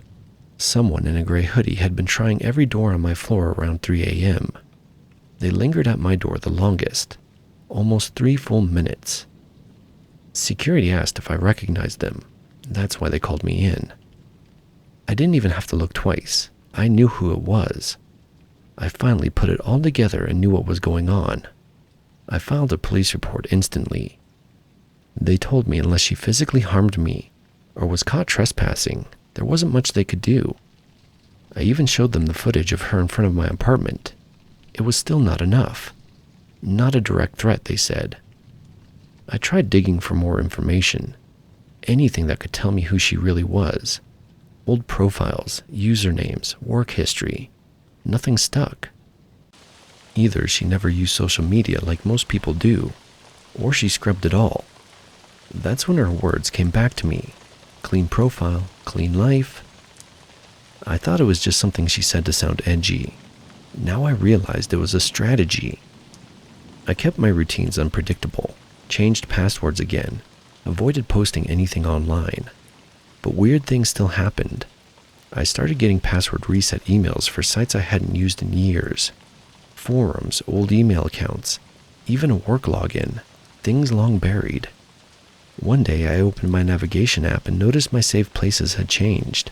Home was labeled something else. Work had the wrong address. There was a new entry, just an emoji, a bullseye target symbol. It led to a small park on the edge of town, the same place I used to go to clear my head when things got tough at work. I hadn't been there in over a year and never entered that location into my phone. Then came the coffee shop. It was a place I used to go to all the time, my old favorite spot. But I hadn't been back in months, not since things with her started getting weird. That day I picked it randomly.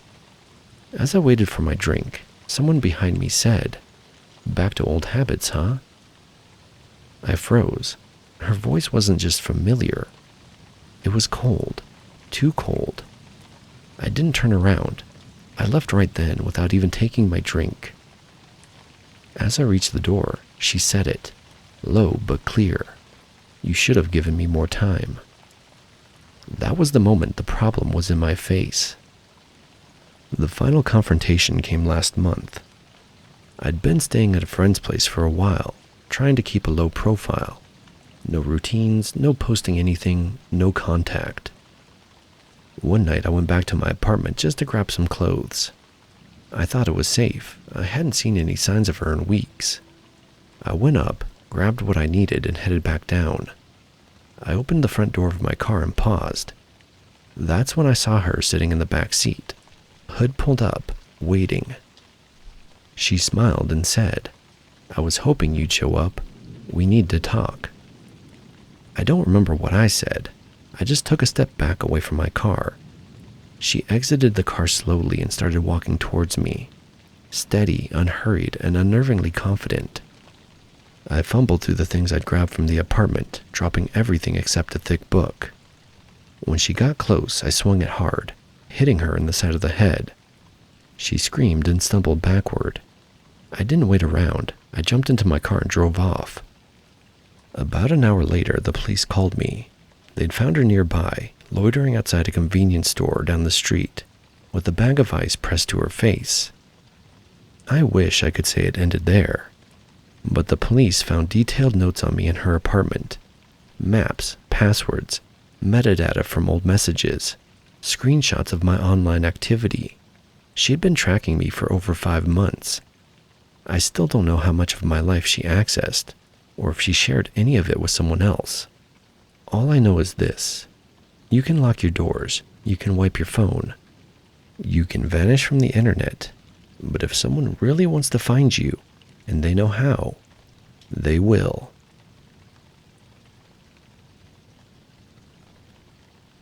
That was the end of our first story. Let me know in the comments what you thought about it. Hit like and subscribe if you've enjoyed the content so far. And don't forget the notification bell. I'd love for you to send me your scary experiences to be read on this channel, whatever they might be.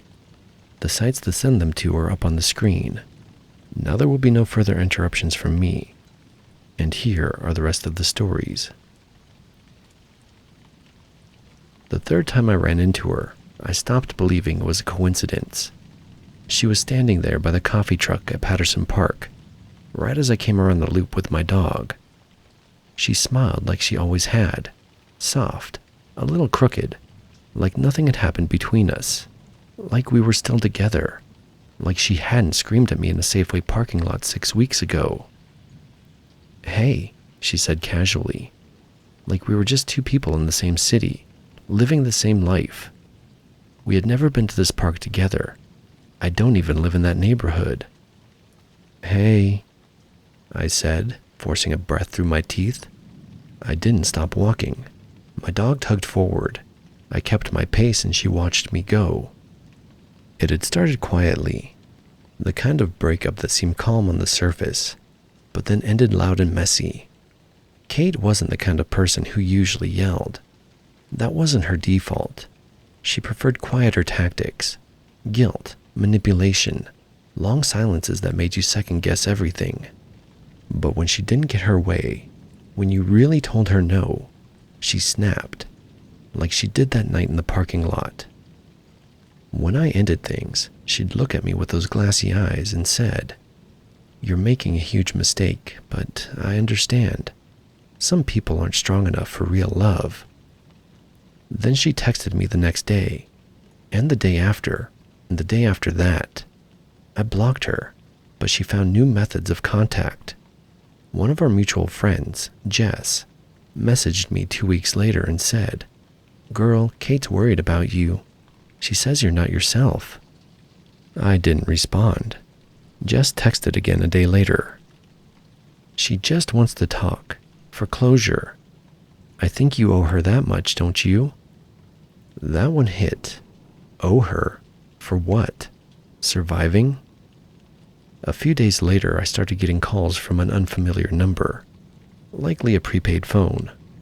I'd answer and there'd only be silence on the other end of the line. It was always late, 1 a.m., 3:27, 2:41.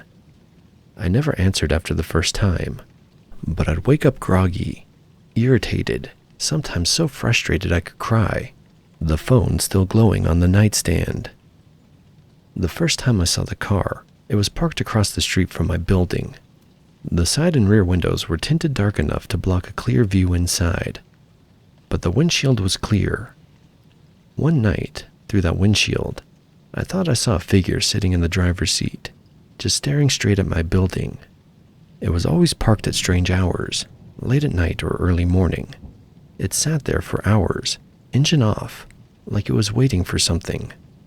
That's when I knew it wasn't just a coincidence. I started walking a few blocks over to catch a lift, just to avoid going near it. A week later, I saw her again, this time outside the grocery store by my work. We'd never shopped there together. She didn't even work near that part of town. But there she was, at the flower stand, thumbing through the wilting daisies like she belonged there. She didn't look surprised to see me.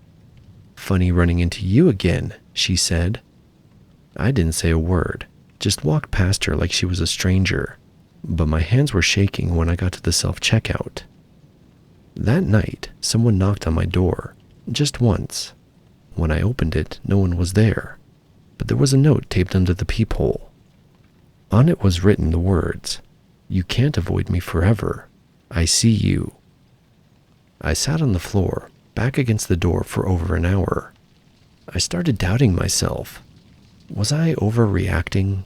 Was she even dangerous? She hadn't threatened me, not directly. Jess texted again. I saw her yesterday. She's not okay. Just meet her once. She needs closure. Closure. That word again. It started sounding like code for control. I told Jess I wasn't comfortable. She left me on red. One evening, I was walking back to my car after grabbing groceries. The parking lot was nearly empty. Just a few cars scattered around. I hadn't seen her in weeks. So I didn't expect to find Kate leaning against the lamppost near my car, watching me. As I approached, she straightened and gave me a slow, calm smile, the kind that made my skin crawl. Without a word, she stepped in front of me, blocking my path. "I've been trying to reach you," she said softly, voice steady but cold. I tried to step around her, but she grabbed my wrist hard enough to leave a sting. "Why won't you just talk to me?" she whispered, her eyes darkening.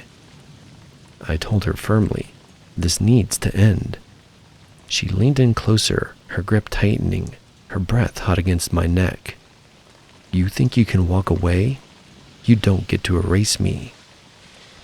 I didn't fight back, but dropped my groceries and tried to put space between us.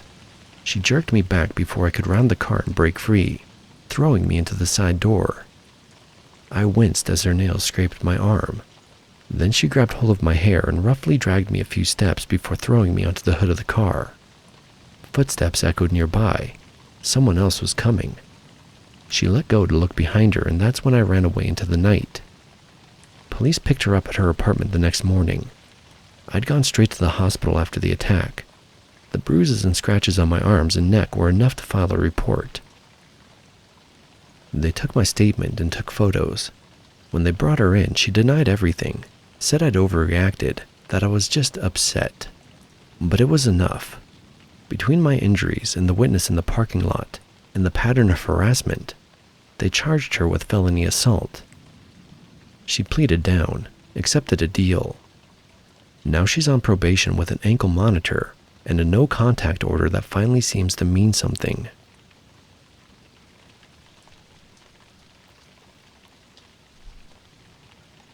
I thought things were finally calming down between me and Ethan. We'd been broken up for a few months, but he still found ways to get under my skin. Mostly it was texts or calls at weird hours. Nothing threatening, just constant reminders that he wasn't ready to let go. One night, things blew up. We got into a nasty phone argument. I was tired, frustrated, and done explaining myself. He wasn't hearing a word I said. Instead, he kept twisting everything, accusing me of cheating, lying, even saying I didn't care about his family. I told him to stop calling, to stop texting, that this was over. That night, he sent me a last text saying, "You'll regret this." I thought it was just empty threats until the next afternoon. My family was having a cookout in the backyard. Nothing big, just burgers and beers to celebrate Dad's birthday. I was sitting with my brother Matt when I saw Ethan pull up in his beat-up truck. My stomach dropped. He didn't even knock or ring the doorbell. He just walked right into the yard like he owned the place. My dad was grilling. My little sister was playing with the dog. And here he was, totally uninvited. I stood up slowly, my voice shaking when I said, "Ethan, you need to leave." He sneered and started yelling, his voice loud enough to stop the music and turn every head. I tried to walk away, but Matt stepped between us. "You're not welcome here," he said flatly. Ethan's eyes flicked to Matt like he just realized this wasn't going to be easy. Dad put down the spatula and stepped forward. Without a warning, he swung and punched Ethan hard in the eye. Ethan staggered back, clutching his face. Matt took the moment and rushed forward, knocking the wind out of Ethan with a solid blow to the stomach. Ethan doubled over, gasping for air, then fell to the ground. Neighbors started peeking over fences. My little sister was crying now. I just stood frozen. After a few seconds, Ethan glared up at us, spitting out curse words. "This isn't done," he muttered. then slowly got up and left. That was the last time I saw him. Since then, I felt a weight lift off my shoulders. No more texts, no more calls, no more random visits. Dad and Matt didn't say much after it happened, but I knew they had my back. That meant everything. I still get nervous sometimes, like he might come back. But every time I think about that day, I remember they're here to protect me, and that's enough.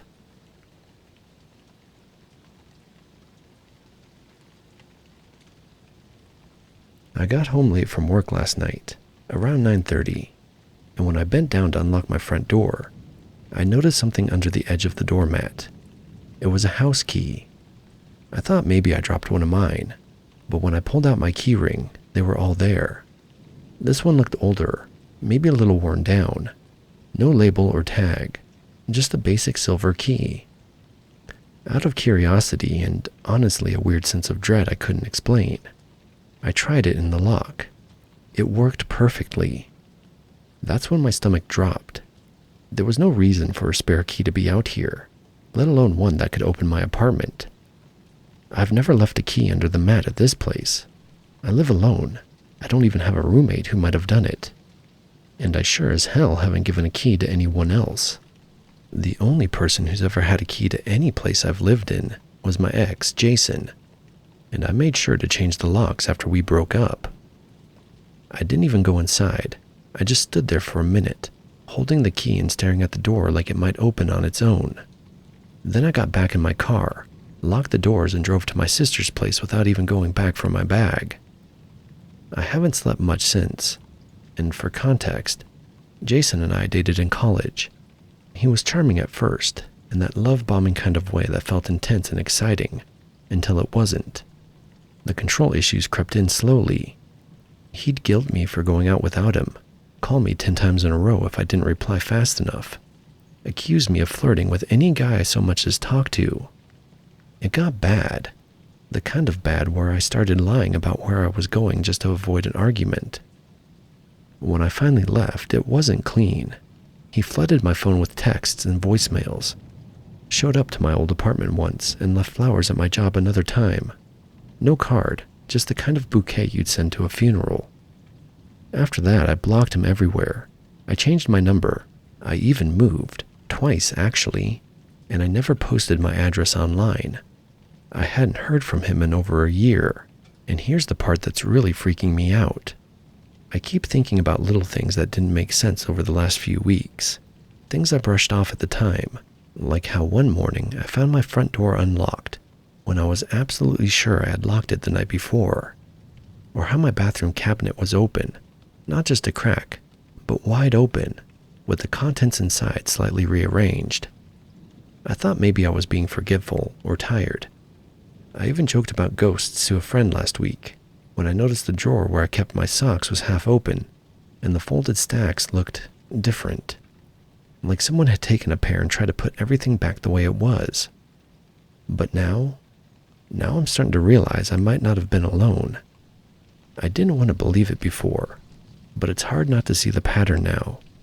The key under the mat wasn't just left behind. It was placed there, for me to find, like some sick way of saying, I've been here, I still can be. I'm going to the leasing office first thing tomorrow to demand the locks be changed. Not just rekeyed. I want a brand new lock. If they won't do it, I'll pay for it myself. I'm also filing a police report. I don't have solid proof it's Jason. No camera footage, no texts, no name. But this key and the weird signs of someone being in my place are enough for me. Even if they can't do much, I want it documented. I don't feel safe anymore, not in my home, not even in daylight. I haven't told many people about this, just my sister and one close friend. I don't want to seem dramatic, but part of me is scared that if I don't take this seriously now, I'll regret it later. There's something about that key, about how quietly it was left, that feels worse than if someone had broken a window or trashed the place. It means they didn't need to force their way in. They already had access. If it was Jason, and I really think it was, then he's been here. Maybe even while I was sleeping.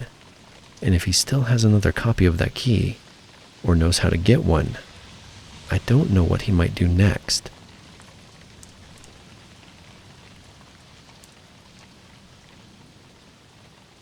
I thought I was done with him.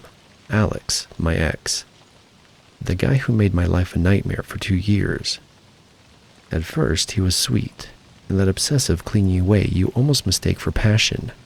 Always texting good morning, always asking when I'd be home, always wanting to protect me. But it didn't take long for that to curdle. He started accusing me of lying about everything, who I talked to, where I went, what I wore. If I didn't answer a text within 10 minutes, I'd get 5 more, all of them angry.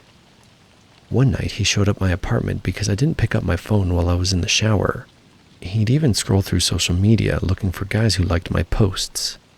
Once, he even went through my phone while I was asleep and grilled me the next day about some old college text from a friend I hadn't spoken to in years. Everything turned into a fight. I stopped going out. I stopped talking to friends. I just wanted things to stay calm, to not set him off. I thought if I was careful enough, it would pass. It didn't. It only got worse. When I finally left him, it felt like a prison break. I changed my number, tightened every privacy setting on my social accounts. I thought I was finally safe, but apparently I wasn't. It started with photos taped to my car windshield. At first, I thought, who the hell does this? There was no way it was random or a prank. These were pictures of me taken from far away, but clear enough to know it was definitely me. That's when the knot in my stomach tightened. Then the text started coming in late at night. 1 word, sometimes 2. Things like watching, home, outside. I ignored them and blocked the number, but then similar messages showed up in my DMs on Instagram and Facebook, from accounts I didn't recognize. No profile pictures, no followers, just the same short messages, always sent around 2 or 3 a.m. One night, I heard a soft scratching sound at my front door. I looked through the peephole. A man I recognized instantly was standing there. It was Alex.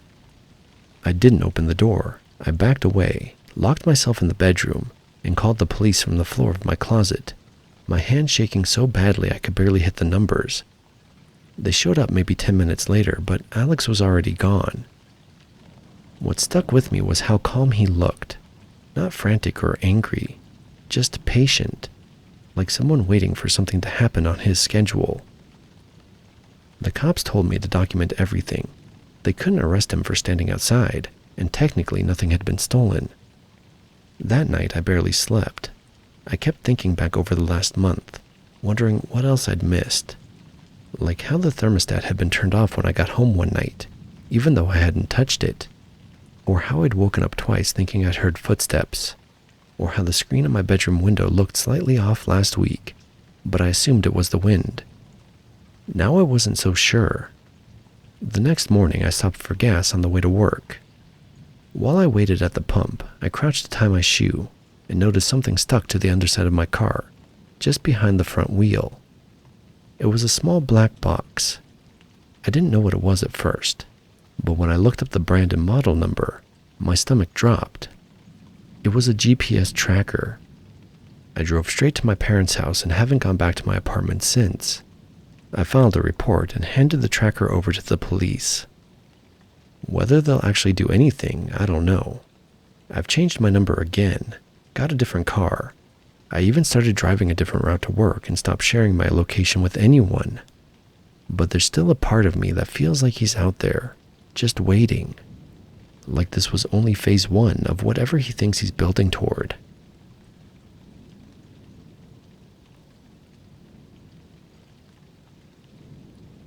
The fire alarm in my apartment building went off 4 times in 10 days, always between 2 and 3 a.m. The first time I didn't think much of it. False alarms happen. I threw on a jacket over my pajamas, grabbed my keys and phone, and waited outside with everyone else while the fire department walked through the building. No fire, no explanation. The second time was 3 nights later, same hour, same drill. A few of us made eye contact out front, too tired to complain. Management sent out a generic email the next morning saying maintenance would look into the issue. By the third time, I was running on fumes. I barely even got out of bed, just stood in the stairwell in my slippers, leaning against the wall while the alarm screamed. I had early meetings the next day and could already feel the tension behind my eyes. That's when I started to wonder if someone was screwing around, just pulling the alarm for the hell of it. No one else seemed amused. When it happened again the following week, I stayed inside. I don't know why exactly. I just had a gut feeling. I stood by the peephole and waited while the alarm blared through the building. After a minute or two, the hallway cleared out. Everyone had shuffled outside again. And that's when I saw him, Mason, my ex. He came out of the stairwell at the far end of the hallway, hoodie pulled up and mask on. He didn't look at any of the doors, just walked casually down the hall like he belonged there. But I recognized his walk immediately. I had lived with that walk. I could have picked it out of a lineup. He didn't knock or try anything, just passed by and disappeared down the next stairwell. And that's when it clicked. He was the one pulling the alarms. I stood there, weirdly calm, not scared, just drained. Because of course it was him. Not because he wanted to scare me. That wasn't his style. He just wanted to mess with me in the most inconvenient, disruptive way possible. Classic Mason. I hadn't seen or spoken to him in months. I'd blocked him on everything. He wasn't dangerous, just exhausting. The kind of guy who always needs a way to remind you he existed, even if it meant waking up a whole building just to make your life slightly worse. I recorded him through the peephole, sent the video to building management, and filed a report. He got a trespassing citation, nothing serious, but the alarm stopped after that, and I haven't seen him since. Still, I added a camera to my door, started parking a little further away. I keep my blinds closed at night now, not because I'm afraid, because now I know he's the kind of person who thinks being a nuisance counts as staying in someone's life.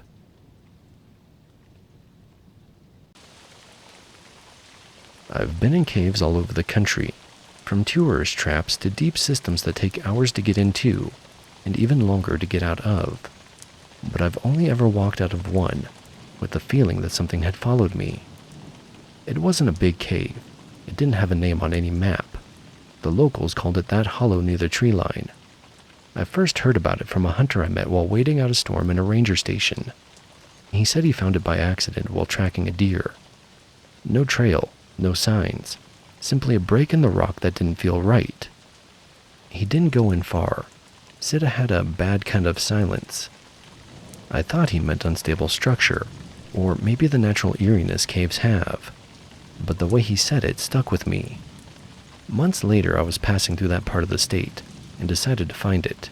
I packed light, a little bit of gear, enough to map the entrance and poke around. The hollow was right where he described, buried behind low growth and half-collapsed stone, easy to miss even if you were standing in front of it. The temperature dropped the second I stepped inside. That happens sometimes, especially in deeper systems, but this was different. It felt like the cold had been waiting. The first stretch was uneventful. Damp walls, loose scree underfoot, and the low ambient drip you get in natural caverns. I moved slowly, marking direction changes in chalk, counting paces out of habit. My GPS cut out almost immediately. No surprise there, being that deep in the earth. About 20 minutes in, I heard a sound behind me, a sudden whoosh, like air being drawn through a tight opening. I stopped, waited. Nothing followed. Caves breathe, they settle. That's what I told myself. But a few minutes later, I heard it again, this time closer. It had shape, like breath being pushed into something similar to speech. I let my light drift behind me slowly, careful not to make any sudden movements that might startle whatever could be lurking in the shadows. After years in caves, I've learned that unseen creatures can be more frightened than threatening, and that panicking only makes things worse. The tunnel was empty, but the air had changed. It felt heavier, thicker, nearly suffocating. Then came a whisper, barely audible at the edge of my hearing. Not a word, but a suggestion of one. I moved on. I wasn't there for stories. I was there to mark depth, shape, and direction. If I turned back at the first weird noise, I'd never get anything done. The chalk marks helped me track progress, but something about the cave was harder to follow. I'd glance back at sections I'd passed, and it wouldn't look quite the same. Slopes felt slightly wrong. Angles that had seemed level tilted. I told myself it was fatigue. Then I felt it again. That pressure behind me. The space around me felt disturbed, like something had moved through it seconds before I passed. Another whisper floated in, barely loud enough to know it was real and not my imagination. This time I couldn't pretend I hadn't heard it. I turned and came face to face with the hard stone wall of the cave. I began to doubt my senses, but despite that I kept going. I'd come too far to justify turning back over whispers and nerves. I told myself I needed to finish what I started. The tunnel narrowed slightly. My helmet scraped the ceiling in places. I angled my light down to avoid shadows stretching too far. My radio, the one that was clipped to my shoulder, crackled once with static.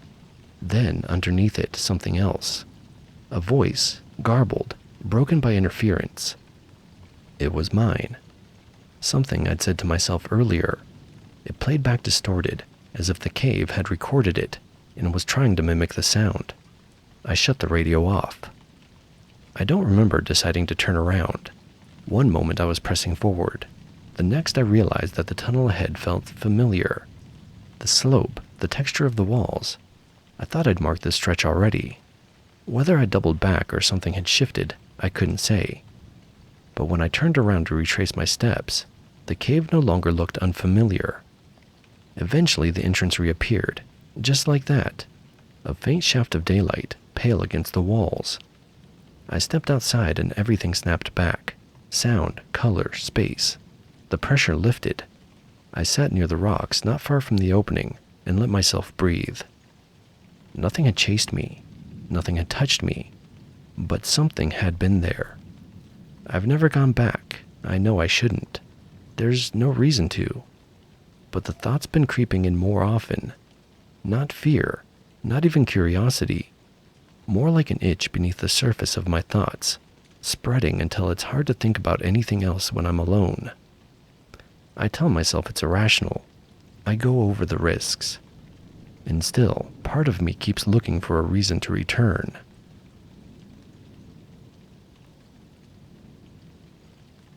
That was the end of our first story. Let me know in the comments what you thought about it. Hit like and subscribe if you've enjoyed the content so far. And don't forget the notification bell.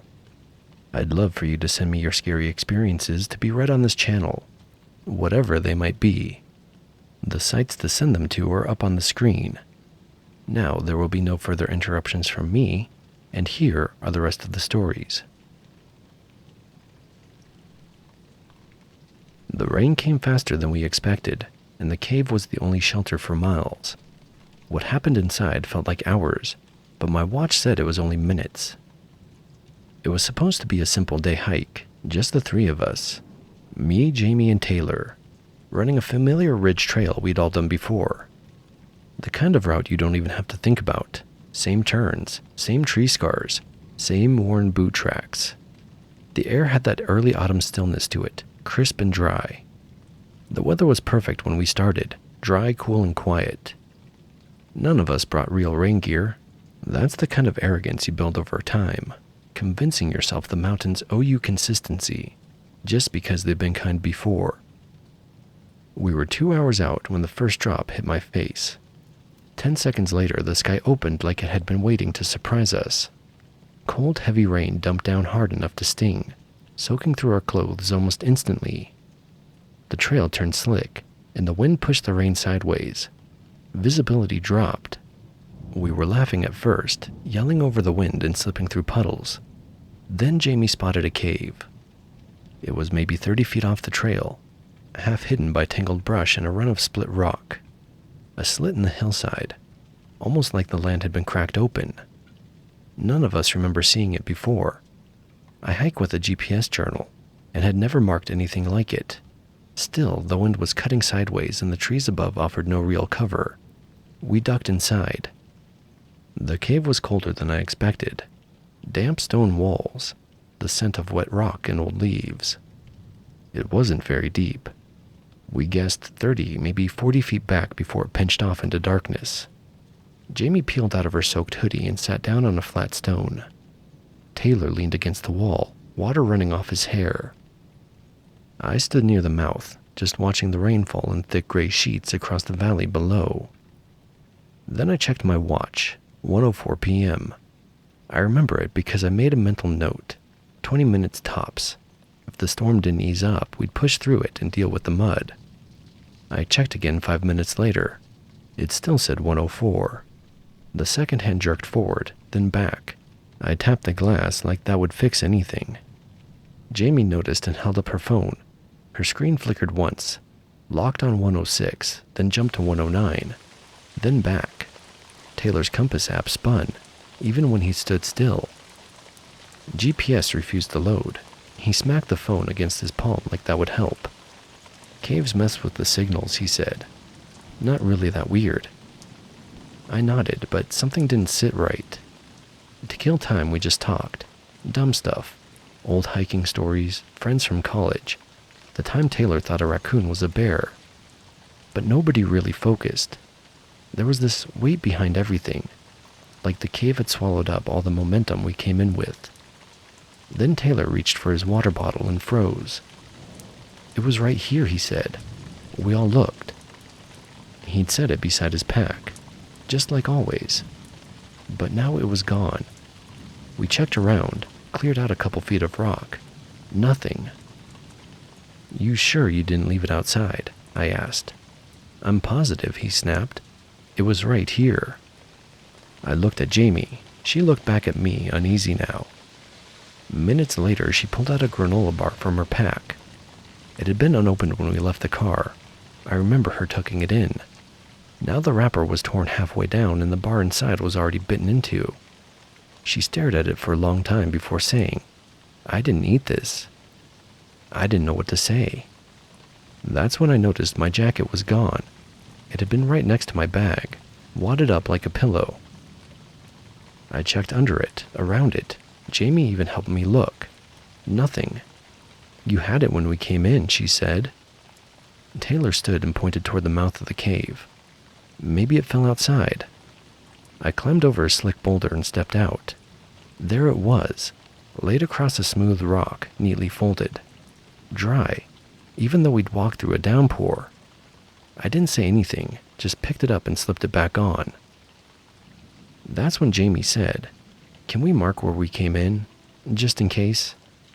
I started to object, but then I looked behind us and realized I couldn't tell where the entrance had been. The way the rock curved, the narrow folds of space, it all looked the same. Taylor used his boot heel to scrape a big scuffed X into the dirt near the opening. We all watched him do it. He then made a trail back to where we were all sitting. It wasn't a big cave, but it felt bigger now, and colder. We waited and listened to the storm fade. None of us were very talkative now. When we checked the marks that had been made after what felt like 10 minutes, they were gone. No dirt displacement, no smudge. Just smooth packed stone like no one had touched it. That was when we decided to leave. We walked around for a while trying to find the way out again. Even though the cave was bowl-shaped, we couldn't find the exit at first. When Jamie finally did find the path out, it looked longer than I remembered. The cave was only 30 feet deep, but every step back felt stretched, like the walls had moved while we sat still. We finally stepped into daylight, but something was wrong. The rain had stopped, but it didn't feel like any storm had ever been there. I checked my watch. It said 1:17 p.m. 13 minutes. That's all. We'd been in there for what felt like at least an hour, maybe even 2. Taylor opened his pack as we hit the trail again, looking for his water bottle. It was still gone. Found it? Jamie asked. No, he said. Guess I left it in there. We didn't talk much on the hike back. I kept expecting to see the cave again from the trail, but it never showed. Just tree after tree after tree. Sometimes I wonder if we really left it behind. Other times I wonder if part of us stayed there, and we just haven't noticed what's missing yet.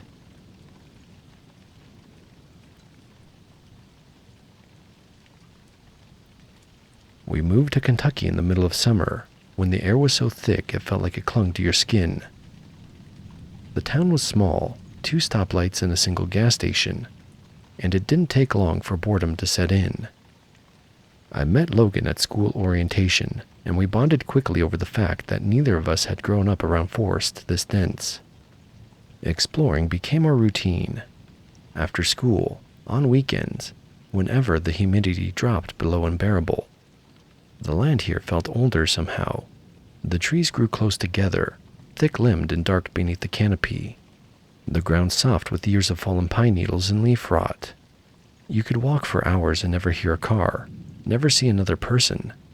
The kind of quiet that changes the way you move. We'd been hiking the same stretch behind his grandfather's property when we noticed a break in the brush, a narrow path cut into the trees.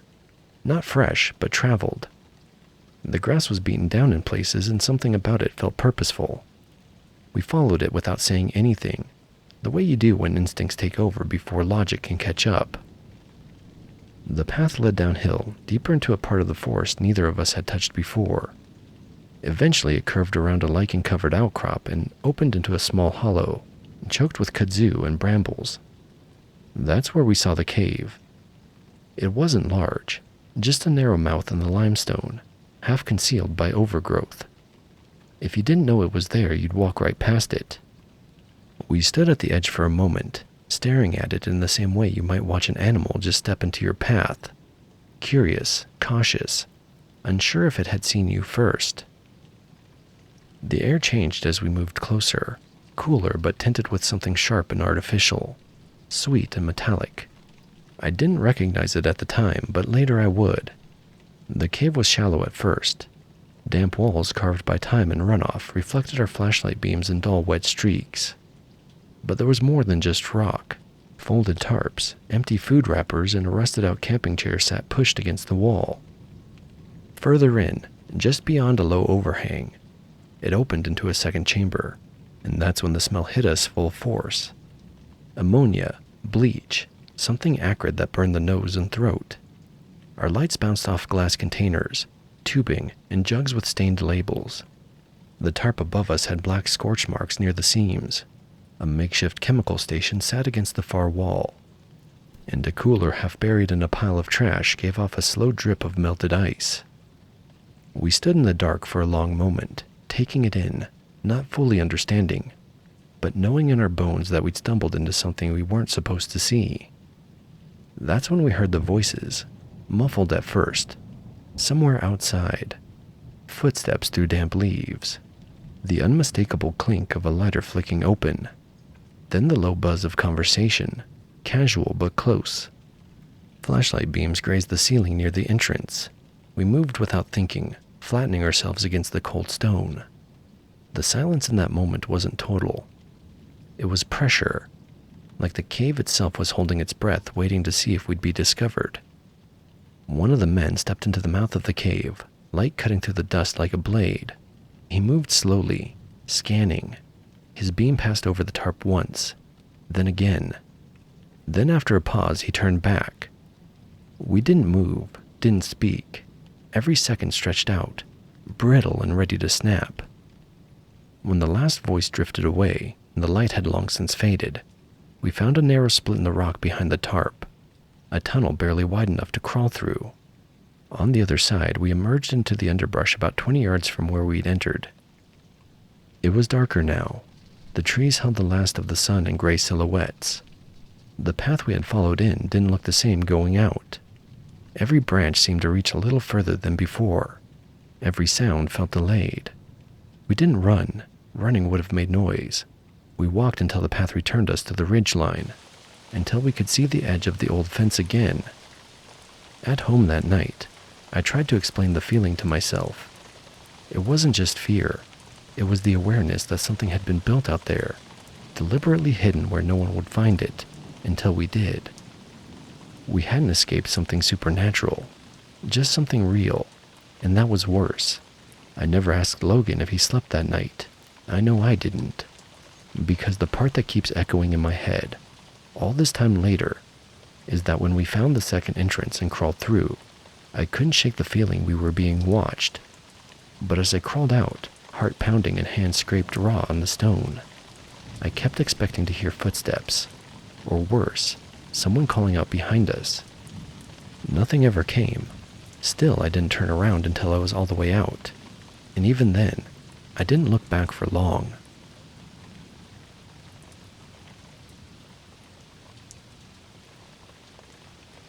It had started the way a lot of dumb ideas do. 2 friends bored on a long weekend. I was visiting from out of state, and Kyle had moved to southern Utah for work a few months earlier. He'd gotten really into hiking, especially desert trails and old lava fields. So he drove us out past the edge of the national monument, where the land turned into long black rivers of hardened basalt. The cave wasn't marked on any maps. Kyle had heard about it from a coworker. Just a little lava tube, he told me.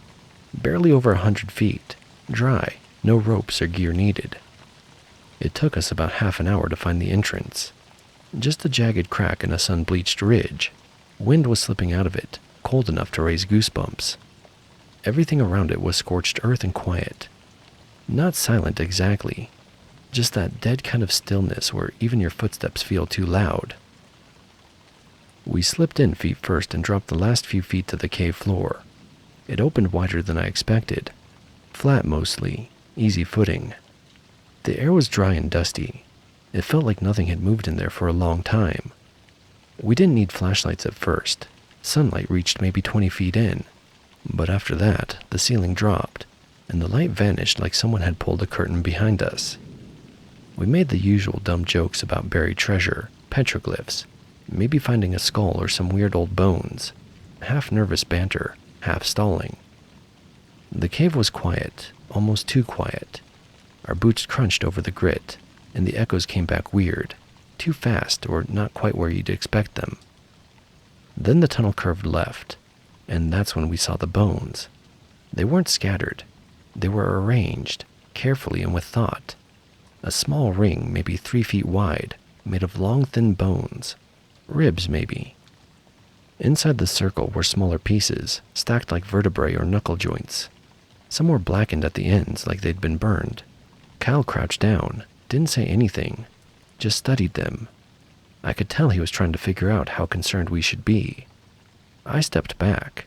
My headlamp hit the far wall and caught more bones piled loosely near a narrow crevice, like someone had dumped them down there. No organization, just a mess. None of it looked fresh, no smell, no skin or sinew. But they were too clean, not weathered, not bleached, just like they hadn't decayed at all. We didn't touch anything, not even with a stick. There were 5 piles, maybe more, each one a little different. One looked like it had been arranged into a crude skeleton, but the bones didn't match up. Another had everything sorted by size. Off to the side, a long bone set by itself, its end dark like it had been scorched or burned. Neither of us said it, but we were both thinking the same thing. Some of these look human. Not definitely, but maybe. That's what messed with me the most, the uncertainty. The pieces were the right size, the right shape, but not exactly. A few were too narrow, some were bent and warped. One was polished smooth. Another was stained orange-red, like it had soaked in something underground. We kept moving. I honestly don't know why. The tunnel sloped down into a tighter corridor, and the air started feeling heavier. I stopped. Kyle crouched and went a little further in, maybe 10 more feet. Then he turned around. "We should head back," he said. We didn't talk about it. At the entrance, I climbed up and offered Kyle a hand. He didn't take it right away. He was staring back into the tunnel, listening. Then he pulled himself up and we left without another word. No animals, no bugs, no sign anyone had been down there in years. But those bones didn't get there by accident. Someone arranged them, and recently. The drive back was mostly quiet. By the time we had cell signal again, the sun was setting. It felt like the whole thing had happened days ago. Later, drinking in his backyard, Kyle said the crevice near the back of the cave didn't look natural. It was too clean, he said, like it had been chiseled. Not ancient, just not recent either. I kept thinking about the burn marks, the polished bone, the staining. We looked up missing person cases. Nothing in the area, nothing close. We did end up reporting it. Kyle submitted something online to the local BLM office a couple days later. Nothing dramatic, just a basic location and description. But we never heard back, not even a confirmation email. I haven't gone back, neither has Kyle, and I still don't know what unsettled me more, the arrangement of the bones or the way Kyle looked when he turned around. When I asked him later what he saw or heard, he just shook his head and said it was nothing. But his face was pale and tight.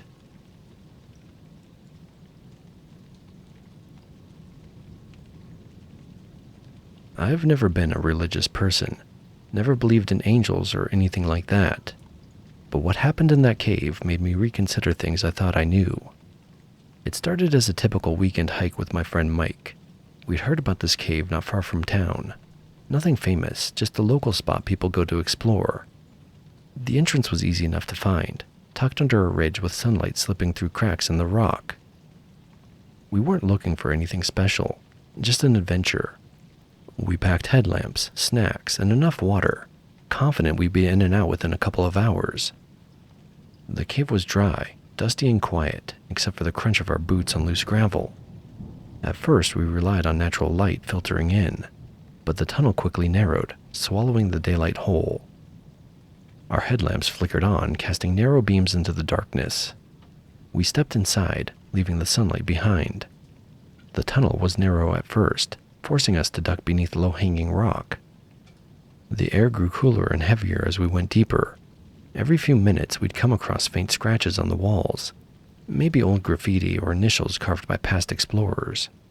Mark joked that whoever left them probably never made it out, but I wasn't laughing.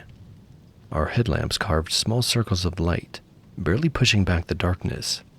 The further we went, the more the cave seemed to close in around us. At one point, we paused in a wider chamber where the ceiling opened just enough for the faintest trickle of daylight to sneak in from a crack above. We took a quick break, gulping down water, checking our gear. Time felt stretched. The sounds inside the cave warped. Our footsteps echoed unevenly, and distant drips fell at irregular intervals. We'd been inside for about an hour by my watch when Mark's light suddenly flickered and died. He fumbled with the batteries, but nothing. I reached for my pack, thinking I'd brought extras. I hadn't. I must have left them on the counter that morning. My headlamp started sputtering before I could even zip it open. The last thing I saw before it went dark was Mark's uneasy face. Pitch dark, no sound except our breathing and distant drips of water. I told myself to stay calm. We knew the way back, or at least I thought we did. Then I heard footsteps. They were slowly coming closer. I couldn't see anything, but I swear I could feel the weight of someone else in that blackness. Something patient and strangely comforting. Then came the light, not like a flashlight or headlamp. A soft, warm glow that seemed to seep into the darkness rather than cut through it. It didn't blind or flicker, it just was. The glow took shape, a figure standing still, not moving toward or away. I couldn't make out features, but it felt human. Something calm radiated off of it, like a presence that knew the cave better than I ever could. I never called it an angel at the time. I don't even know what else to call it. The figure didn't speak, didn't move, just stayed there, watching. After a moment, my headlamp flickered back on, weak but enough to see. Mark's light came back too. We followed the glow, slowly making our way out. Outside, the world seemed too bright, too sharp. I looked back once. The cave mouth was dark again. The last light vanished. I still don't know what we saw, or if anyone else ever will. But whatever it was, it felt like protection, like a guardian, and I'm still not sure if I believe in angels. But now I'm not so sure I don't.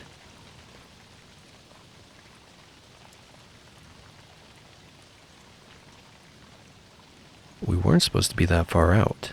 The trail dead-ended a while back, but we kept hiking. Just two brothers cutting through old mining roads outside a forgotten town. We spotted the entrance by accident. No gate, no signs. Just a narrow crack in the side of a ridge with cool air spilling out of it. It looked like an old vent shaft or collapsed adit, barely wider than our shoulders. We had headlamps in case we stayed out after dark and no real plans, so we went in. The tunnel sloped down fast. Dust coated everything. Our boots left the first tracks in what looked like years. That's how we noticed the scrape. It was a long, heavy line carved into the dirt down the center of the passage. Not smooth, not uniform. More like something big had been dragged in. The edges of the groove were torn and uneven. About 10 feet along the path, we found a smear across the rock floor. Dark, rusty, and dried at the edges. Blood. Not a lot. Just enough to change the tone of the day. A few feet further and my brother stopped dead. He aimed his headlamp at the tunnel wall. There were claw marks. 4 deep gouges in the rock, each about as long as my hand.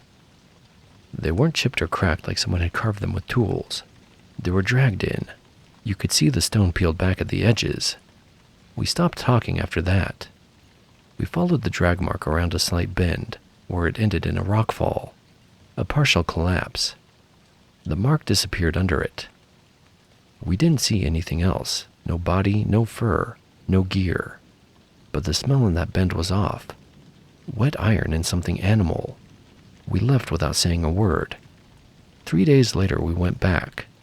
I think we both needed to prove it wasn't what we thought it was. The drag mark was gone. In its place, a single set of boot prints, deep and erratic, like whoever made them was limping.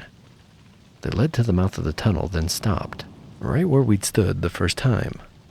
We turned to go, and that's when I saw it. Just a glimpse, a shape deeper in the tunnel, low to the ground, too broad in the shoulders. It moved fast, but not like it was running, just shifting, like it didn't need to hurry. Neither of us spoke. We just walked quickly and quietly all the way home. We've never gone back. I have started locking the back door now. My brother keeps a crowbar by his bed. We don't know what we saw, but sometimes when I'm outside alone, late at night, I think I see something moving just at the edge of the tree line. Never when I look straight at it, only out of the corner of my eye.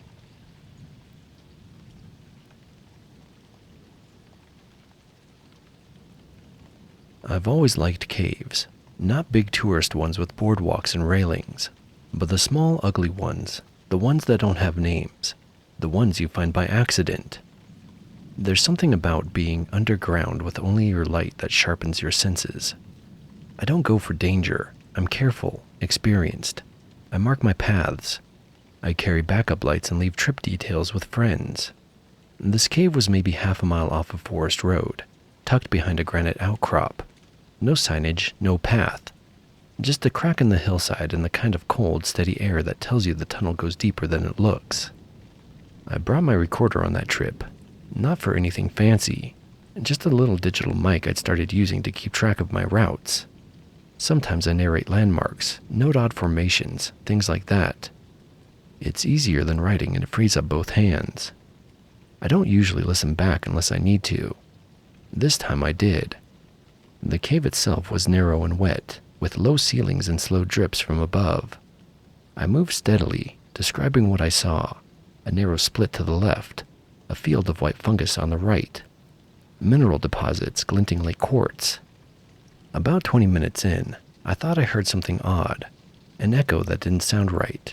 I said a few words out loud to test it. Testing, 1, 2. A beat passed.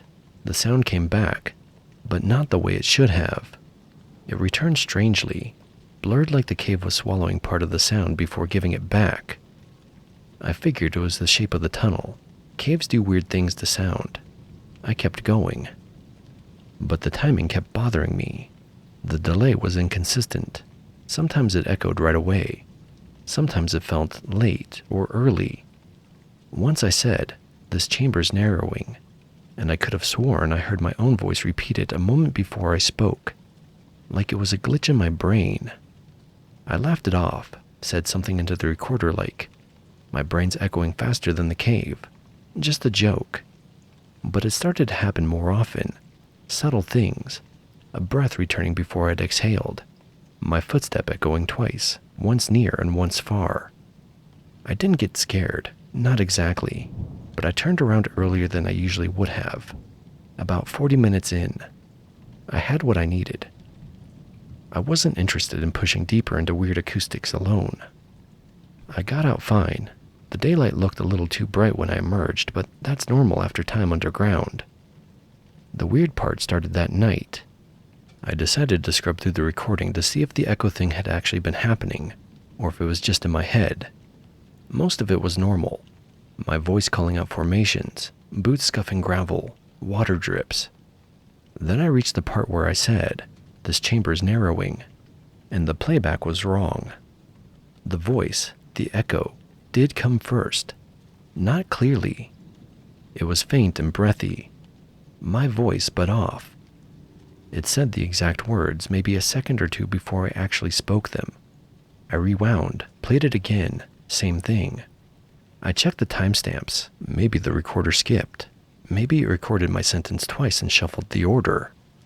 Nope. The waveform was clean. One sentence, then my real one. I started listening closer. At a few points there were extra breaths. Little shifts of static that sounded like shuffling cloth, except I hadn't moved. Then around the 30-minute mark, I heard something that didn't match anything I remembered saying. Just after I said, "Turning back soon," there was a soft voice, quiet and low. It said, "Don't."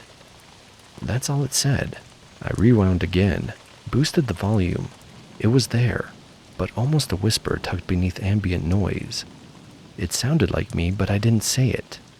That's when I got a cold feeling. Not terror, not some cinematic jolt of fear, just that deep, dull instinct that something doesn't line up. I didn't listen to the rest. I deleted the file. Not because it scared me. Not because I thought it would hurt me.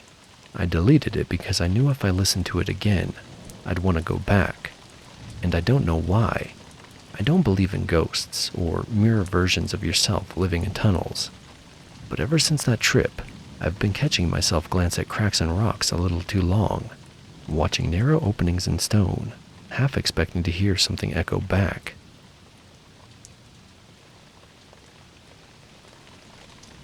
I woke up to fingers dragging along the outside of our tent. It wasn't an animal or the wind. It was slow and measured, like someone brushing their hand across the nylon wall just to see if we'd notice. We were at a campground in Oregon. Nothing remote, just a simple weekend escape. A paid site with a fire ring, some neighbors in RVs and tents, and a ranger station not far from the entrance. My girlfriend and I had arrived late Friday afternoon and set up at site number 27, right on the outer edge of the loop. It was just dense forest behind us. The day had been normal, families chatting as they unpacked, the smell of grilled food, and distant laughter. After dinner, we walked down a short trail, then turned in around 10:30. The firewood we bought was damp, so we skipped the fire. No big deal. But now it was 1:30 in the morning, and someone was touching our tent. I sat up slowly and whispered, "Did you hear that?" My girlfriend stirred beside me. "What is it?" she asked. Before I could answer, a calm male voice said from right outside the tent, "Sorry to bother you, just a ranger making the rounds." I froze. It wasn't so much the words, it was how he said them, flat and emotionless, like he was reading a line he'd memorized but didn't understand. I reached towards the zipper and peeked out through the flap, aiming my flashlight. He looked official enough, tan shirt, green pants, a badge on his chest. But then I saw his feet. He wasn't wearing any shoes, just standing there barefoot in pine needles, his toes dirty and pale, and his pants were wrong. They were too short. They stopped a few inches above his ankles like they didn't belong to him. I raised the light toward his face, and he flinched, turning sharply and throwing up a hand to block the beam. For a moment I caught a glimpse of his skin, far too pale for someone who supposedly spent his days outside. His eyes looked almost entirely white, but I didn't get a clear look before he turned his head. I swallowed and said, "Why are you here?" I lowered the flashlight, trying to keep my voice even. He didn't drop his hand, didn't look at me, just stood there, still and silent. Then after a pause, he said the same thing again. "Making a safety check." I shook my head and said, "Nothing's wrong." He didn't respond. He didn't move, and there was no goodbye. He just stood there like a mannequin left in the woods. After what felt like a full minute, I zipped the flap closed and lay back down. My heart was pounding.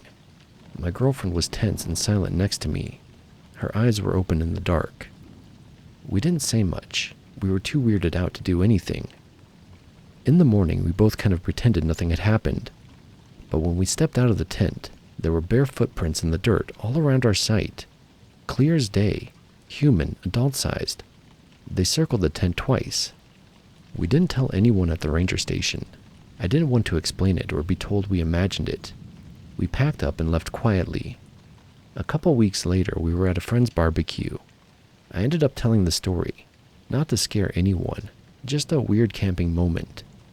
People laughed, said it was probably some stoner messing around, and I let it go. But later that night, while I was getting another drink, one of the guests, a guy I didn't really know, came up to me. "Elkhorn Meadow?" he asked. I nodded. "Yeah, know it?" He said, "I haven't thought about that place in years. I grew up near there." He then told me something I haven't been able to forget.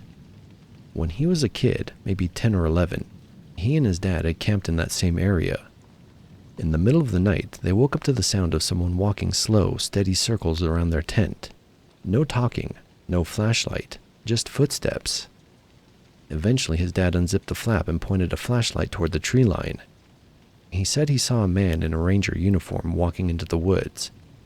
The man didn't have a flashlight or shoes on. He was just moving calmly into the dark like it was nothing. They packed up and left before the sun came up. He didn't say anything else after that, just sipped his drink and wandered off. But I've been thinking about it ever since. The uniform, the pale skin, the prints, and how in the silence of the forest, we never heard him leave.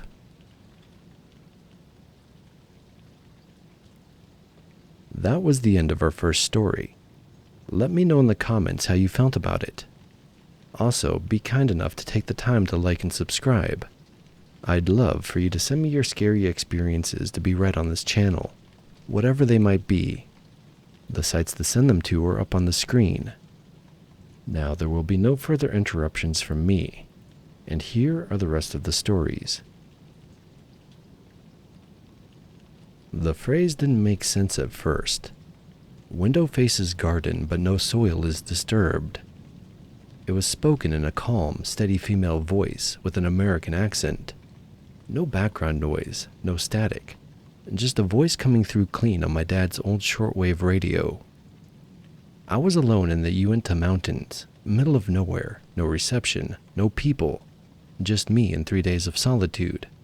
Exactly what I wanted. I hadn't even planned on bringing the radio. It was an afterthought, tucked into my pack at the last minute. My dad used to bring it on our old camping trips and scan for weird stations after dark. Number stations, foreign news, strange chatter bouncing around the ionosphere. It always felt like some hidden layer of the world only he could tune into. I didn't touch it the first night. I was too tired after hiking in. But the second night, around 11 p.m., I turned it on out of boredom, twisting the dial through waves of static and distant voices, mostly noise. But then I found her. She was broadcasting somewhere near 6.7 megahertz. Her voice was crystal clear, but the things she said were off. Not broken English, not gibberish, just wrong. Grammatically perfect, but metaphorical in a way that didn't land. Like a dream trying to sound logical. Window faces garden, but no soil is disturbed. Then a pause. Mirrors reflect twice. All seeds are accounted for. Repeat. Window faces garden, but no soil is disturbed. Each sentence played 3 times before shifting to the next. It didn't sound threatening, just strange, curious, like riddles being read out loud for no one in particular. I wasn't scared, I was fascinated. I grabbed my notebook and started writing them down. Here are a few I copied exactly. Package sleeps beneath orchard line. Do not wake. Gate remains closed unless shown proper shadow. 3 sets sail. Only 2 report landing. Open crate is not an invitation.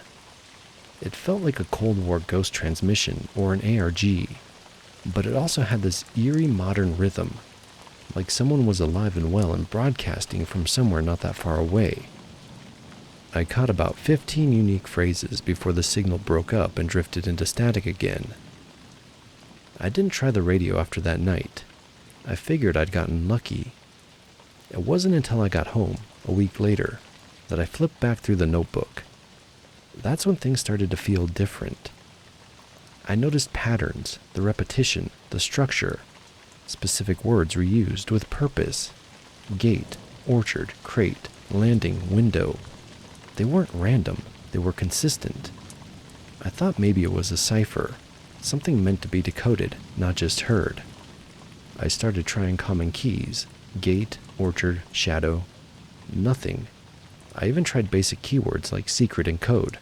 It was all still gibberish. Then I tried crate. No idea why, maybe because the phrase, open crate is not an invitation, felt pointed like a warning. When I used it as the Visionaire key, things started falling into place. Phrases that had sounded like poetry suddenly turned into something else entirely. Unauthorized access triggers fallback. Second drop failed.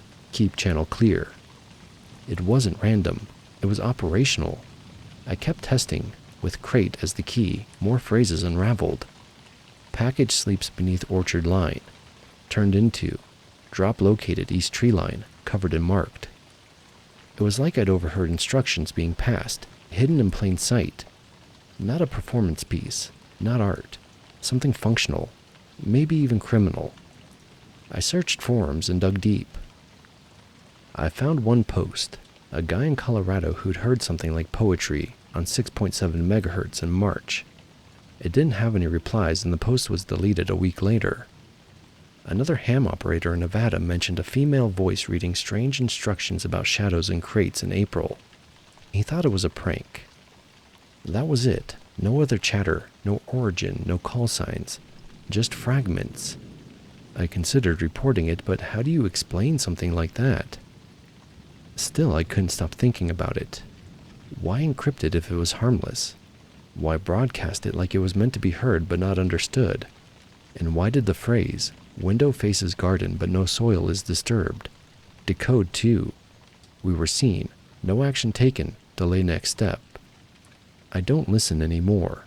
The radio's in my closet wrapped in a bandana. The notebook's tucked in the back of a drawer. But sometimes late at night, I wonder what else I missed. What was still being said after I turned the dial to static? And what might have happened if the wrong person cracked the rest of it?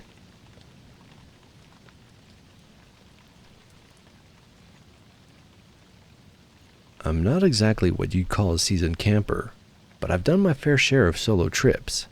Usually I stick to well-used trails and familiar sites. But last fall I wanted something quieter, so I picked a remote spot in a national forest about 4 hours from the nearest gas station. The hike in was uneventful. I followed a dry creek bed up a ridge, cut through some second-growth fir, and found a decent clearing about 100 yards off an old service road. I made camp, got a fire going, and boiled some water for dinner. I didn't see or hear anyone all day. Around 10 p.m., I was brushing my teeth when I noticed a light moving through the trees. Just a flicker, like a flashlight beam weaving between trunks far off in the woods. It wasn't steady. It blinked a little, like the person holding it kept changing their grip, or was struggling with bad batteries. I figured it was another camper looking for a trail or trying to get their bearings, so I called out. I got no response. After a minute or two of watching it flicker, I grabbed my flashlight and walked toward it. The second I started moving, the flickering light did too. It was always just ahead, a little further in. It wasn't fast, but steady. I kept thinking I'd catch up to whoever it was, but after 10 minutes of dodging branches and uneven ground, I realized the light was leading me deeper and deeper into the woods. There was no trail, no sign of a camp. Eventually I stopped. The light blinked one last time through the trees and didn't come back. I turned around and headed back to my tent, a little annoyed. I didn't feel like getting lost trying to help someone who didn't want it. After about an hour, the light came back, from the other side this time, lower in the trees and farther off. I didn't say anything, just watched it from the edge of camp. After a few minutes, I picked up my flashlight again and started walking toward it. The same thing happened. Every time I got close, the flicker moved deeper into the woods, just out of reach. No matter how fast I moved or how directly I walked toward it, the distance always stayed the same. It never sped up. It never turned back. It just kept ahead. I followed it further than I should have the second time. When I stopped and looked around, I couldn't even see my fire anymore. I could only see the trees. I stood still for a long time, listening, trying to hear footsteps or twigs breaking, but there was nothing. The light faded between the trees and didn't return. I retraced my steps and got back to camp close to midnight. The third time I saw it, I didn't even get up. I just sat in my tent and watched it flicker. After a while, it disappeared again. Then it came back from a different direction, then another. It kept happening and I stopped keeping track. It was always the same pattern. The light would appear, stay in place for a few minutes, then start to drift as soon as I moved toward it. Never toward camp, always deeper, never fast, just far enough to stay out of reach. It went on like that until the sky started to lighten behind the trees. When the sun finally came up, the light didn't come back. I packed up quickly and hiked out the way I came in. I didn't rush, but I didn't linger either. I didn't see anyone on the trail, and there weren't any signs of another campsite nearby. I still think about those lights sometimes, how they didn't react, didn't acknowledge me, didn't seem to care I was even there. They weren't warning me or even threatening me. They were just moving. Where to? I don't know, but it was never back toward where I came from.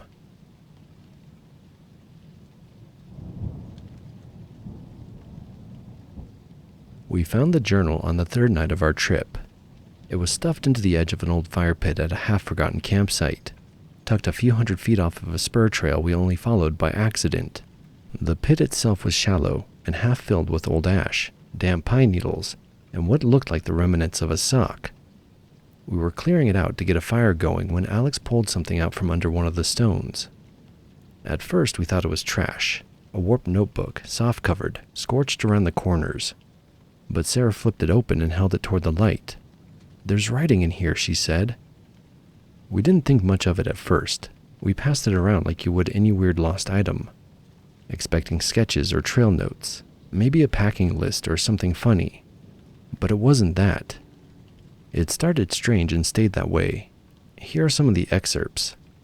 "Dog-legged clouds again, can't be 3 in a row. Heard them last night. Like breath but inside out. Stay still and it won't hear. Still. Woke up with dirt on my tongue. Washed it 3 times. No footprints. Teeth are fine. Still checked. Clock said 2:14, but the sun's up. Watch says 5:23. Trees look copied again. Too even. That's not right." It didn't read like poetry. It didn't read like a story.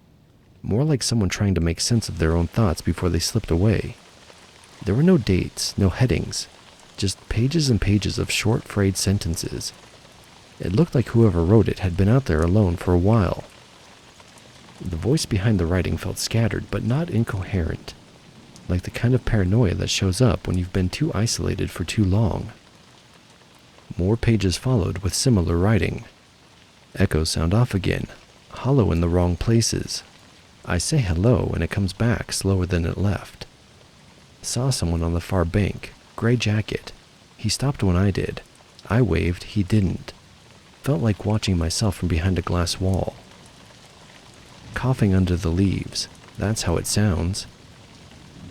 Nobody said it out loud, but something about it made us uncomfortable. Even Alex, who's usually the skeptic of the group, stayed quiet while we flipped through it. The name J. Weber showed up once in the back of the book, along with a smudged birthday and a blood type. There weren't any contact numbers, no mention of where he came from or when he arrived. We read more by the fire that night. The entries didn't follow a clear timeline, but they got more fragmented the further in we went. There was a page where he repeated the phrase, "I don't own a blue tarp," over and over. Another where he described a second tent near his, identical but flattened, with no opening. And then, something behind the ridge, heard it unfold. Polite feet, no crunching. I noticed that. I shouldn't have. Camp is smaller today. I counted 6 steps to the tree, now it's 9.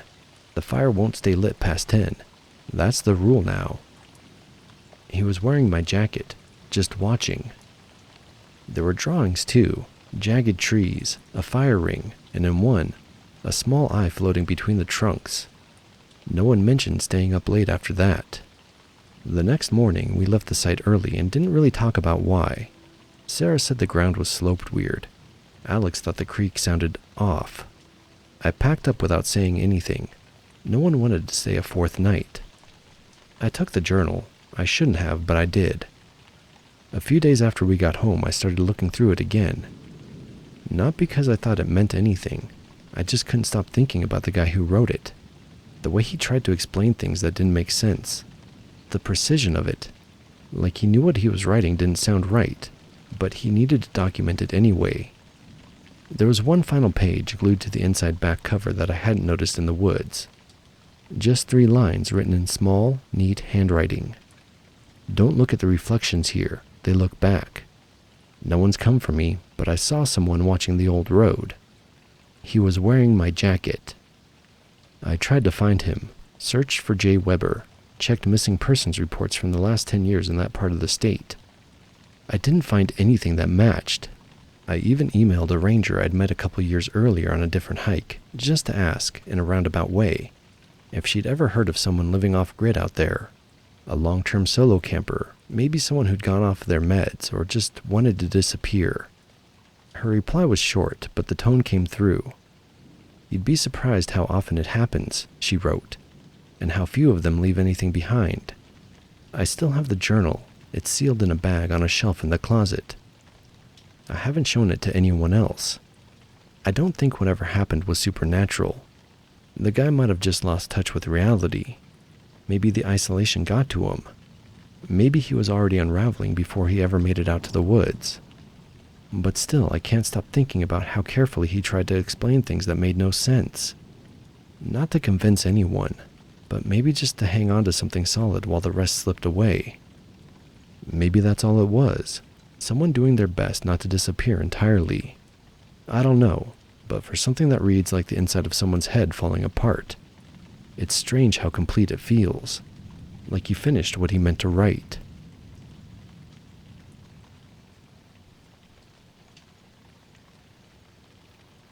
Last fall, my friend Matt and I did a 2-night camping trip in northern Oregon.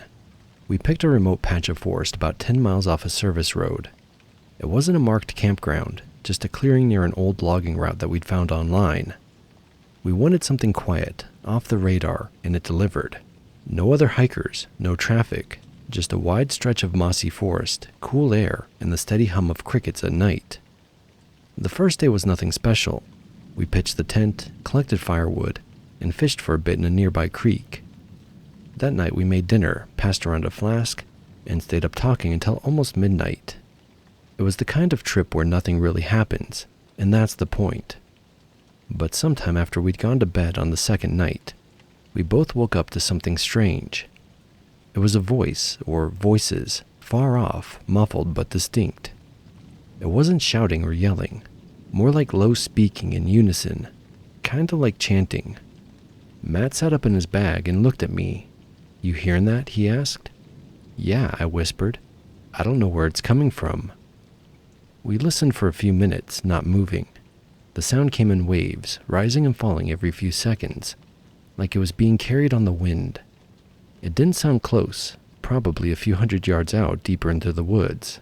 We sat there half awake, trying to make sense of it. Eventually it faded out. We figured it was some weird acoustic echo, maybe water or birds or something stupid playing tricks on us. I remember joking that it was forest monks, and Matt laughed. We both went back to sleep. But maybe half an hour later it came back. This time it was louder, Still not close, but enough to hear the rhythm of it. A rising and falling hum that almost sounded like words, though I couldn't understand them. It would go for 20 or 30 seconds, then stop, then start again. Sometimes from the same direction, sometimes from the left or right. Matt sat up again. He didn't say anything for a while. Finally he muttered, "Okay, that's not wind. Someone's out there." I didn't respond. We just listened. Another burst of chanting started, then stopped. Then another. It kept doing that for almost 20 minutes. I couldn't tell how many people were speaking. It wasn't loud or frantic, just steady and low, like they'd done it before. Then Matt got up and started putting on his boots. "Where are you going?" I asked. "I just want to see how far off it is. I'll take the flashlight and stay in earshot." "You think that's smart?" He shrugged. "I won't get close. I just want to see if I can see anything. It's probably just some weird hippies." He stepped out into the dark with his light moving quietly. I sat on the edge of the tent, watching the beam bob between the trees until it disappeared. For about 10 minutes I heard him moving, then silence. Then the chanting started again, longer this time. No breaks. It sounded like it had shifted a little further away. I waited, trying to keep my breath steady. My ears were tuned to every crack of a branch, every rustle in the brush. Finally, I heard footsteps coming back. Matt emerged from the trees with a flashlight, pale and quiet. He stepped into camp and just stood there for a second like he was still listening. I asked him what he saw. He didn't answer right away. Then he crouched next to the fire ring and said quietly, "There's a clearing not far, maybe 15 minutes up. There were people standing in a circle." "How many?" "I don't know, 10, maybe more." I waited. They weren't talking, just chanting, over and over. I stayed behind a stump, but they didn't see me. "What were they doing?" He paused again. There was something in the middle of the circle. I couldn't see what, but they all had their hands up like they were praying or blessing it or something like that. Nobody moved. Nobody looked around. "Did you hear any words?" I asked. He shook his head. "Not in English." We both sat there in silence for a while. Neither of us said the word cult, but it was hanging there, unspoken. After a few minutes, the chanting stopped. Nothing else happened. No footsteps, no lights, no sounds. We didn't sleep the rest of the night, just laid in our bags listening, waiting to hear it again. But it didn't come back. At sunrise, we packed everything fast. No coffee, no breakfast. Just got our gear together and headed down the ridge. We didn't say much until we were back at the car. On the drive home, Matt said, "It didn't feel like they were doing anything violent, just weird. But I didn't want to hang around long enough to find out." We never found any news about a group or event out there. No missing persons, no articles. Just a patch of deep woods far from any trail, where people gathered in the middle of the night to chant in circles. I still camp, but not in that forest, and not anywhere without a few other tents nearby.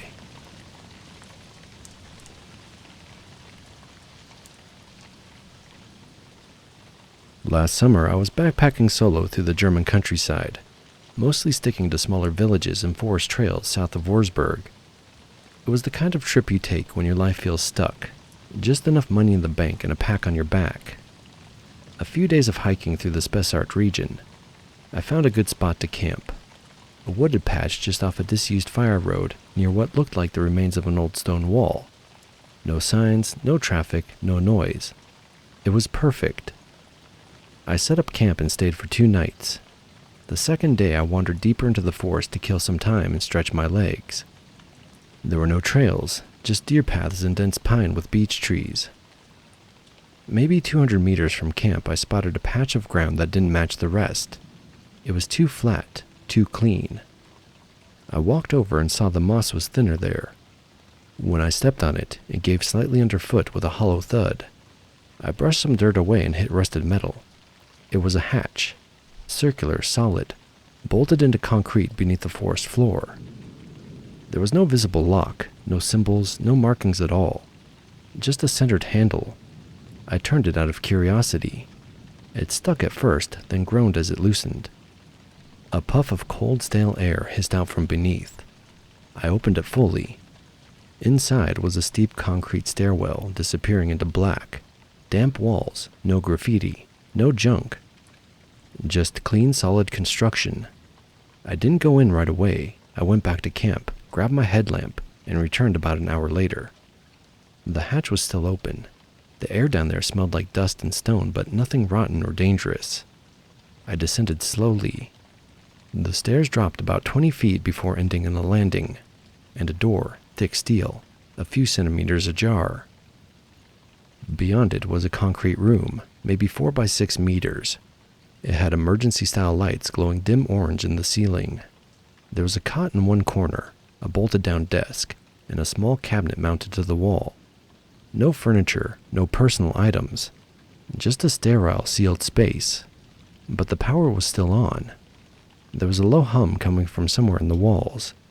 Not loud, barely noticeable, but steady. I traced the sound to a fuse box near the door.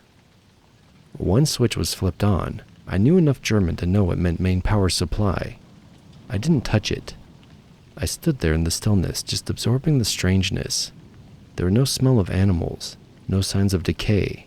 It didn't feel abandoned. It felt paused. Then I saw a second door on the far wall, this one heavier, fully shut and sealed tight. No handle, just a slot in the metal like something was meant to be inserted. Above it, stenciled in faded paint, was a number 03. That was enough for me. I backed out, climbed the stairs, and left the hatch open behind me. I don't know why. Maybe I was in a rush. Maybe I didn't want to touch it again. I told myself I'd take photos the next day. Bring back a real light. Maybe even record a video. At the time, it didn't feel dangerous. Just surreal. That night, back at my campsite, I couldn't sleep. I kept thinking about that second door, the hum, the clean concrete. It didn't make sense that something so intact and powered could be hidden in the woods like that, with no signposts or fencings or warnings. At some point in the early morning, I thought I heard something, a distinct click. Just once, then silence. I convinced myself it was an animal stepping on a branch. A little later, I packed up camp. I figured I'd stop by the hatch once more before heading out, just to check it again in daylight. I followed the same path, and when I got to the clearing, I stopped cold. The hatch was closed again. The handle was turned back into the locked position. The dirt and moss around it had been disturbed lightly, but there were no boot prints, no tire marks, no sign of anyone else. I was sure I hadn't closed it. I walked up slowly and rested my hand on the metal. I gripped the handle and tried to turn it again. It wouldn't budge. It felt sealed from the inside. I stood there for a long time just listening. No sound came from below, no hum, no movement. Eventually I walked away. I didn't take photos, I didn't mark the spot. I just left. 2 days later I tried looking online for anything about old bunkers in that part of the Spessart. Military records, Cold War installations, decommissioned NATO stations. I found lists, maps, old documents. Nothing matched the location I'd been in. I even went as far as pulling up old satellite maps. I thought maybe I could find the clearing again. I couldn't. Everything out there looks the same once you're deep enough in. Trees, moss, and shadows. I haven't told anyone else up until now. Because there's nothing to prove, nothing to explain. There's just one fact that won't leave my head. I left that hatch wide open, and someone sealed it shut before I came back.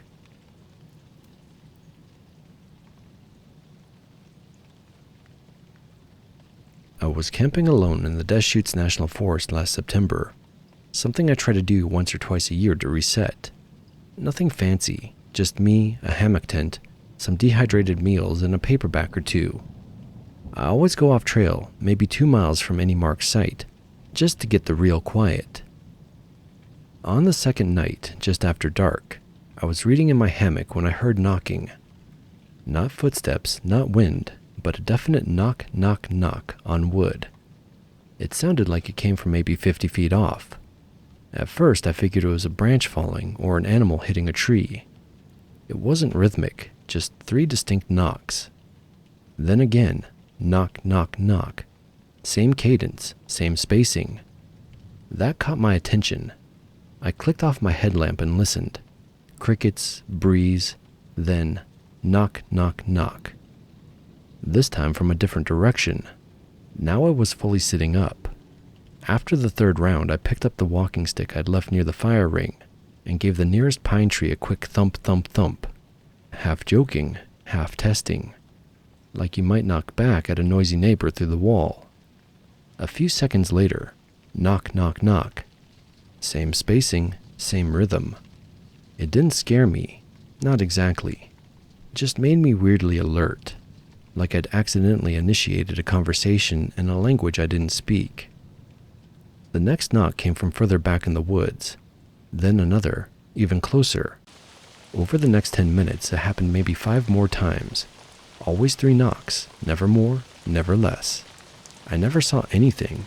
I never heard any movement, just the knocks.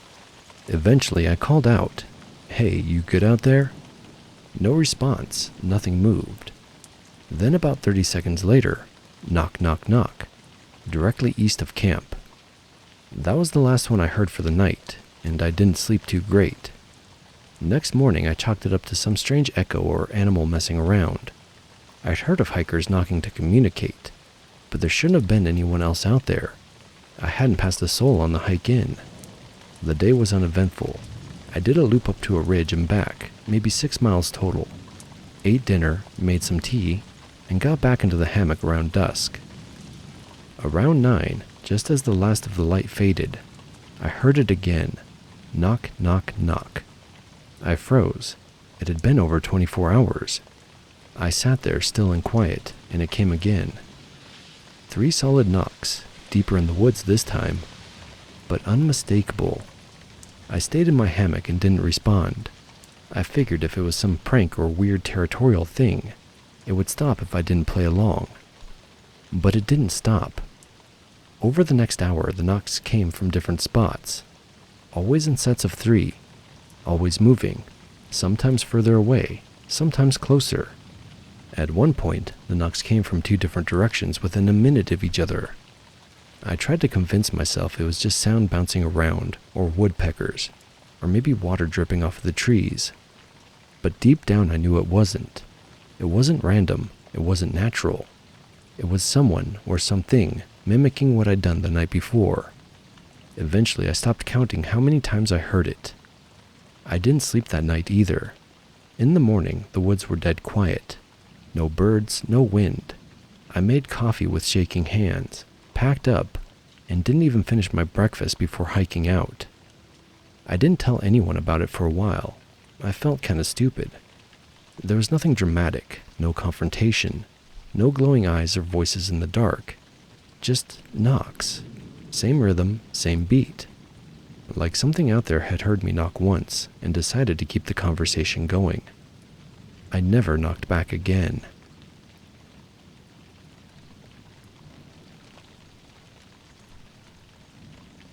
I've been camping for years.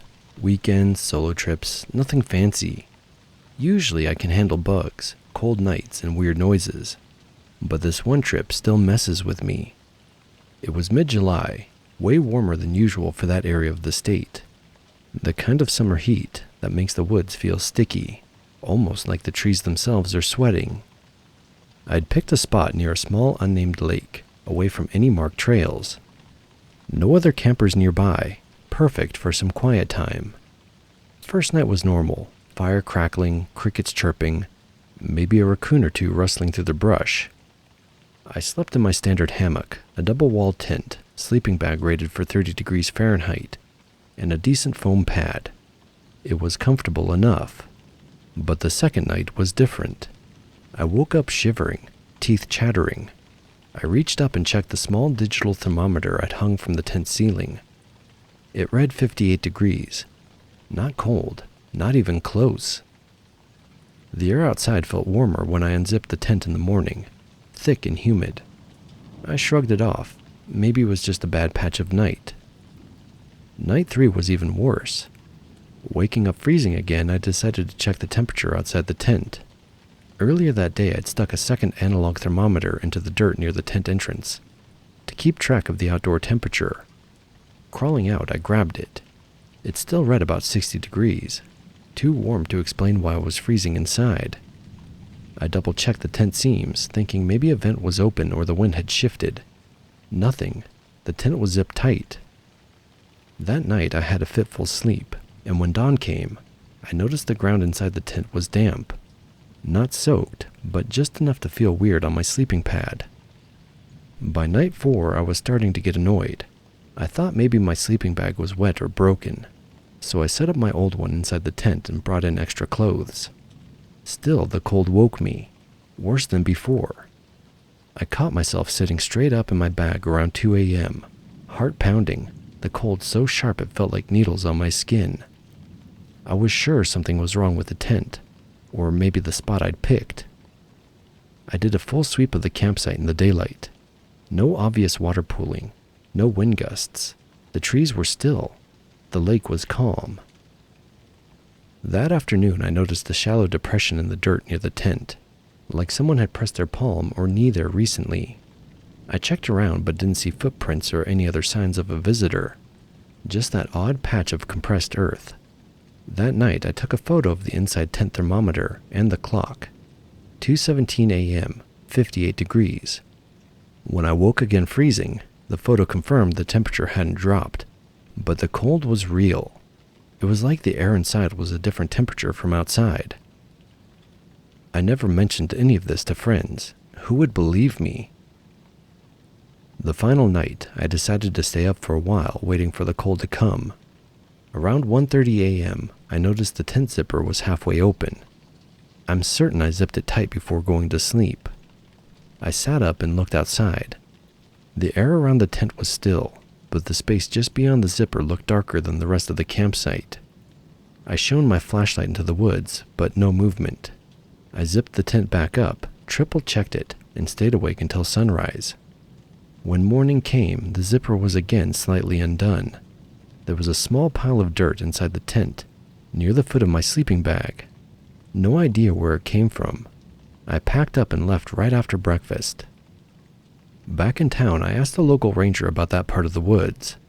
He hesitated but finally said, "That area is known for cold spots. It happens sometimes and no one's sure why.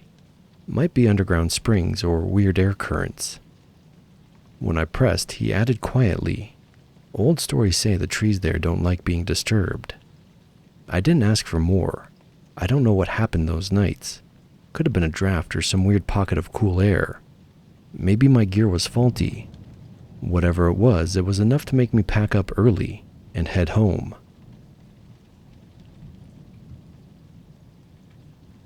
The first time I heard my name carried on the wind, I was standing just outside the old coal pit. The one they said was sealed shut for good. The pit's been closed for nearly a century now. After the collapse back in 1923 took 3 men, and the mine was buried under tons of rock and silence. Folks around here still talk about how the company never properly accounted for those who went missing, how the mine swallowed them whole and never gave them back. I was sure someone was calling me that evening, but when I looked around, all I found was the empty hillside and the quiet weight of things left unsaid. The farm had always felt a little strange. My grandpa used to say it was the mountain itself, restless and remembering. Even before the mine collapsed, folks whispered about odd sounds drifting down the ridge at night, low moans or distant hammering, like the earth was trying to speak through the rock. He said miners heard it too, long before the disaster, but no one talked about it openly. Since I was a kid, there'd been nights when the wind shifted, carrying faint noises that didn't match the usual creaks and rustles of the farm. Sometimes the porch light would flicker. There were no electrical issues with the house and no storms on the horizon to explain it away. Doors I'd swear I'd locked were found hanging open, and the old dog, usually steady as stone, would growl into the darkness for no reason. Most of it I chalked up to the kind of things that happen at an old place. Settling wood, the mountain wind, or just the mind playing tricks when you're alone. But lately, those moments had been growing more frequent and more specific. It started with the voices. They were whispers at the edge of my hearing, barely audible like they came from underground. At first, I thought it was the wind again, or maybe echoes from the river down below. But the night I stood at the coal pit, the whispers took shape. Simple names, common enough around here, but they weren't from anyone I knew. They sounded tired, almost sad, carried on the wind in a way that made my skin crawl. And then I heard it, my own name. I didn't think much of it until the next day, when my grandpa handed me a brittle newspaper clipping, yellowed at the edges. It told the story of the 1923 collapse, a tragedy that swallowed more than just men. Families lost fathers and brothers, promises were broken, and the company vanished without so much as a proper memorial. "There's more to this mountain than just coal," Grandpa said, his eyes distant. "Something that doesn't rest easy." Sometimes I wonder if the mountain is trying to tell us something, or if it just remembers better than we do.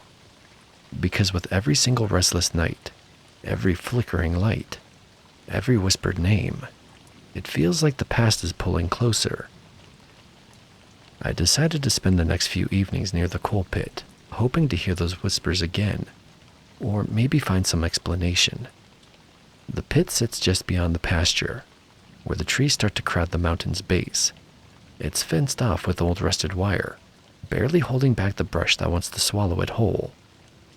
The entrance was bricked up over decades ago, but the stones looked loose in places, like the mountain was trying to push back. The first night I went out, I took my flashlight and a recorder, half to catch sounds and half because I wasn't sure I trusted my own ears anymore. The air was cool and still, the kind of silence that presses on your skin and fills your ears with nothing but your heartbeat. I stood near the pit's sealed mouth for a long time, listening. There was nothing at first.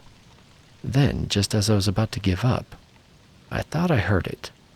The faintest of sounds, like a breath on the wind. I leaned closer. "Michael." My blood ran cold. I spun around. No one was there. Only the trees, their branches casting dark shadows in the flashlight's beam. I checked my recorder. The playback was only static, no voices. I stayed until the stars were high, but nothing else came. The next day, strange things started happening on the farm. The old dog, Bear, refused to leave the porch, growling low and snarling at the wooded edge where the coal pit lay hidden. I tried to call him inside, but he just glared at the shadows, his hackles raised. That night, the kitchen window rattled like someone was pounding against it. But when I looked out, there was nothing there. The wind was dead calm. I started to wonder if I was chasing ghosts. On the third night, I returned with more gear, a handheld EMF meter Grandpa found at a yard sale, and a thermal camera I borrowed from a friend who does hiking videos. I figured if something was off about the place, maybe the tech would pick it up. The meter stayed quiet, flickering only with the occasional gust of wind. The thermal camera showed nothing but cold shadows. Still, the feeling was different. The air seemed heavier, thicker. Then, as I was about to leave, I caught it again, a whisper, just barely audible, so faint I almost missed it. "Michael." This time I didn't spin around. I stood still, letting the silence press in. Then the earth beneath me trembled just slightly, too light to be an earthquake, but enough to make the leaves at my feet shiver. I wasn't about to stay around after that, so I returned home. The next morning, Grandpa asked if I had been near the pit late at night. "I don't like you fooling around with that old place," he said. "Something's buried down there that shouldn't be disturbed." I pressed him for details, but he only shook his head. Old stories best left alone. Still, I couldn't shake the feeling that the mine wanted to be remembered. That afternoon, I wandered around the edges of the property, near where the forest met the field. The grass was flattened in strange patterns, like something large had been pacing back and forth. Bear followed close behind with his ears twitching. As dusk fell, I noticed a thin trail of smoke curling from the mountain ridge. It didn't come from a chimney, not from the old farmstead. I followed it cautiously. The smell of damp earth and wood smoke thick in the air. At the ridge where the coal's pit-sealed entrance lay, I found the stone slightly shifted. A faint glow pulsed from the cracks, warm and orange, like a dying ember beneath the earth. My breath caught in my throat. Suddenly the wind shifted, carrying faint voices, barely audible but persistent. "Michael, Michael."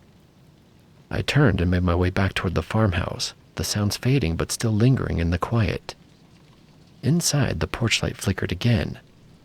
The air felt colder than usual, enough that I could see my breath but not freezing. Bear stayed close, low growl rumbling in his throat as he stared at the dark corner of the kitchen. I couldn't see anything, but the feeling that something was there didn't quite go away. I wasn't sure what I was hoping to find out there. Maybe it was nothing. Maybe just the mountain and old memories stirring in the wind. But whatever it was wasn't ready to be ignored. The next few days passed in a restless blur. I kept finding small things out of place, tools missing from the shed, the old rocking chair on the porch turned slightly from where I'd left it, footsteps in the dirt that didn't match mine or Bear's. Each time I convinced myself it was just the wind or a forgetful mind, but the unease settled deeper. One evening I sat on the porch, smoking a cigarette as the sun dipped behind the ridges. The sky was a bruised purple, and the crickets were quiet. Out in the field near where the coal pit lay hidden under thick brush, I thought I saw a flicker, like a light moving between the trees. It was so quick I wasn't sure if it was real or just a trick of the dusk.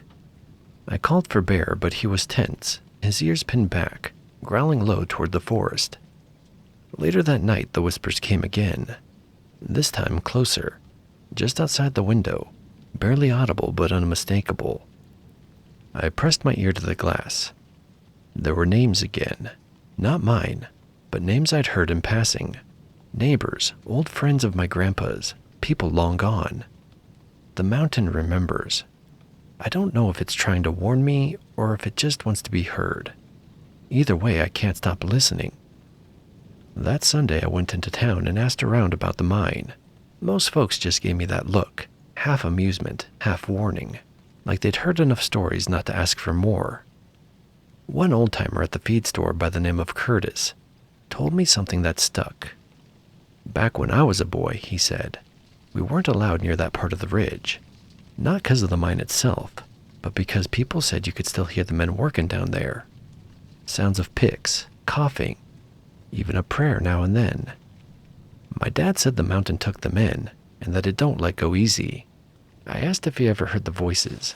He paused for a long moment. Then he said, "You hear enough wind at night, your brain makes noises out of it. But sometimes it makes the right kind of noises, like a name or a song you didn't know you remembered." I didn't sleep well after that.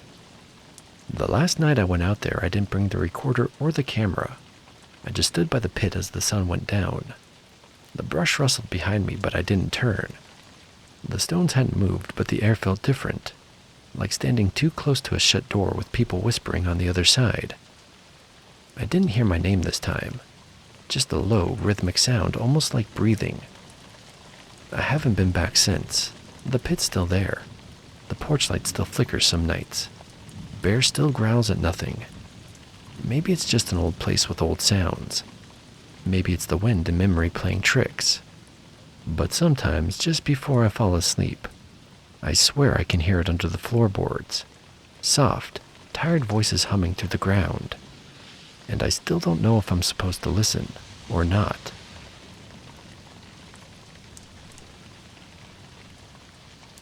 That wraps up our first story. Makes you wonder, what were those voices? Spirits from the mine? Or something older that's always been in those woods? Let me know what you think in the comments. And while you're here, tap the like and subscribe button to hear more stories like this. If you've got a true scary story of your own, you'll find a link to send it to on screen. This'll be the only break, so let's get right back into the rest of the stories.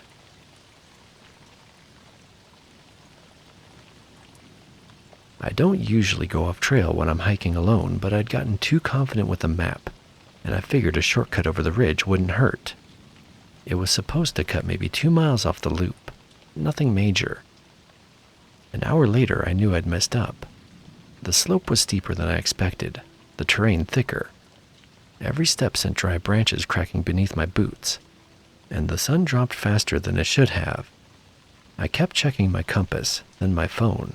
No service, just my luck. I wasn't panicked, not yet.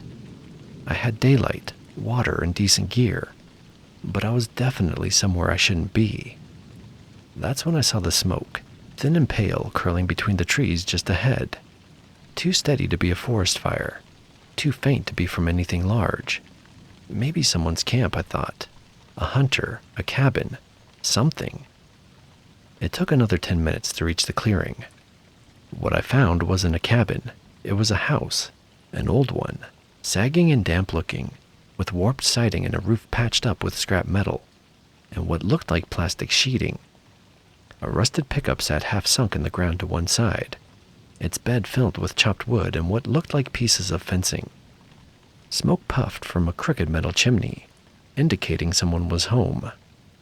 I stopped at the edge of the clearing. Everything about the place told me I shouldn't be there. It wasn't just that it looked abandoned and lived in at the same time. It was the feeling that it wasn't meant to be found. I almost turned back right then, but my nerves were already getting the better of me. I told myself I was just being weird about it. If someone lived out here, they probably kept to themselves. I'd just call out, ask for a point back to the main trail, and be on my way. I took a few steps towards the front porch. The door was already open, not wide but cracked, like someone had stepped inside just ahead of me and hadn't bothered to close it. I raised my voice. "Hello, sorry to bother you, I'm a little turned around out here." There was no answer. I knocked on the frame, still nothing. I waited a few seconds longer, then pushed the door open. The inside was worse than the outside. It was dark for one. The windows were yellowed and coated in grime, muting the afternoon light. The walls were lined with handmade shelves, jars filled with cloudy liquid and what looked like preserved animal parts. Bones hung from the ceiling on twine, swaying slightly in the still air. Some were small, some weren't. A wood stove in the center of the room glowed with faint heat, and there was a pot that sat on top, bubbling slow and steady. Whatever was inside smelled bitter, earthy, not quite like food. There were no photos, no furniture besides a single chair and a cot in the corner. There was a child's shoe sat under the cot, old and cracked down the middle. I backed out carefully, heart pounding harder now. I hadn't seen anyone, hadn't touched anything, but it felt like I'd trespassed, like I'd looked at something I wasn't meant to see. Back in the clearing, I turned toward the slope, thinking I could backtrack and swing north until I found the old service road that ran along the ridge. But 5 minutes later, as I pushed through the brush and came over a slight rise, I froze. It was another house, not the same one. This one was smaller, darker, with thick curtains pulled over the windows. A dull orange glow flickered behind one. There was no path between them, no driveway, no fence. Just wilderness.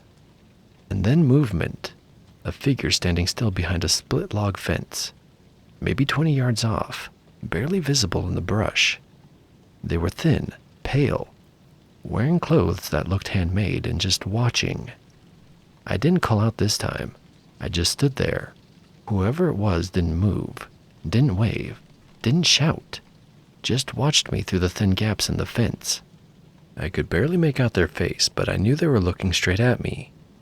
I turned and kept walking, faster this time, trying not to look like I was running, though every nerve in my body screamed at me to pick up speed. I thought about calling for help, but I still had no signal. Just one blinking bar that vanished every time I unlocked the screen. I made it half a mile before I started recognizing trees I had already passed. A deadfall with moss growing in a jagged split. A cluster of old cans nailed to a trunk like a makeshift target. I was going in circles. I stopped again, trying to breathe, to think. That's when I heard footsteps. Slow, breaking twigs just out of sight. I spun around, scanning the trees.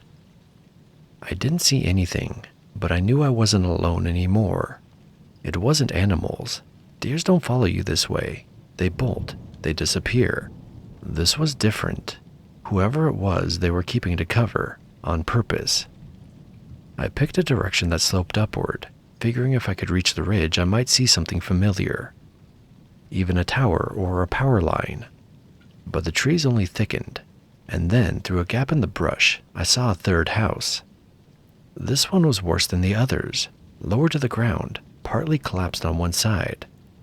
A wheelbarrow full of meat sat out front, covered in flies. What kind of meat I couldn't tell. It was pale, skinned and split into long ropey sections. A woman stepped out of the house just as I ducked. She wasn't young. Gray hair pulled tight behind her head. She held something in her hand, long, glinting. Not a gun, a tool maybe. Maybe a cleaver. I couldn't see her eyes, but I didn't need to. She turned her head the way someone does when they already know where you're standing. I didn't wait. I broke cover and ran. Not in any specific direction, just away. I must have run a mile before I stopped. My legs were shaking. My shirt stuck to me with sweat. My mouth dry and tasting of metal. I still had no signal on my phone. Still no sound except the wind in the trees and the distant snap of a twig now and then. Like someone walking a careful pace. The sun had dropped below the canopy. Shadows stretched longer now. Every part of the woods looked the same, and the worst part was I wasn't sure I was getting any further away. Something about the layout, those houses, the paths or lack of them between. They didn't line up in a way that made sense, like I'd wandered into a patch of forest that didn't follow the rules. I started moving again, slower this time, trying not to make noise. That's when I smelled the smoke again. Not from ahead of me, but behind. It was stronger now, thicker. Not like a chimney. More like something burning where it shouldn't be. I risked a look back. There was no fire that I could see, but something was moving. It was more than one person, walking through the trees at a steady pace. No flashlights, no calls. Just the rustling of the brush, the occasional low crack of something wooden. I turned and ran again. My legs weren't going to last much longer, but I didn't care. I sprinted through brush and branches, stumbling more than once until I came to a gravel trail. An actual man-made trail. I didn't stop. I followed it, heart in my throat, praying it would lead somewhere real. Half an hour later, I saw the back of a Forest Service gate. Beyond it, a parking area. There was my car. I didn't question how I ended up back where I started. I just got in, locked the doors, and didn't stop driving until I saw a gas station and working lights. I never reported it. What would I even say? That I got lost and came across a few strange houses? That people followed me without a word? It doesn't amount to much, but sometimes when the wind shifts just right, I catch the faintest scent of wood smoke. And even now I find myself watching the tree line longer than I should, half expecting someone to be standing there just out of sight.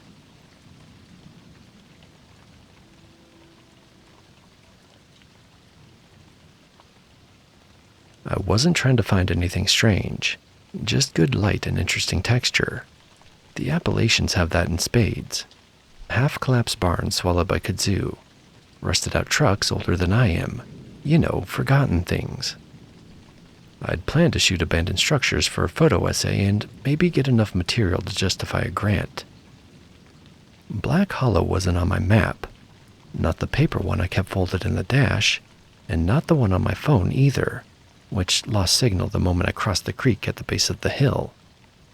I'd taken a detour off a Forest Service road, followed a gap in the tree line I thought might lead to an old settlement or hunting cabin.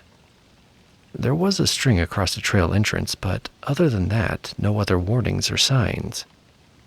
After half an hour hike, I found a stone foundation and a steeple that barely cleared the trees. The building slouched low into the earth like it had given up decades ago. It was a church, or at least it had been.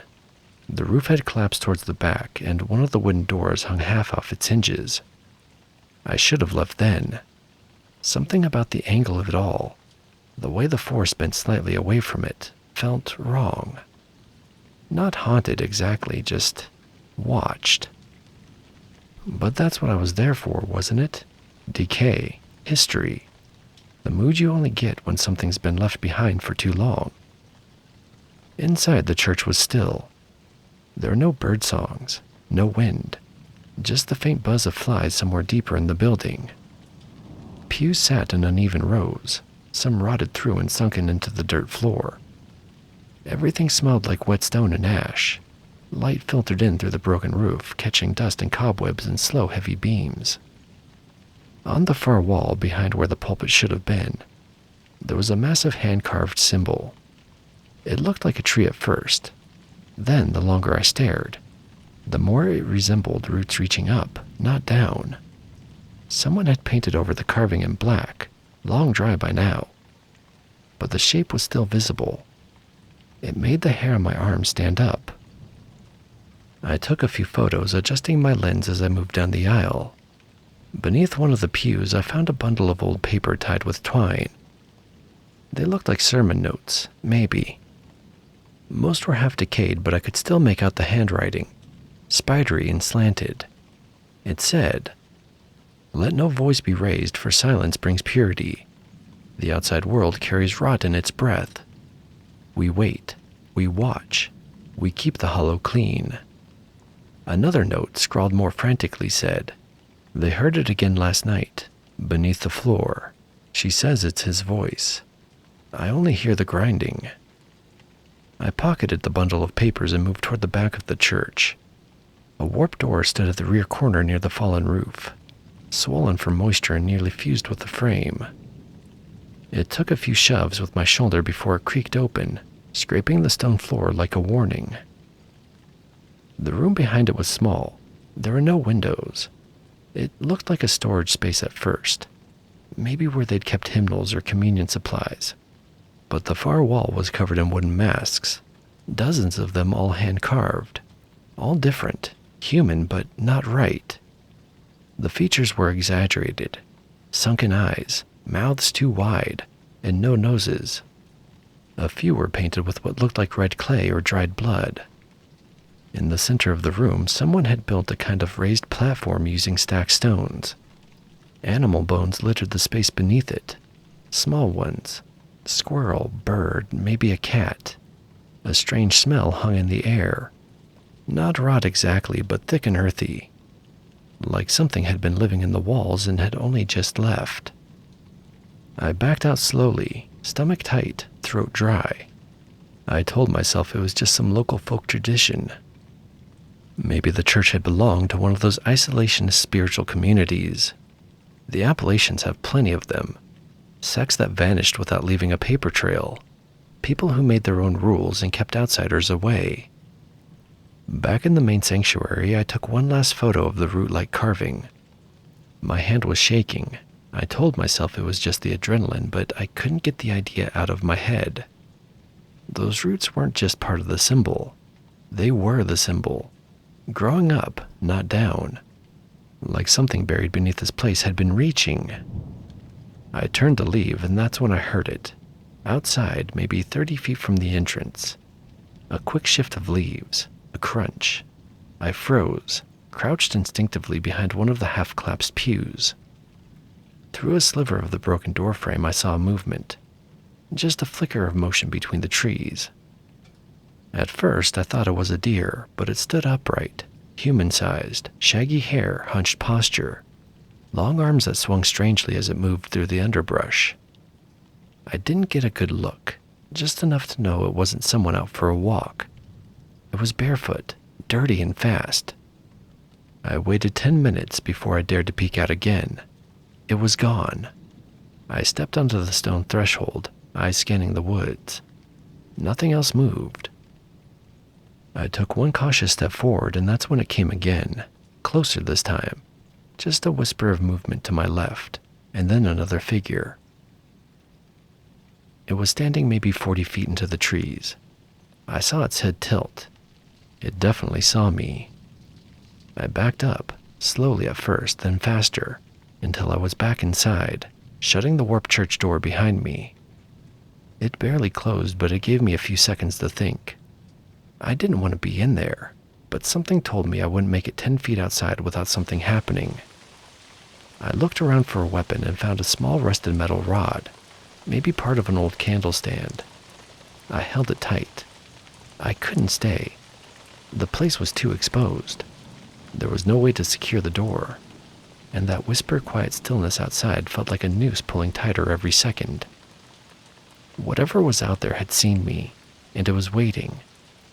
I held the rusted rod like it meant something, like it could do anything besides give me tetanus. My breathing was tight and loud in my ears. I waited at the church's front door, listening. For footsteps, for breathing, for anything. But there was only stillness. I decided to just go for it. I threw the door open and ran. I didn't look back. I couldn't. The idea of seeing something following me, human or not, just stopped me dead. I ran past the headstones, through the overgrown grass, and into the woods where the light bent wrong and the ground pulled at my boots. I'd marked my trail in, flagging tape, small notches on trunks, but now I couldn't see a damn one of them. Every tree looked the same, and the ones that didn't had things in them.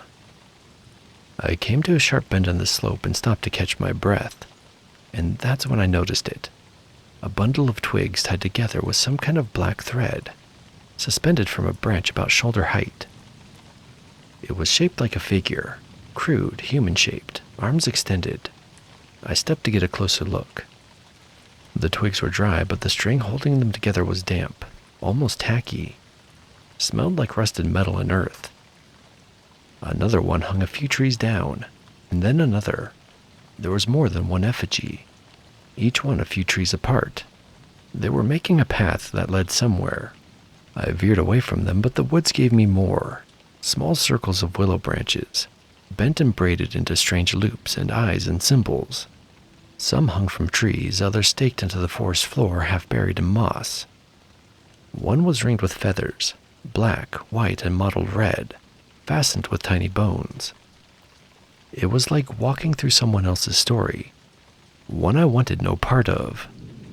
I pushed deeper into the forest, heart hammering, trying to angle back toward the road. The ground dipped suddenly and I slipped down into a shallow ravine, hands scraping on stone. And when I looked up, there it was again, a figure, human-shaped and lean, standing behind a tree, one hand resting against the bark, its face angled like it was listening. I ducked behind a fallen log, trying to still my breath. I couldn't tell if it saw me. I waited a full minute and then I bolted, not back toward the church, not toward the effigies, simply away, anywhere else. I didn't get far. The woods closed in quick. Brambles tore at my jeans and snagged at my sleeves. Behind me, something moved. I cut hard down slope, lost my footing, and went tumbling into a narrow ditch. The ground hit hard and jarred my spine. I stayed crouched there for a few long seconds, listening. Branches above shifted with the rhythm to them. Someone was still up there. I waited until I thought it was safe, then bolted again up the other side through tangles of fern and deadfall. My muscles burned, my legs were jelly, and then, suddenly I broke through a thicket of pine and stumbled straight onto asphalt. It was a road, rough, patchy, barely a lane wide. I didn't even hear the truck at first, just the low crunch of tires coming from behind. It was an old farm truck, faded green, with a cracked windshield and a rusted front fender. It rolled to a stop a few yards ahead, engine ticking over like it might give out. The driver leaned out. He was a middle-aged man, gray in his beard and around the eyes. He didn't say anything at first, just looked me over. "You lost?" he finally asked, like he already knew the answer. I hesitated. Every instinct told me not to get in, but the light was going fast, and there was no way I was spending the night out there. "Yeah," I said, hiking, got turned around. He nodded once, then thumbed the passenger door open. "Get in." The cab smelled like old leather and pipe smoke, and a pair of beat-up binoculars hung from the rearview mirror. He didn't ask questions right away. We just drove in silence, the road winding slow beneath us. "You weren't supposed to be out that way," he finally said. "That trail's been closed for a reason." "What reason?" He didn't answer, just gave me the slightest shake of his head. We eventually looped around and found my truck. Somehow I'd run in the exact opposite direction I thought I had been going. I got out of his cab and turned to thank him, but the man was already putting the truck in gear. He paused just long enough to say, "You weren't the first to find that place. Just be glad you made it back." Then he pulled away, leaving only dust and the setting sun behind him. I never told anyone the full story, not because I was scared, but because I wasn't sure I wanted anyone else to know. There's something about that place that gets under your skin. Sometimes I catch myself replaying that day in my head, wondering what I missed or what they wanted. The symbols, the quiet figures in the trees, they've stayed with me in a way I didn't expect. Some parts of the woods don't want visitors, and maybe that's exactly how it should be.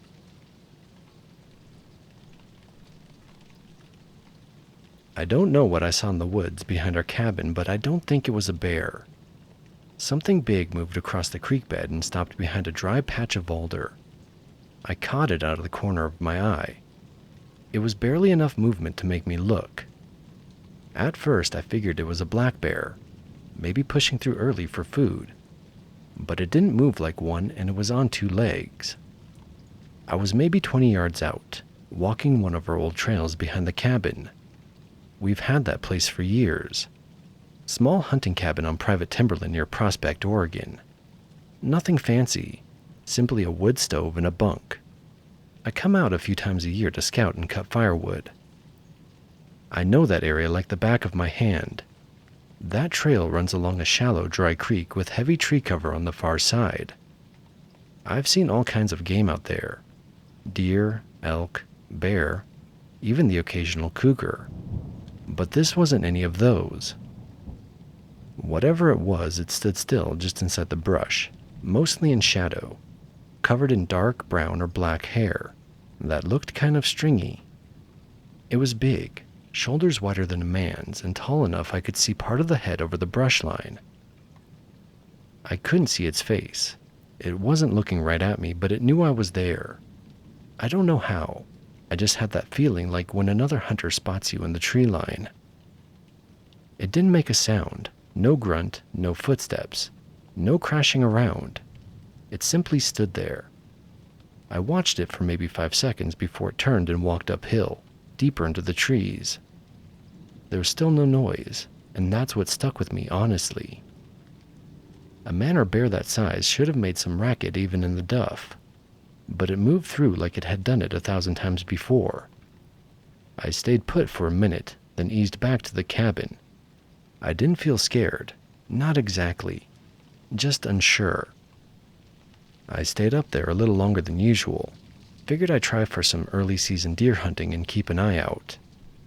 The next few days nothing happened, but a few small things didn't sit right. I found some tracks in the mud along the creek. They were big, wider than any deer or elk, but not quite the usual bear prints. The shape was weird, like it had a big toe separated from the rest, and the stride was long, almost human-like. I followed them for a bit, but lost the trail where the ground got rocky. Later I noticed broken branches about 6 or 7 feet off the ground. They were snapped clean through, too high for deer or elk to have hit them, and the pattern didn't look like a bear pushing through either. There was no bark stripped off or claw marks, just branches broken like something leaned or bumped against them. One morning I caught a foul smell around the cabin, not like a skunk or dead animal. It was musky, wet, and sour. It lingered for a while, then faded with the wind. I figured it was something natural, but it was unusual enough I made a note of it. About a week after the first sighting, I was out again near dusk, running another line on the far side of the creek. The woods had cooled off and the shadows were longer. That's when I saw it again. This time it was closer. maybe 15 yards away, and partially lit by the fading sun. I caught the outline clear. Tall, broad, hair hanging off its arms, shoulders hunched just a bit. It was crouched down, kind of like it was watching the creek.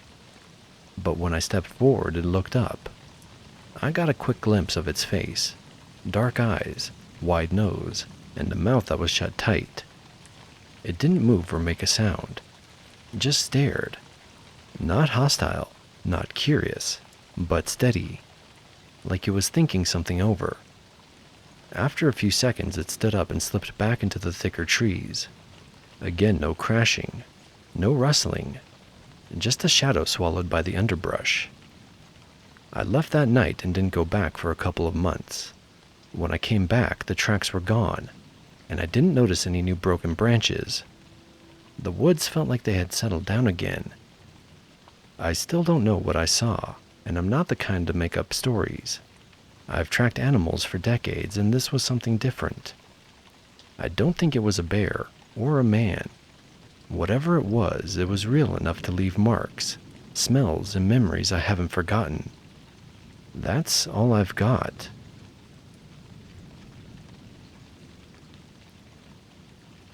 That was the end of our first story. Let me know in the comments what you thought about it. Also, take this time to hit the like and subscribe button. And don't forget the bell notification. I'd love to read your scary stories, and possibly have them on this channel. The links to send them to are on the screen.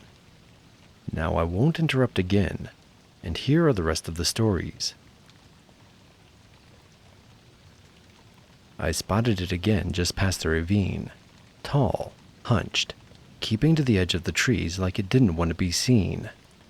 I didn't stop walking, didn't break stride. I'd already circled back once, thinking maybe I was imagining the pacing, but every time I changed direction, it adjusted, kept just far enough to stay in cover, but not far enough to be gone.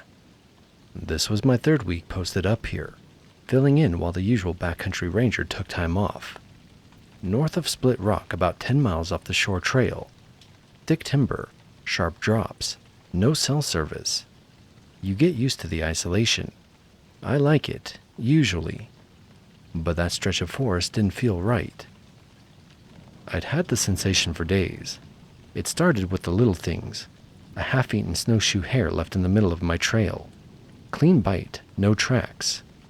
Twice I found prints that almost looked like wolf, but the shape was off. Too long in the heel, spread wrong, and whatever made them walked in a straight line, not the zigzag you'd expect from a canine. I've tracked wolves, bears, even a cougar once. This wasn't any of those. And then there was the sound, or the lack of it. One afternoon I was cutting through a dense patch of cedar when I realized I could hear my coat shifting more than the woods around me. That's not normal. It wasn't quiet exactly. More like everything was cushioned.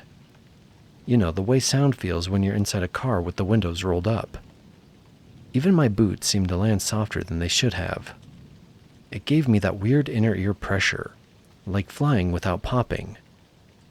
I stopped and just stood there for a moment and listened. A light breeze should have brought rustling in the canopy, maybe a squirrel scolding or a jay overhead. Instead, it felt like I was listening through glass. I turned in a slow circle, hand resting on the strap of my pack. I didn't draw my sidearm, but rested my hand on it, out of habit. I've had run-ins with angry moose and black bears, but this didn't feel like that. This time I felt watched. The first time I saw it, it was dusk. I'd been out marking a damaged trail sign about a half-mile from base camp. Snow had come in light that morning, so there was fresh powder on the branches and not much noise underfoot. Coming back, I caught movement out of the corner of my eye, up the slope near the tree line. Thought it was a deer at first, but the shape was wrong. It was tall and upright. One long step, then another. No bounding or jerky movement like a bear rearing. It stayed even and controlled. I slowed down but didn't stop. My instinct was to keep moving and act like I hadn't noticed. Whatever it wasn't charging. It was shadowing my movement, That's when I realized it had been pacing me for at least a quarter mile. I started to feel like I was being hunted. The next few days I stayed close to camp and radioed in more than usual. I didn't mention anything odd. I've seen good rangers passed over for sounding off about things they couldn't prove. It wasn't worth it. But I kept spotting signs, deep scratches on a tree trunk at shoulder height, but nothing fresh. I tried brushing snow over the odd prints, but something about them stuck in my head. The stride was too long. It didn't trot, it walked, one foot in front of the other, just like a man. A week after that first sighting, I was up by an old firebreak trail checking for downed limbs. It was late afternoon with the sun just tipping toward the lake. I paused to take a drink, and that's when I saw it again. Farther this time, maybe 60 yards out. It stood near the edge of a birch stand, one arm braced low against the tree like it was leaning. I didn't see eyes, not clearly, but it was facing me. Head low, shoulders too high, legs like a dog's, but the torso moved like a person's.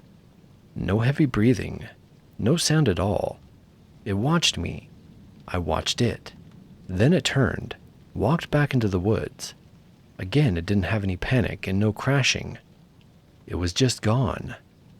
I hiked back a little faster than usual that night, and I kept my sidearm holstered but unlatched. Slept with the lantern on. I never saw it again after that second time. But I've worked that park system for almost 15 years, and I've never felt anything like that. I wasn't scared, more like cautious in a way I couldn't shake off. The way you feel walking past a house with a big dog on the other side of a thin fence. You're not in danger, not yet, but you don't test the line. I signed off that season, did my reports like normal, and didn't say a word to anyone. Still haven't. But I can tell you this, there's something in those woods that walks too smooth to be a bear, and leaves tracks too long to be a wolf. I don't care what name people give it. I know it's real.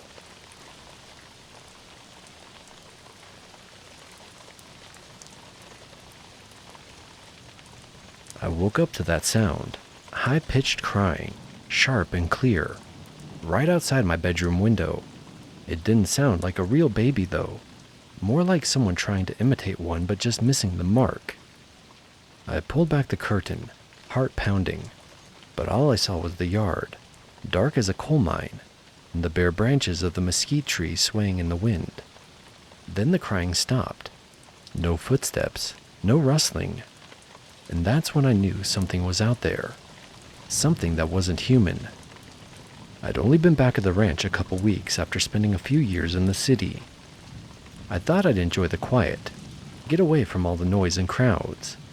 The first week was too quiet, almost unsettling. You could hear yourself breathing at night, and the wind through the trees sounded like a far-off whisper. Then the crying started. It came every single night, right around midnight, like clockwork. Sometimes it sounded like a baby, other times more like an old woman whispering, maybe even cursing. I'm not one to get spooked easily, but that sound, it felt like it was crawling under my skin. Something was wrong with it. I asked around at the feed store, thinking maybe some kid was messing with me, or maybe there was a hurt animal out there somewhere. The old man behind the counter looked at me serious-like and said, "Son, that ain't no prank. That's La Lechuza." I laughed it off at first. I'd heard the stories growing up, but I never took them serious. But that old man didn't laugh back. Said she was a witch turned into a big owl, and she didn't like folks who talked too much or crossed her. The crying didn't stop after that. If anything, some nights it felt closer, like it was right outside the porch, just watching. One night, I swear I saw something huge slip through the trees at the edge of the yard. Big wings, I think, and a face, old and wrinkled, peering out from the feathers. I blinked and it was gone. After that, I kept salt on the windowsills just like the old stories say to do. I closed the window tight and said a few prayers before bed. The crying didn't go away, but it got quieter, less urgent. like it was thinking or waiting. I don't plan on leaving. This is my home now. But I keep my doors locked and my eyes open. La Lechuza might be out there, watching. Maybe she's just passing through.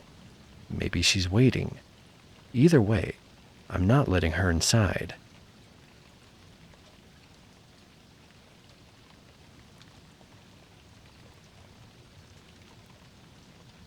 I work as a game warden in the Ardennes, one of Belgium's densest forests. Most days are quiet, just routine patrols, checking traps, keeping an eye on the deer herds. Nothing ever really surprising. But late last autumn, something happened that stuck with me. It was just before dusk, the sky a slate gray fading into night. I was walking a narrow trail near La Roche in Ardennes, the forest around me thick with tall pines and old oaks. The air had that crisp, damp chill you get when the sun dips below the horizon, but the cold hasn't fully set in. The usual sound of the forest were fading. The birds had quieted down, and even the wind seemed to have calmed. Just the crunch of my boots on the leaf-strewn path. Then I caught a noise, a low guttural growl mixed with a hiss. It wasn't loud, but it had a weight to it that made me freeze. I glanced up just in time to see a shadow slip between the trees. It was large and sleek, moving with a quiet power I'd never seen in any animal around here. It wasn't a wolf or a boar. The creature's eyes caught the last light, yellow and sharp, almost glowing in the dim. It held my gaze for what felt like an eternity, intelligent and curious but unreadable. It didn't approach, didn't make a sound, just watched me. After a long moment, it turned and vanished into the underbrush like a ghost. I stood there for a while, heart steady but mind racing. I've heard stories before, rumors of a big cat living in these woods. Some say it's an exotic pet escaped years ago. Others think it's a wild feline nobody's ever caught on camera. In the days after, I found tracks along the trail, large paw prints unlike anything native to the Ardennes. They were too big for a lynx and didn't match a wolf or dog. Since then, I've kept a closer watch, but I haven't seen it again. I don't know exactly what I saw that evening, but whatever it was, it's real, and it's still out there.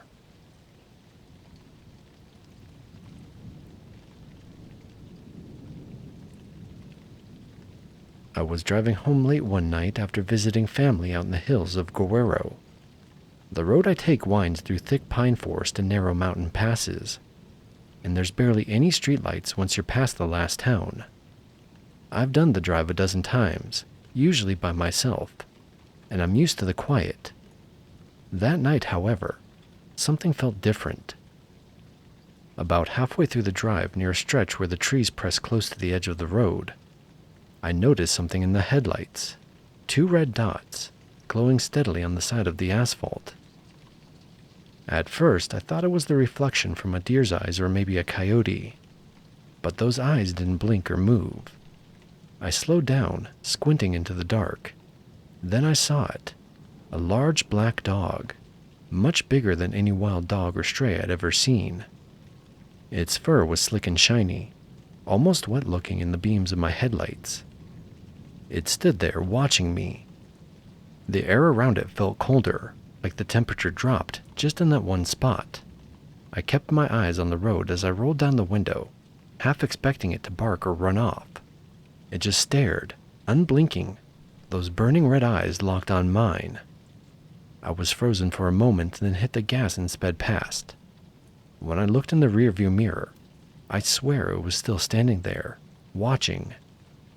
The next few nights, I couldn't shake the feeling I was being watched. Sometimes when I was outside the house, I'd catch glimpses of something black, moving just beyond the edge of the yard. At night, I started hearing growls and low howls, different from the coyotes or foxes I'm used to.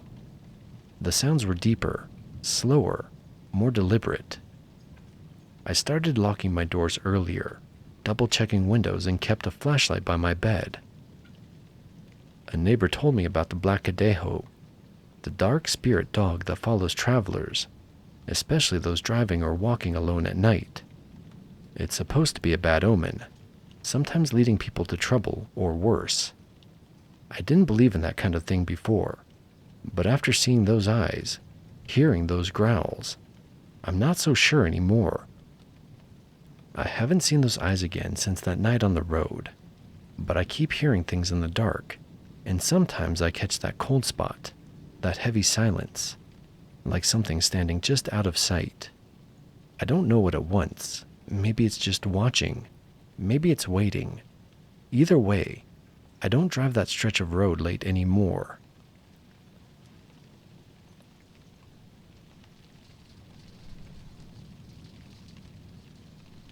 I've been fishing the same stretch of river in northern Washington for years. It's tucked away, quiet, wild, and not many people come through. That kind of place where the river's voice is the loudest thing you hear, and the trees seem to hold their breath. Last fall, I decided to camp out overnight along a bend where the river widens. I'd fished there plenty in the day, but never stayed the night. I set up my tent near the water, got a fire going, and settled in.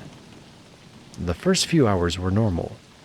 The fire crackled, insects buzzed nearby, and the usual chorus of frogs and owls filled the dark.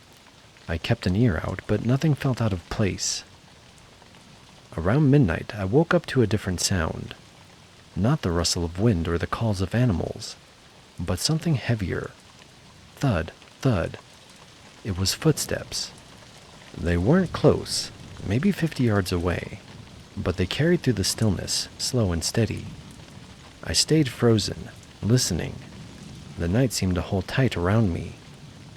The firelight flickered, casting long shadows into the forest.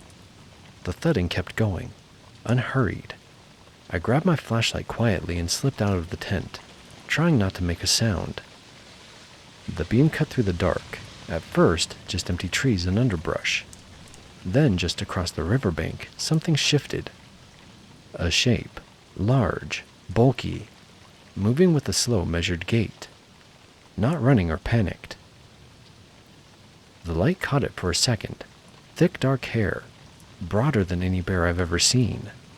The figure paused and turned its head toward me. Then came the eyes, deep, dark, almost human in their intelligence. It didn't growl or make a sound, just stood there, calm and still. I didn't move, didn't breathe too loud. After what felt like a long stare, it turned and disappeared into the shadows like a ghost. I stayed up the rest of the night, ears straining for anything else, but the woods went quiet again. Morning came slow. I found huge footprints near the riverbank, big enough to fit both my hands side by side, deep in the soft mud with a stride too wide for any humans. I don't know what I saw. Bigfoot? Something else? I don't chase legends, but that night changed something in me. Sometimes when the wind blows just right, I swear I hear those slow, heavy steps, echoing along the river.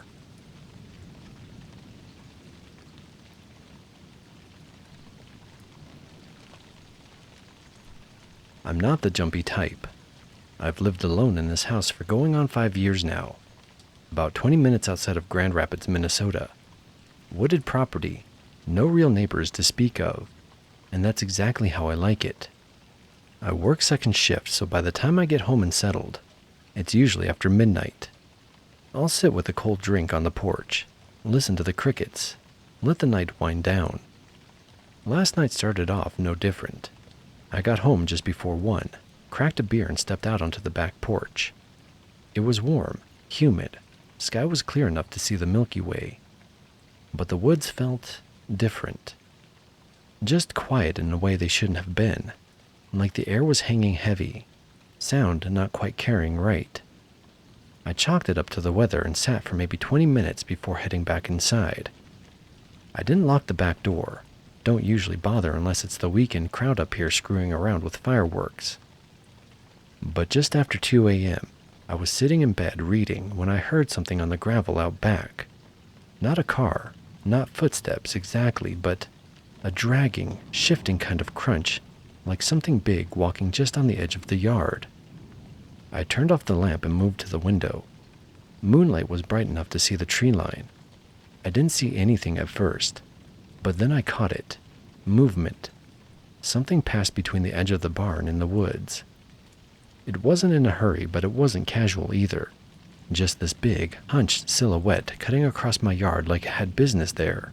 I waited, but nothing happened for about 10 minutes. Then I heard a soft thud on the side of the house, like someone leaning into the siding, maybe bracing a hand against it. I crept through the kitchen and turned out the porch light. There was nothing there, but I swear the screen door looked like it was hanging a little crooked. At this point, I locked everything. Doors, windows, even the garage. I turned off all the lights and sat in the dark living room with my rifle across my lap. It wasn't panic. I've dealt with trespassers before. But this wasn't someone looking to steal gas or copper. This felt different, bigger, heavier. Around 3 a.m., I heard the door handle rattle like someone gently testing it. Then nothing. No footsteps, no retreating gravel. I waited there for a long time. Maybe half an hour passed before I saw it again. Out the front window this time. Just the top of its head passing under the porch light. Dark fur, tall enough to almost brush the overhang. It moved fast, but quiet, like it knew how to stay out of sight. That was the last time I saw it. I didn't sleep at all. Sun came up and everything looked normal. No prints, no damage, nothing stolen. But there were smudges on the glass of the back door. They were up high. Too high for any person to have put them there unless they were standing on my porch railing. I've seen wolves, bears, even the occasional trespasser. This wasn't any of those, and I don't think it's the last time I'll see it either.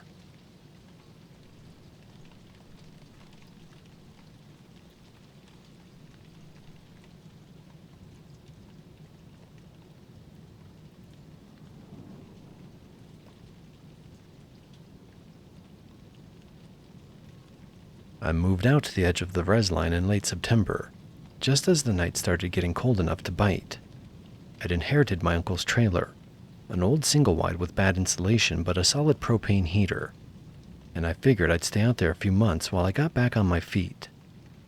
It was quiet at first, peaceful even, just mesquite, dirt roads, and space, but about a week in, things started to feel off. The first time it happened, I thought it was a coyote. I heard it just after midnight. Long dragging sounds in the gravel out back, slow and heavy, like someone limping. I looked out the blinds and didn't see anything, but the next morning I found footprints. They had long toes, and one print dragged like it had a bum leg. It was maybe 30 degrees that night. Whoever or whatever was out there was barefoot. I tried not to dwell on it. I figured maybe someone was messing with me. But the next night, something started mimicking my voice. I was brushing my teeth in the small bathroom when I heard it, faint outside the window. "Hey," it called, "come here." It was my voice. Same inflection, same drawl. Just off like it had been run through a cheap speaker, or repeated back after being heard once. I didn't move an inch. The light was on, and I knew if I looked out the window, whatever was out there could see me too. I shut everything off and waited in the dark for about 30 minutes. Nothing came of it, but that night I started locking the bedroom door. A couple nights later, I heard my uncle's voice. He's been dead for a year now. "Come help me with this fence," he called from outside. That same quiet, flat tone. Not exactly emotionless, just wrong, like a bad impression. My uncle always used to say that thing people say when they're proud of you, even when it's for something small. "That's what I'm talking about, boy."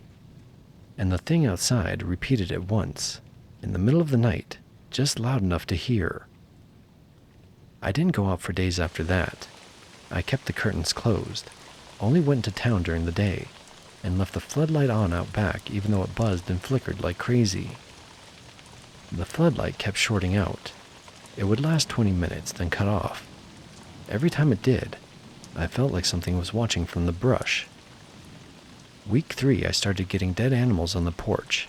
First a crow, then a cat, then something that looked like a rabbit. but all stretched out and wrong, like it had too many joints. I took a shovel and buried each one as best I could in the cold ground, but the next morning, I'd find the hole dug back up, the carcass gone, and a new one on the steps. I tried calling a friend to stay the night, but everyone I talked to said the same thing. You're past the line, man. Whatever's out there, that's yours now. I didn't sleep the last week. I started hearing breathing at night, not in the room, but outside the walls, heavy like something big was crouched beneath the windows. Sometimes it would walk around the trailer, slowly dragging its feet. Every few hours it would stop and make that low clicking sound, like a tongue hitting the roof of a dry mouth. Then came the last night. I'd made it a habit to sit on the floor of the living room, back to the wall, shotgun across my lap. The lights were off. I didn't bother anymore. I just waited. It was about 2:40 a.m. when I heard the front steps creak. They never creaked unless something heavy was on them. It waited, no knock, just the slow rattle of the door turning back and forth. It tried once, twice, then stopped. There was silence for a full minute. Then came the voice. Not my uncle's, not mine, but a new one. It was my mom. "Let me in," it said. "I brought your coat. You'll catch cold." She's been dead 10 years now. It sounded close, right against the door, calm, rehearsed. I didn't answer, didn't move, just watched the handle. Then something slid under the door. It was a note, written in chicken scratch and charcoal. It said, "I want to try your face next." I don't remember falling asleep, but I must have passed out. When I came to, it was morning. The door was still locked, but the note was gone. And the only thing outside was that rabbit again, folded up like paper, staring up at the sky. I packed that morning and left, and I haven't been back since. I don't know what it wanted. I just know it was learning. Every night it got better, closer, smarter. And I think if I had opened the door, it wouldn't have needed to mimic me anymore.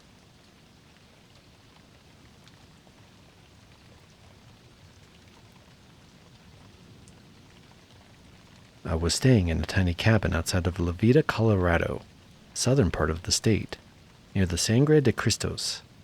It was supposed to be a writing retreat. No cell service, no neighbors for miles.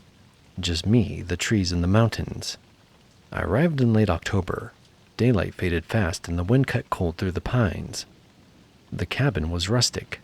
No TV, no internet, and wood stove for heat. It was perfect, or at least I thought so. First night was quiet, but I heard coyotes off in the distance just before bed. Classic mountain ambience. Second night was different. Around 1 a.m. I woke up, no idea why, just shot awake, heart pounding. It was dead silent, too silent. No wind, no night sounds. Then I heard the crunch. Gravel out by the woodpile. I sat up and looked out the window.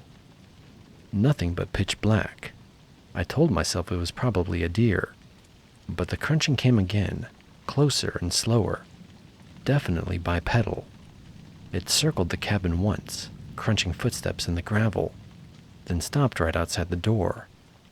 I held my breath. The doorknob jiggled once. Then I heard a voice. It was my voice, from the other side of the door. "Hey, open up. You forgot to lock the truck." Every hair on my body stood up. The truck was locked. I had double-checked it. "Come on, just for a second," it said again, still using my voice, but off somehow. It was flat, too fast, like it was playing a recording. I didn't move. I sat there in the dark, clutching the fireplace poker, heart hammering. Then came the knock.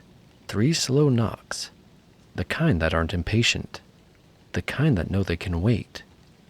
I stayed frozen until dawn. No sleep, but there were no more sounds. Just that thick silence pressing in around the cabin. The next morning I found something carved into the door. It was a symbol, crude and jagged.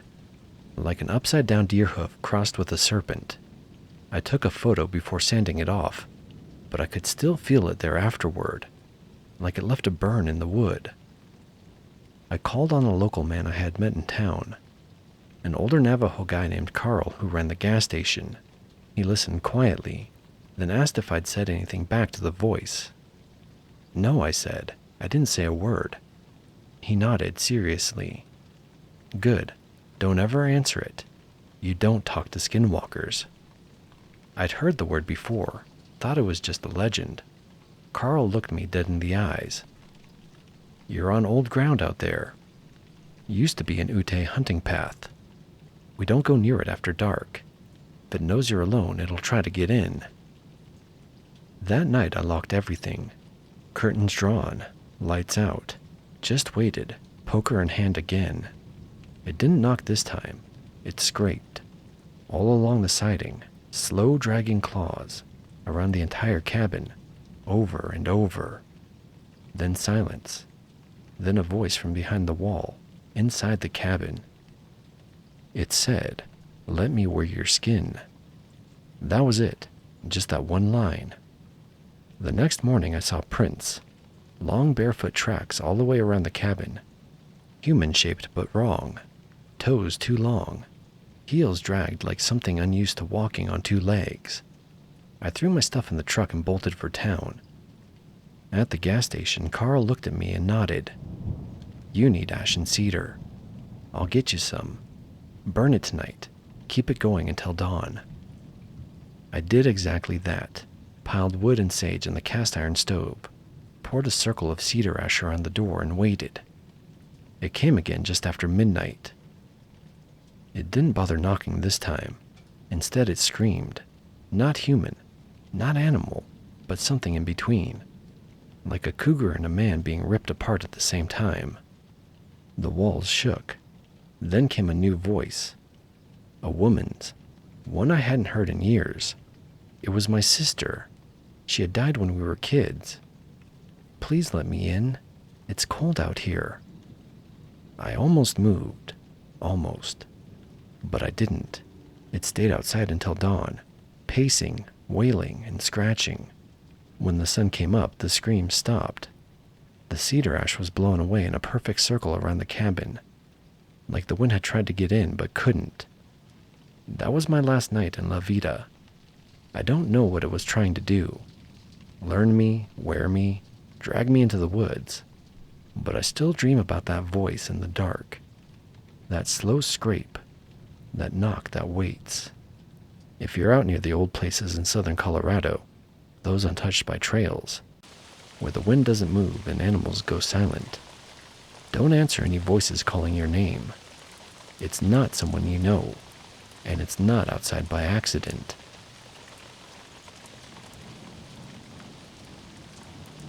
I live in a pretty quiet part of northern Idaho. Small town, one gas station, one post office, and a pharmacy that closes at 6 p.m. sharp.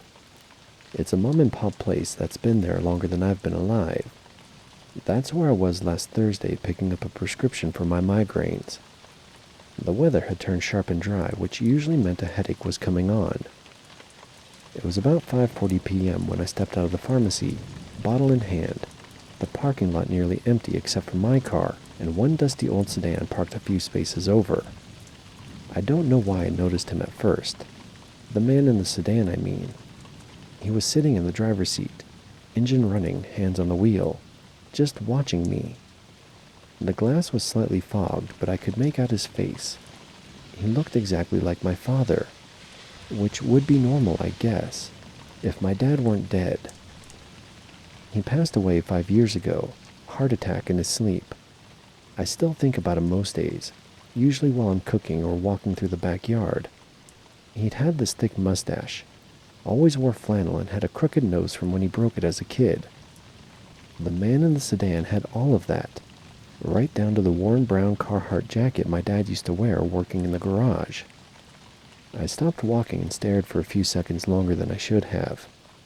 The guy didn't smile. He didn't wave. He just stared back, still as stone.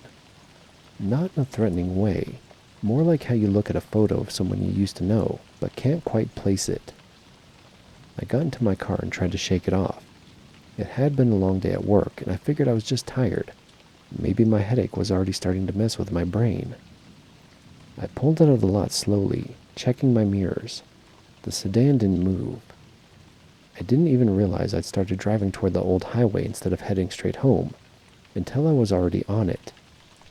It's not the fastest way back to the house, but it loops around the river, and sometimes I take it when I need a little extra time to decompress. After a few miles, I saw headlights behind me.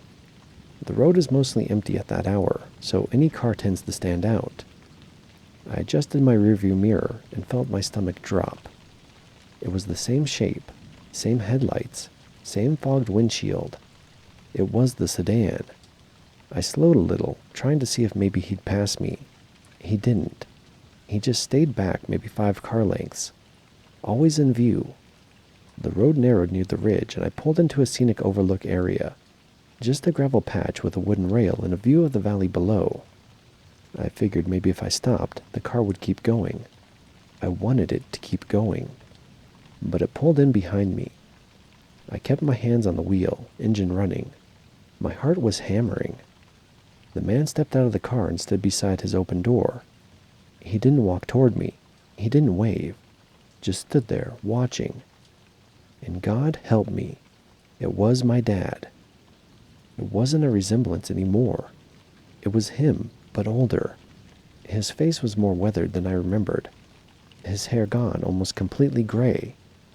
He looked how I imagined he would have aged if he'd made it to 70, and he looked at me like he knew me. I didn't get out. I just sat there, completely frozen. After maybe 30 seconds, he nodded once, slowly, almost sad, and got back into the sedan. He reversed without even looking back and pulled out into the road again. By the time I gathered myself enough to pull out after him, he was gone. No taillights, no sign of a turnoff, just empty road ahead and the sound of my own blood pounding in my ears. I didn't sleep well that night. When I told my husband about it the next morning, he gave me that smile he always does when he's not sure whether to comfort me or poke fun. He said, "Well, maybe he wanted to see how you turned out. I bet he's proud of you." I laughed a little at that, cried a bit too. But here's what I can't stop thinking about. When my dad died, they buried him with a photo in his coat pocket. It was one I gave him, me as a kid sitting on his lap at the lake. He used to keep it in his wallet. The man in the sedan had the same exact coat, the same tear in the sleeve, and as he stood outside the car that night, hand in his jacket pocket, I swear I saw the corner of that photo peeking out. I don't believe in ghosts. I'm not even sure what I believe happened. But I know what I saw, and I know how it felt. Like someone who used to love me deeply had come back, just for a moment, to make sure I was okay. And maybe that's all it was. Maybe that's enough.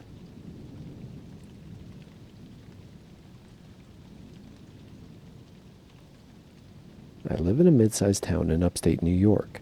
It's got that typical post-industrial vibe.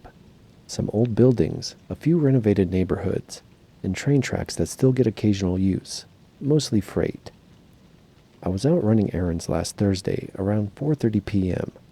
and ended up stuck at one of the older crossings on Grove Street. It's one of those spots with the big wooden arms that come down, and the bell that clanks forever before the train even shows up. I was second in line when the arms came down. There was a sedan in front of me, and no one behind. I remember because I'd just changed the oil in my car, and was watching the temperature gauge out of boredom. The train took its sweet-ass time. Probably one of those long freight hauls that feel like they go on for miles. After a few minutes of just sitting there, I glanced out the driver's side window. There's a row of houses just past the crossing, old, modest places with deep yards and big oak trees. I'd driven past them 100 times and never thought much of them, but this time something was off. There were 3 kids playing in one of the yards, 3 of them to be exact. 2 boys and a girl, probably around 6 to 10 years old. Nothing weird about that on its own, except for what they were playing with. They had these strange-looking toys, a big red fire truck with metal wheels, one of those old-style pedal cars that looked like a 40s roadster, and a doll that looked porcelain, or at least old-fashioned, like something you'd see in a vintage shop. I know kids can play with anything, but these toys looked used, like they were actually from another time, not replicas or collectibles. And the kids themselves were dressed kind of funny, not in costumes or anything like that, just old clothes. The older boy had on these suspenders and high-waisted shorts. The girl wore a yellow dress with a ribbon in her hair, and the younger boy had a cap and those knee socks you'd see in black and white photos. What really stuck with me, though, was how perfect the yard looked. The grass was neatly trimmed in such a vibrant shade of gray it almost looked fake. The flower beds along the edge were full of tulips and daisies, blooming in precise rows. There were no weeds, no toys scattered around randomly, no plastic chairs or tools or garden hoses. Just one of those old metal lawn chairs placed exactly in the shade of a tree, facing the kids. The whole scene felt curated, almost like a postcard. It didn't have that usual suburban clutter that most yards get over time. Even the white picket fence was freshly painted with no chips or stains. It was so neatly maintained that it actually caught me off guard. You just don't see yards kept like that anymore, not unless it's for a photo shoot or something. I stared for maybe 30 seconds, waiting for something to break the illusion. A parent with a phone, a car parked out front, anything modern. But it was just them, playing in the grass. At one point, the girl looked up and met my eyes. She didn't smile or wave, just kind of looked curious.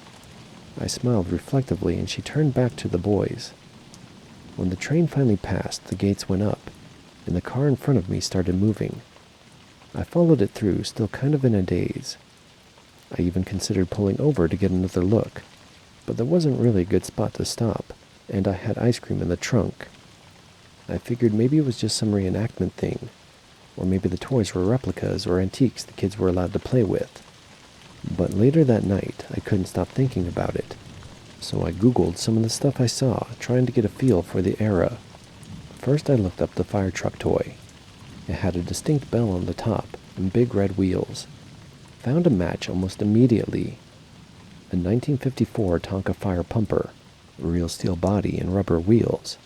That thing is worth a few $100 now, apparently. The pedal car was easier. It looked like a miniature Buick. Google turned up almost an exact match. A 1952 Murray Comet pedal car. Also vintage. Also expensive. The doll, I didn't get a perfect match for, but it resembled the 1950s American character, Sweet Sue. Porcelain head, real hair, and frilly dress. So, okay, let's say their parents were collectors, and just let the kids use vintage toys. Sure, seems a little weird, but not impossible. But then I searched the neighborhood itself out of curiosity. Google Street View has images from 2022. The house where I saw the kids? It looked totally different. It was run down, actually, peeling paint, boarded up front window, yard full of dead grass and a rusted lawn chair lying sideways. No toys, no signs of anyone living there at all. I even double-checked the address by lining up a street sign and tree on the corner. No doubt it was the same place. So now I'm left with this weird feeling I can't shake. I know what I saw. I wasn't tired, wasn't on anything, didn't hit my head. It was broad daylight. The train was slow, so I had a long time to look. And what I saw doesn't match what the house looks like now, or even looked like a couple years ago. I haven't been back there since, mostly because I don't want to ruin the memory by seeing the place as it is now. But part of me wants to stop and knock on the door just to see if anyone lives there. Or maybe find someone in town who's lived here forever and ask about the family who used to live there. Anyway, no big punchline here. Just a glimpse of something that felt completely out of step with the present. Maybe I caught a moment that wasn't meant to be seen. Or maybe it was nothing. Still, it felt real. And that yard, those kids, those toys, I can't stop thinking about how right it all looked. Like I saw a sliver of time long ago, and it was still going on. Just on the other side of those tracks.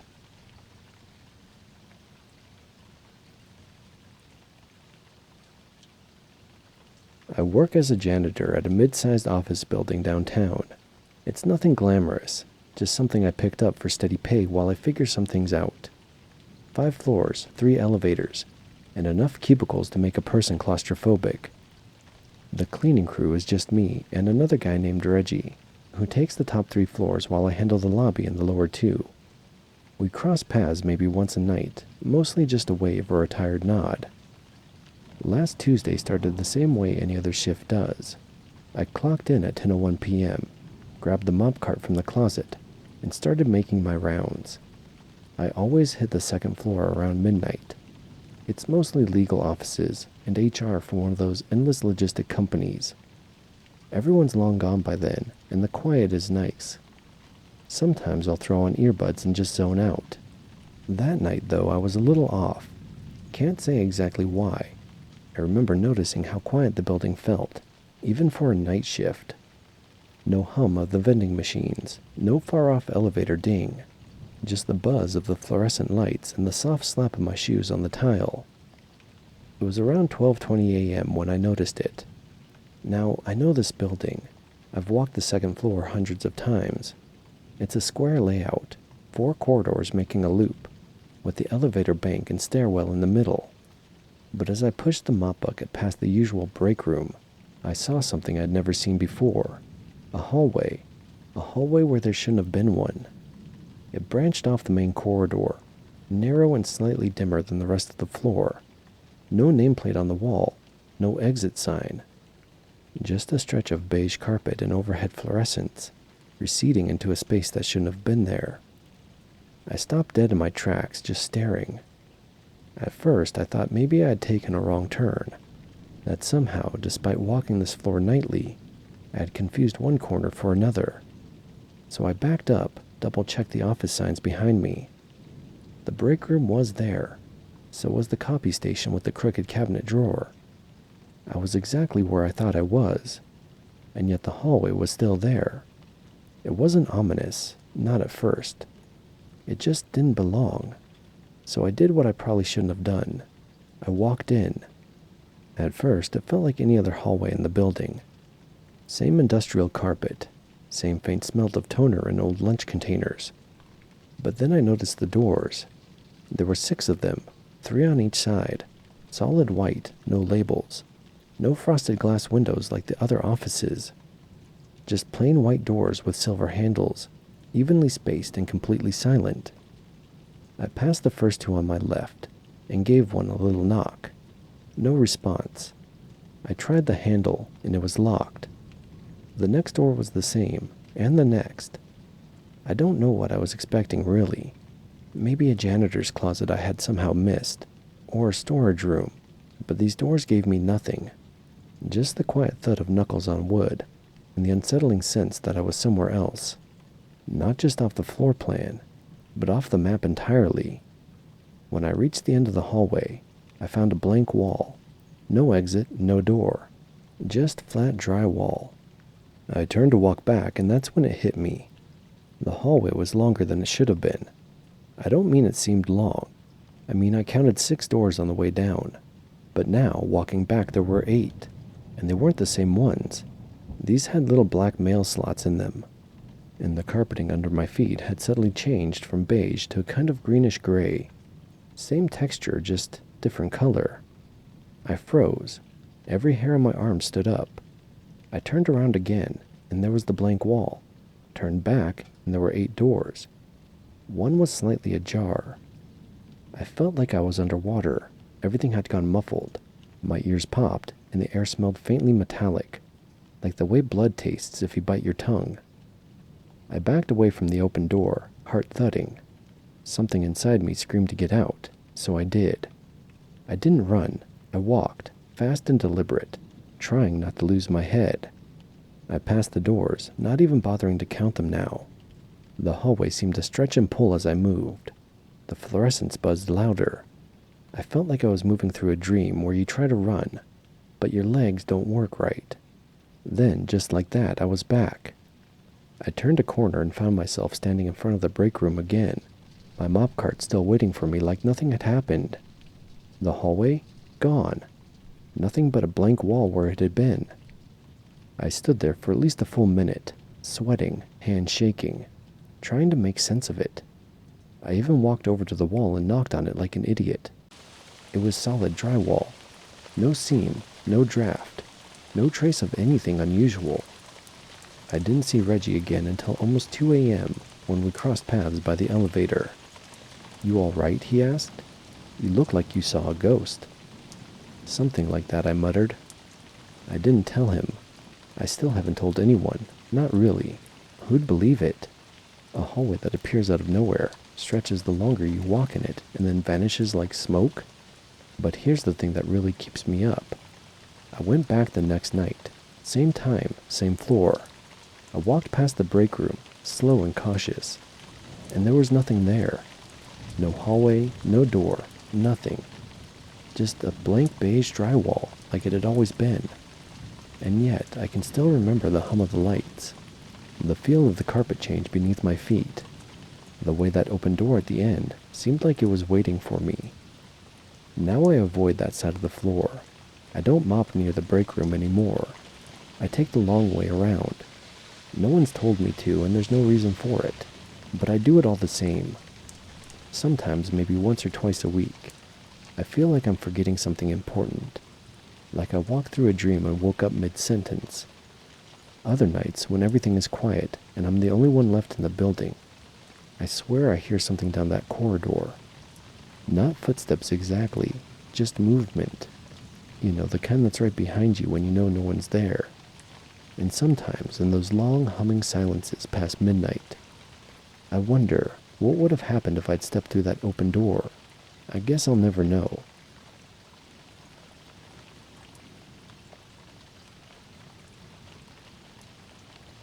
I was 19 the last time I drove alone at night. Not because of an accident or anything official. Just something I still can't explain. It was early October and I was heading home from a friend's place. He lived out past Ridgeway. Lots of farmland, long empty roads, and dead radio air. I'd stayed too long, and by the time I left, it was after 11. My phone was low on battery and the charging cable was loose, so I didn't want to rely on GPS. I'd been there twice before and figured I could find my way home. It was colder than I expected when I stepped outside. Cold enough to see my breath, which didn't make sense. It had been in the 60s all week, and the night before I hadn't even needed a jacket.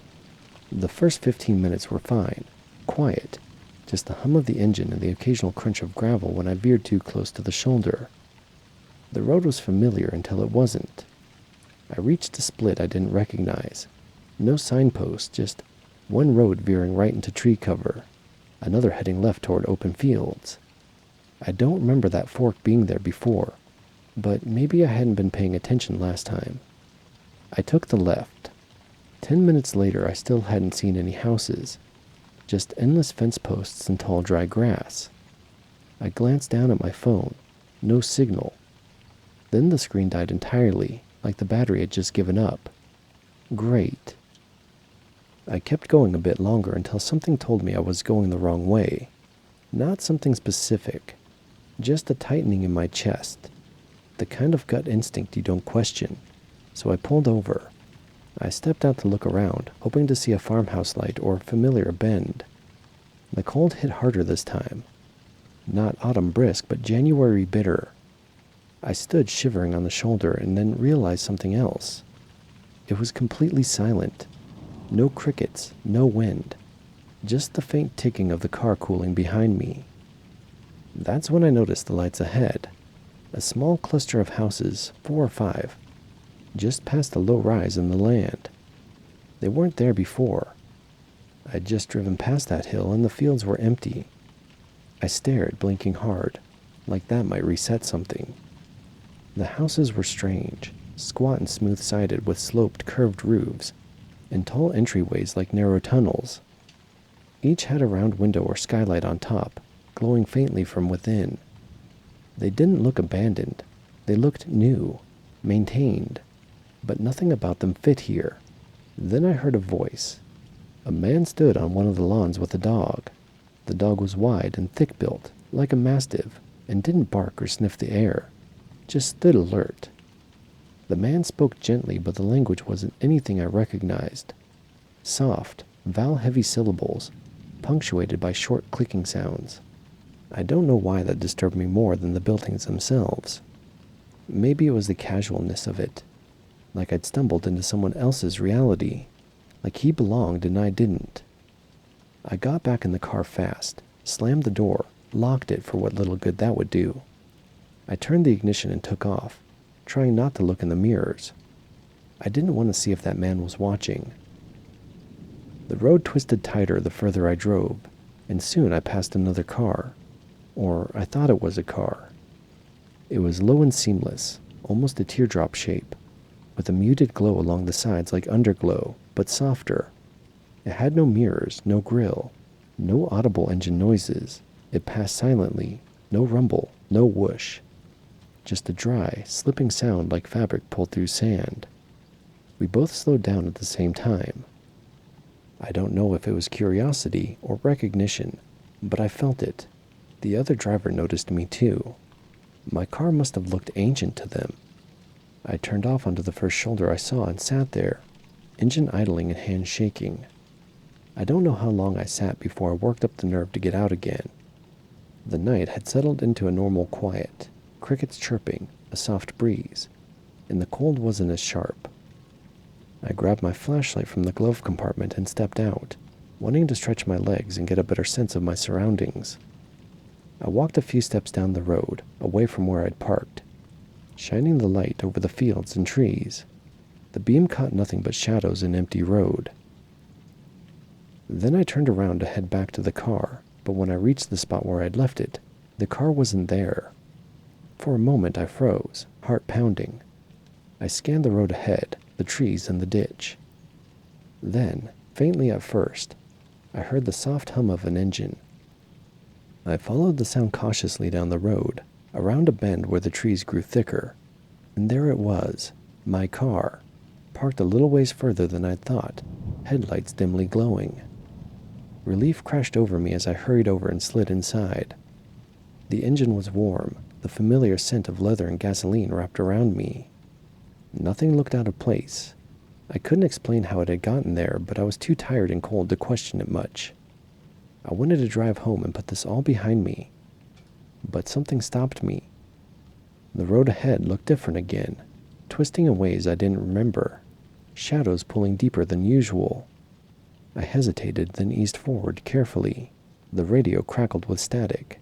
Then a faint voice came through with words I couldn't understand.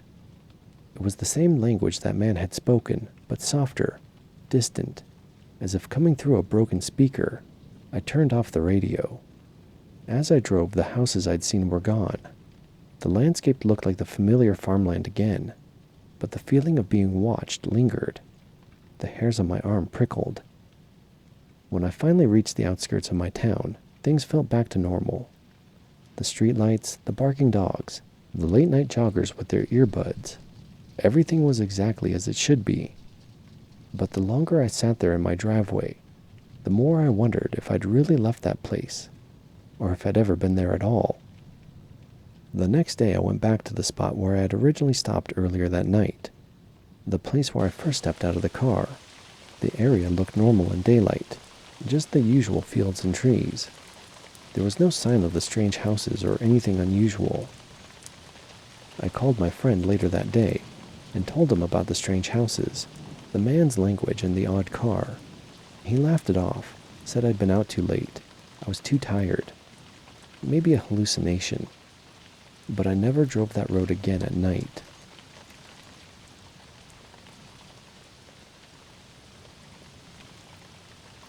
In September 2021, I was driving home from a wedding in northern Oregon.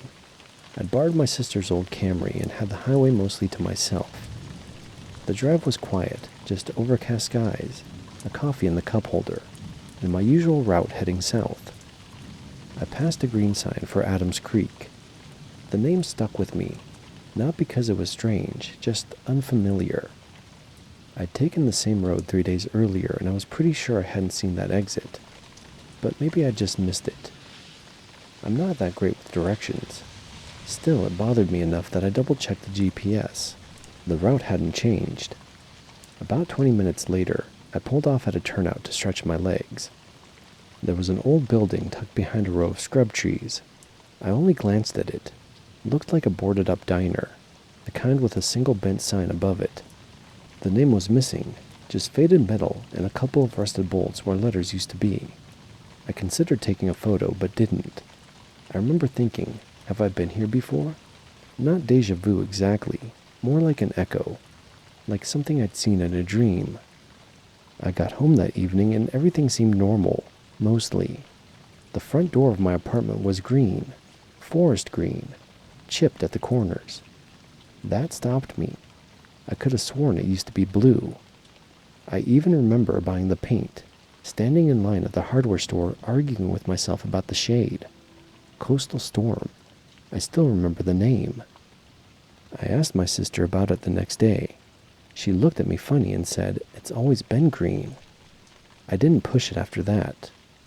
A couple days later I was at work, and a colleague mentioned a meeting we'd had in the spring, a planning session for a new software rollout. She said I'd been frustrated the whole time because the interface was confusing. I laughed and said I wasn't on that project. She looked confused. "You were. You led the kickoff." That afternoon I searched my inbox. Sure enough, there were emails, calendar invites, notes in my own tone, but I had no memory of writing them. I told myself I was tired, burnt out, nothing more. That same night I dug through my phone photos just out of curiosity. There were no shots from the drive. I didn't remember deleting anything, but I must have, right? These weren't huge things, just small inconsistencies. A wrong colored door, a memory that didn't match someone else's. Some missing pictures, things you could explain, but the feeling stuck. It wasn't fear exactly, just this quiet unease that something had shifted, like walking into your house and realizing the furniture had been moved slightly. Enough to notice, but not enough to prove. I haven't told anyone else. What would I even say? Most days I don't think about it, but sometimes I catch myself staring at exit signs while I drive, waiting to see one that doesn't belong. Part of me is curious what would happen if I took it. The other part isn't sure I'd find my way back.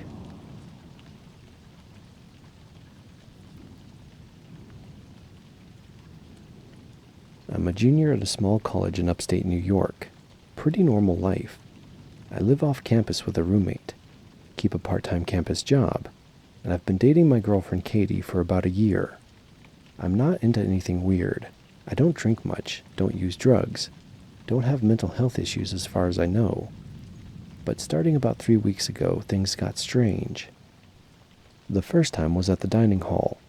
I was grabbing dinner and saw a guy I know, Andrew, from 2 of my CS classes. He walked up and asked if I'd lost my jacket. I was confused because I hadn't been wearing one that day, just a hoodie. He looked surprised and said he'd seen me like an hour earlier, walking out the north entrance wearing a black Columbia jacket with a blue zipper. I actually own that jacket, but I hadn't worn it in 2 weeks because the weather was too warm. I told him I hadn't been near the dining hall until just then. He laughed it off at first, like I must be messing with him. But he kind of paused and said, "You looked right at me. You didn't say anything though, just kept walking like you were late to something." That unsettled me more than I expected. Andrew's not someone who'd mistake me for a random guy. We've worked on projects together. He knows my face. A week after that, I had a meeting with one of my professors to go over a draft. 5 minutes in, she says, "You're doing better today."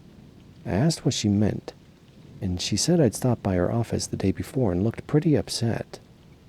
Didn't say much, just stood in the doorway with my hood up and left. I told her I hadn't been in that building at all the day before. I'd been working on a group project in the lab for hours. My lab partner could even vouch for that. She didn't argue, but she did look confused. Said, must have been someone who looked a lot like you." But in this tone like she didn't really believe it. Then Friday happened.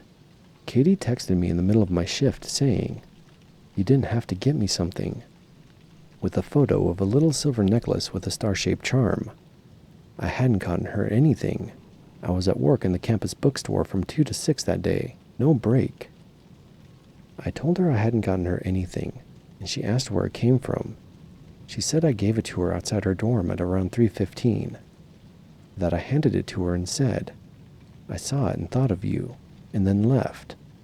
She said I was acting a little off, quiet, kind of distant, but it was definitely me.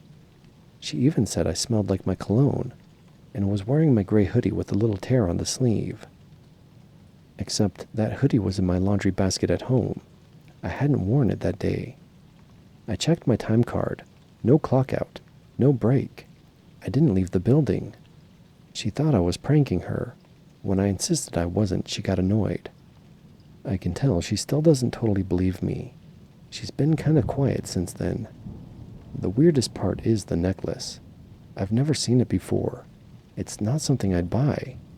I asked her where she put it after I gave it to her, and she said I just handed it to her directly. No box or tag or anything.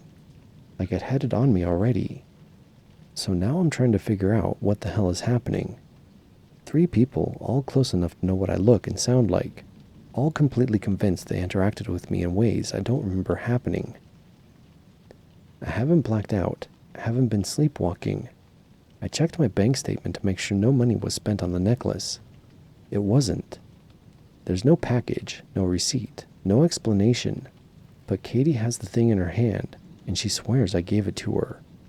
The only thing that's happened to me directly was yesterday. I was walking back from the gym around dusk, and about half a block ahead of me, I saw someone in the exact same hoodie I was wearing. Not just the same brand or color. It was my hoodie. Same faded spot on the shoulder, same fray on the cuff.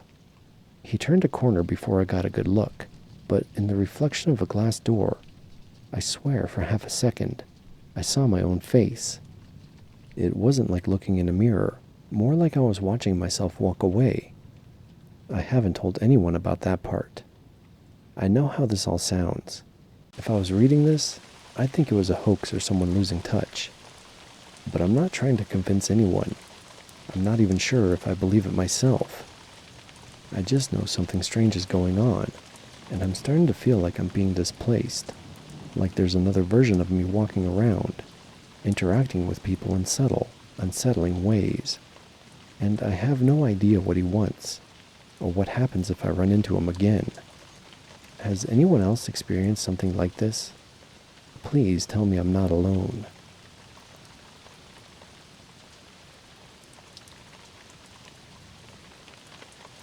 I've always considered myself a creature of habit, especially when it comes to the outdoors. I live in Western Virginia now, and there are only a few places I hike anymore, places I know like the back of my hand. I don't need GPS or a map for them. They're stitched into my memory like well-worn boots. One of those places is a trail up near the George Washington National Forest, just off an unmarked service road outside a little town called McDowell. I won't say the exact name, mostly because I still don't fully understand what happened there, but I've hiked it every summer since I was a kid. It's not popular and doesn't show up on most maps, and the road in is rough enough that only people who know it's there really go. Last September I decided to make the trip solo, just a quiet, early fall hike to clear my head. The forecast was cool and dry, the kind of weather that makes the forest feel alive. Oak and sweet gum scented, birdsong filtered through the mist kind of stuff. I left the house early, hit the gravel road around 7 a.m., and reached the pull-off where I usually park around 8. There was a slight overcast, but visibility was good. I got out, laced my boots, tossed on my day pack and headed toward the trailhead. But it wasn't there. I stopped at the tree line where the path always started. There was nothing. Just thick mountain laurel and undergrowth, like no one had ever cleared a route through it. I stood there blinking, confused. I was certain I was in the right spot. The large moss-covered stump I always use as a landmark was exactly where it should have been. Thinking maybe the trail had become overgrown, I bushwhacked in the general direction I remembered it going. After about 40 yards, the land started to rise the way it should. I saw ferns opening around me, and there was a break in the brush where what looked like a trail cut in. Relieved, I followed it. For a while it felt familiar again. The soft incline, the switchback curve around a fallen poplar, the way the forest thinned slightly as the elevation climbed. I relaxed into the rhythm of walking, breathed in the earth and moss. The silence was comforting. But about 2 miles in, I came to a section that didn't belong. It was a flat, wide clearing I didn't remember ever seeing before. No stumps, no downed trees, just ferns and stones and a hush that settled deeper than usual. It felt sterile, like no animals had ever moved through it. On the far side of the clearing there was an old signpost, weathered, leaning slightly. As I approached, I expected to see a trail marker or a name carved into the wood, but it was blank. Just a board with nothing on it, like someone had built it but never finished. The trail beyond continued uphill. I debated turning around, but curiosity tugged harder. I told myself maybe this was a reroute, a new section I hadn't seen, so I kept walking. It wasn't long before I noticed how quiet it had gotten. There was no wind, no birds, no insects, not even the distant trickle of a creek. It felt like walking into a painting that was still and untouched. That's when I saw someone ahead of me, a lone figure maybe 50 yards off, moving steadily uphill. Male and average build, wearing a dark pack and an old fleece jacket. At first I thought it was just another hiker, rare out here but not impossible. But the more I looked, the more unsettled I felt. His gait was off, not limping exactly, but like he was walking in slow, practiced steps. I called out, "Hey," but got no response. He didn't even glance back. I picked up my pace. The trail curved left and dipped briefly behind a rise. When I crested it, the man was gone. I stopped, heart taking harder than it should have been. There was no sound, no movement. I scanned the woods, but nothing stirred. Not even a branch in the breeze. The trail was empty. I stood there for a long minute, just listening. Then I turned around and found that the clearing was gone. Behind me was now dense forest, tight hardwoods and pine, no open space, no signpost, nothing. I backed up a few steps, heart racing. The path beneath my feet remained solid, and in front of me the trail still ran forward, but what was behind had completely changed. I tried to retrace my steps, pushing through the brush, but there was no path, no landmark, no sense of direction. My phone had no signal, and the GPS refused to load. I was trained enough not to panic, but I felt the edges of it pressing in. I turned back toward the forward trail, thinking maybe it looped or connected to another route. After about 15 more minutes of hiking, I heard something. Footsteps from ahead coming toward me. I moved to the side of the trail instinctively, expecting to see the strange hiker again. But it wasn't him. It was me. Not a metaphor, not a look-alike, but God-honest me. Or at least it was someone wearing the exact same jacket I had in high school. Blue Patagonia fleece with a tear in the left elbow. Same cargo-style hiking pants. Same haircut I had when I was maybe 17 or 18. And he looked at me with this dumbstruck expression, like he couldn't believe what he was seeing. We both stopped. I wanted to say something, anything, but the words caught in my throat. He looked afraid. Not terrified, just confused and startled, like he was seeing something impossible, which I guess he was. We passed each other slowly. Neither of us spoke, but his eyes stayed locked onto mine until the last second. I kept walking, and after a few yards I turned around. He was gone. The trail was empty again. I sprinted back in the direction he'd gone. Nothing.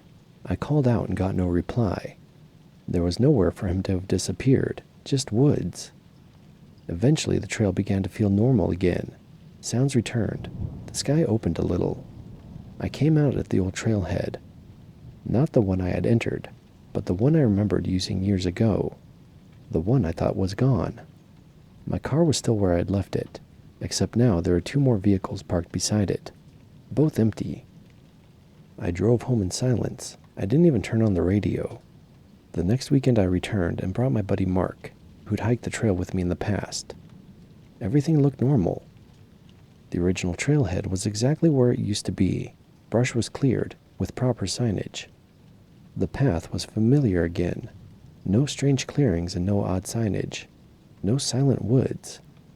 I didn't see the old man, or myself, or whatever it was I saw that day. I haven't told anyone else. I wouldn't believe me either. But here's the part that really messes me up. When I got home that night, I pulled out my old hiking gear from the closet. Stuff I hadn't worn in years.